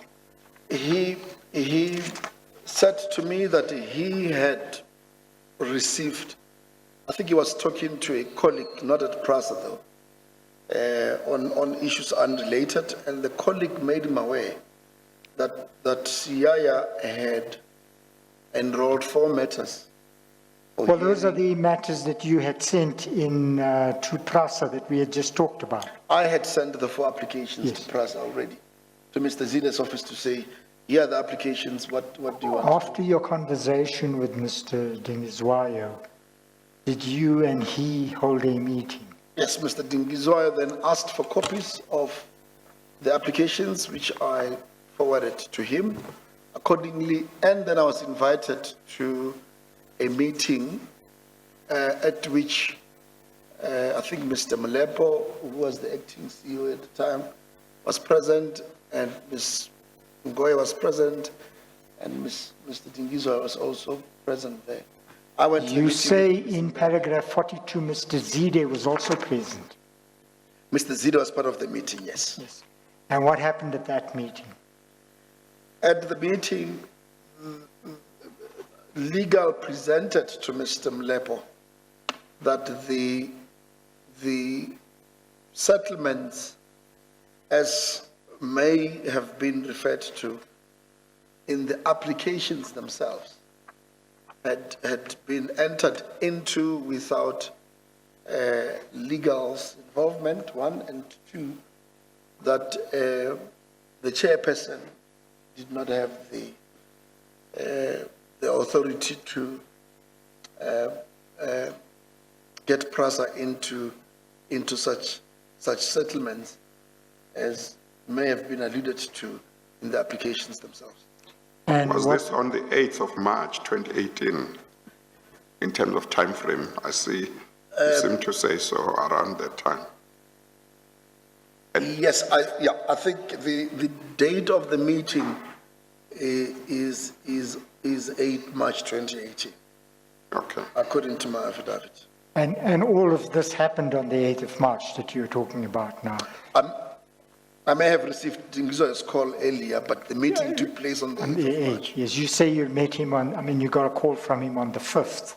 Oh, yes. So this is the 8th. Now, in light of the fact that you had been part of the settlement on the basis of instructions received from the chairperson, what was your further involvement in this matter? Ms. Ngoye made a valid point at the meeting that another law firm be instructed to carry on with the instructions, more so because there was a need for them, an identified need at the time for them to oppose the applications which the applicant had enrolled in respect of the 4 matters. I can't remember what the date was. It was the 9th. That the applications stood to be had. Because obviously I'm the one who had been instructed in all of the processes that led to that settlement at the time. And what was Which- the conclusion at the end regarding your Then further involvement. the conclusion was that another law firm would be briefed and that I should assist with handing over my own set of papers to this law firm. I think it was Bowman's. Yes. And that is exactly what our firm did. We filed the relevant notices of withdrawal. And you withdrew formally. We withdrew formally. correct. You have no further knowledge of what happened, I mean, no personal knowledge of what happened in this matter in court. Well, if my recollection serves me well, they may have been denied I think they opposed the applications, but orders were granted, I believe, but they rescinded such order or orders subsequently. And I'm not sure where the matters are now as we speak. We'll get to that in a moment. But when the application to make the arbitration awards orders of court was made, you were not representing PRASA. I stopped representing PRASA on the 8th. The applications, On the day before. The applications were in our possession already. Yes. And then PRASA opted to instruct another law firm No, to proceed with no, the I application. understand. We've been through that. I'm just asking, in the court process itself on the 9th, you had no role in it. We were not involved. And that's all, that's the extent to which your personal knowledge relating to the CIA matters extends. That is correct. Now, you make the point right finally that all of this is based, what's contained in your affidavit is based on the documents that were in your possession at the time you made this affidavit. Correct. I had to pull out certain portions of the files from archives in order to prepare this affidavit. Chairperson, those are the questions I have for Mr. Makashwa, having regard to the fact that effectively from the 8th, he played no further role in this matter. No, that's fine. I think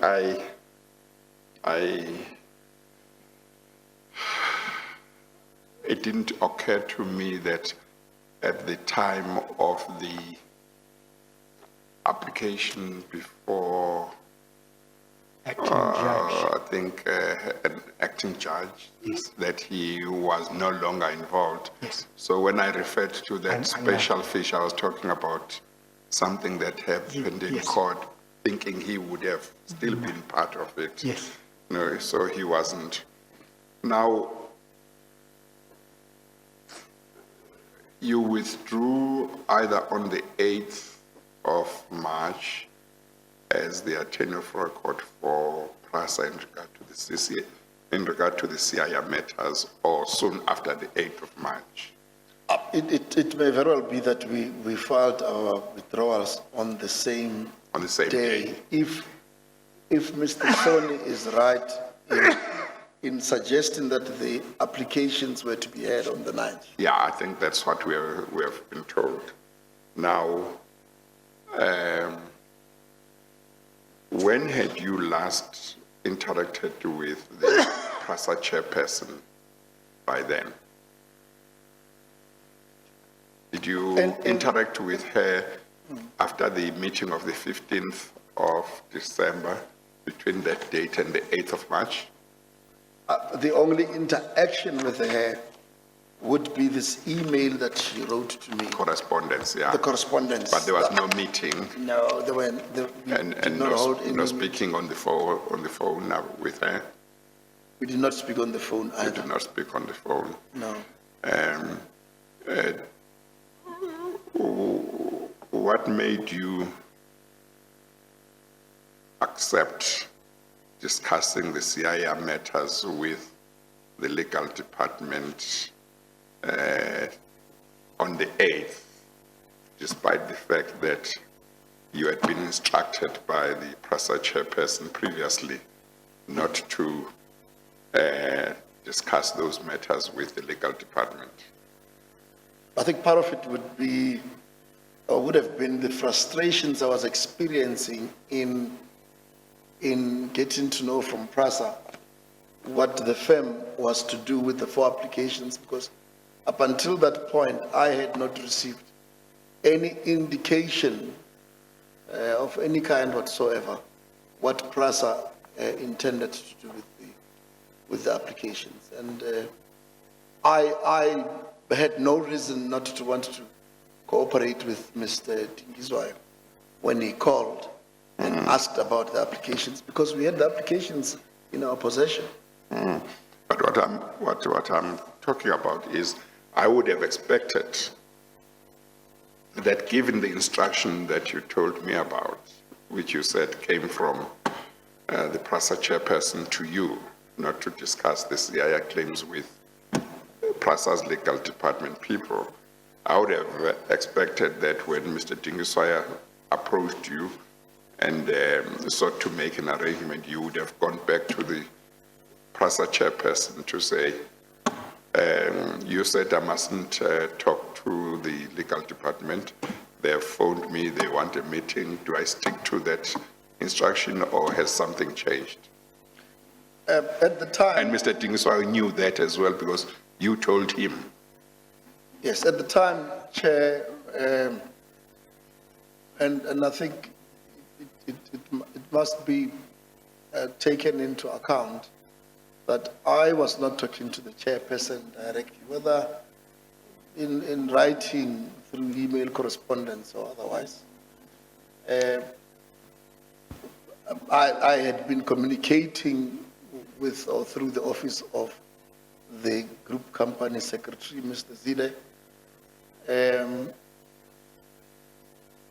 It would have been irresponsible of me when, at the time I received a call from Mr. Tingizwayo, it would have been irresponsible of me to completely ignore what he had called me about, given the fact that I wasn't receiving any instructions. I was actually relieved that someone from PRASA called me about the matters. I obviously may have asked him what was going on, because I wasn't receiving any feedback or instructions from the channel or channels that I had gotten used to between December and March, when I started talking to him again. And as I say, I then decided to forward the applications to him without asking any further questions, because I expected him, as someone I knew was still at PRASA,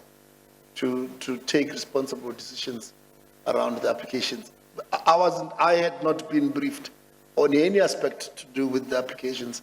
I was worried that then PRASA was going to be unrepresented, because I was not going to go to court the next day without specific instructions on what my family needed to do. We know that the acceptance of the settlement agreement, of the settlement offer, was made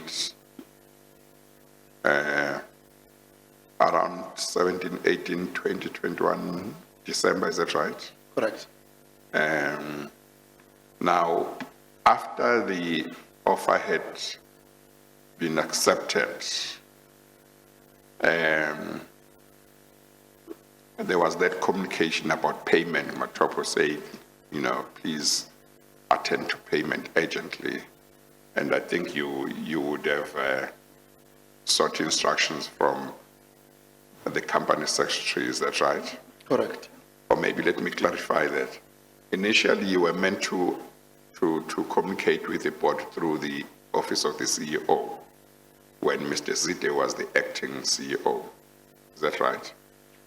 At the meeting of the 15th of December, I was not aware that Mr. Zide had stopped acting as the, Chair, as the group CEO of PRASA. But the instruction to me by the chairperson was that any communication must be through Mr. Zide's office. Yes. My understanding is that when that instruction, or let me put it this way, was when that instruction was made, was Mr. Zide not acting CEO anymore? I was under the impression that he was, but I think Mr. Soni, Was it not on the, was it not at the meeting of the 4th of December? at the meeting of the 4th of December, he was still the acting CEO. Yes, but when you were given this instruction, was it not at that meeting? Or was it at the meeting of the 15th? It was. look, No, it no, was- it was at the meeting of the 15th, I think, because you then phoned Mr. Dingiswayo on the 15th, I think. I think you said that that instruction was given to you at the meeting of the 15th. It was given to me at the meeting of the 15th, not the 4th. Yes, but you are saying that at that time, you were under the impression that Mr. Zidi was still acting CEO. I was under the impression that Mr. Zide was the acting Was still CEO. acting, yeah. Yes, CEO. but- Yeah, but I know him to be the group, Company or to secretary. have been the company secretary. Yes, So when the chairperson was giving instructions on how communication will be dealt with, I think to me it was more Mr. Zide The person. as the person who works with the board, more than it was important for me to make that distinction whether he was still acting as the yeah, group CEO or he had Yeah. reverted back to his original position. yes. But from January, had you asked for any instructions from PRASA and you didn't get a response? I think Mr. During Soni took January, me through February. one attachment which I received by text. That's the meeting between, the meeting that the parties had decided to hold with Mr. Brand to confirm some of the settlements. But otherwise, so that's those are the instructions I received, because I had to take instructions on what PRASA wanted me to do with the fact that the plaintiff wanted to make those settlements arbitrators awards. The other normal communication would have had to be about payments that the CIA group was complaining were not forthcoming. And then the next big thing then was the applications themselves, which I forwarded to PRASA through the office of Mr. Zide, and what then transpired was Mr. Dingiswayo's call. And then the handing over of such applications to him. The meeting of the 8th of March, you say it included Mr. Zide? Mr. Zide was present. at the Yes, meeting. yes.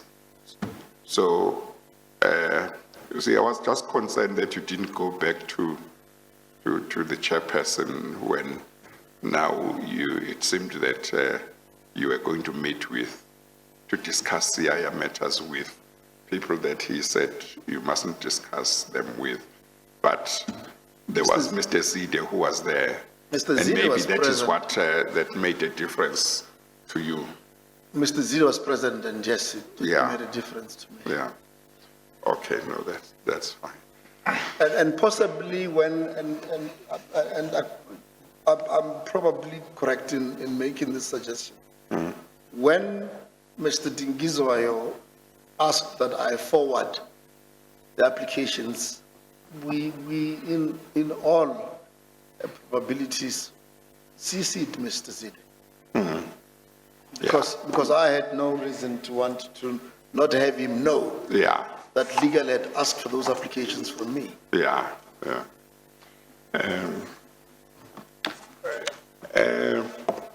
Did you ever deal with Mr. Mulepo? I think he was the acting CEO after Mr. Zide ceased to be acting CEO. No. You never The dealt first with thing- him? Yes. The first encounter, Chair, was that meeting and nothing ever since. Or was he present at the meeting of the 8th?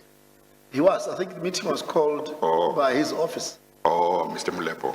Yeah, well, seemingly at the insistence of legal, Oh, which had become aware about the yes, applications. yes. Are you able to tell what his attitude was to these settlements that had happened? Or are you not able to tell from the discussions at the meeting of the 8th? Or the whole topic was different by that time? I think he was concerned because he did not have any trouble the having proposal. legal proceed with Yes, the opposition that they had intended yes, mounting against the application. So yeah, in as far, well, to that extent, one thinks that he agreed, yeah, or he was in agreement with With that legal approach. that a different approach should be Yeah. taken. yeah. The idea that the settlement agreements should be made arbitration awards, was that part of the settlement agreement? Was there a clause in the settlement agreement that said that? Just seems strange to me that unless it's included in a settlement agreement, it seems strange that I'm going to agree that I'm going to pay you and we sign. And then I also agree that let's make this an order of court. But if at the time we made the settlement agreement, that was part of the settlement agreement, that may be different. Because otherwise, if it's not part of the settlement agreement, if I've agreed that I'm going to pay you, then I pay you within the time that I've agreed to pay you. And of course, if I fail to pay you, you might have cause to want to make the settlement agreement an arbitration award or order of court. But normally you'd wait until you see whether I've complied. I just find it strange that PRASA, you were instructed to agree to having the settlement agreements made orders or arbitration awards. I think if you look at the timelines, Chair, if we accept that the settlements were agreed to around the 21st of December, December, yeah. this is now beginning of February that Yes, Mr. Matopo is beginning to complain. that the period of payment had expired. Well, reasonable period Yeah. had expired, although Was there not a doubt- specific period mentioned, like 30 days? I doubt that the tenders had stipulated any period.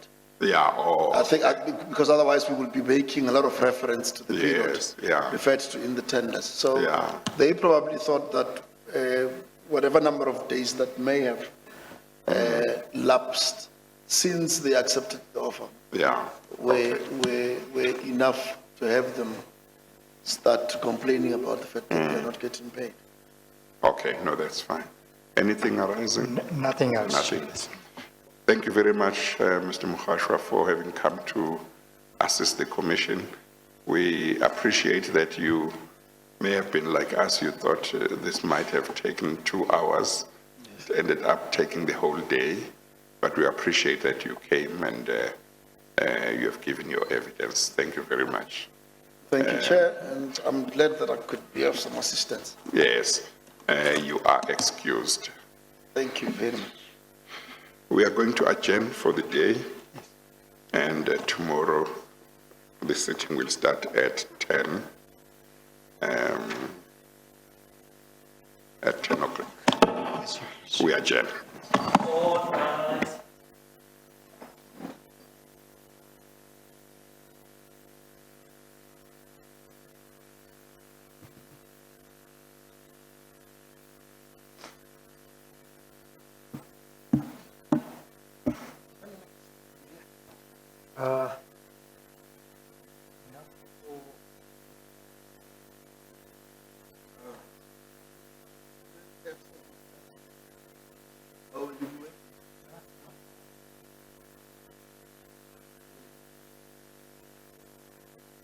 Amen.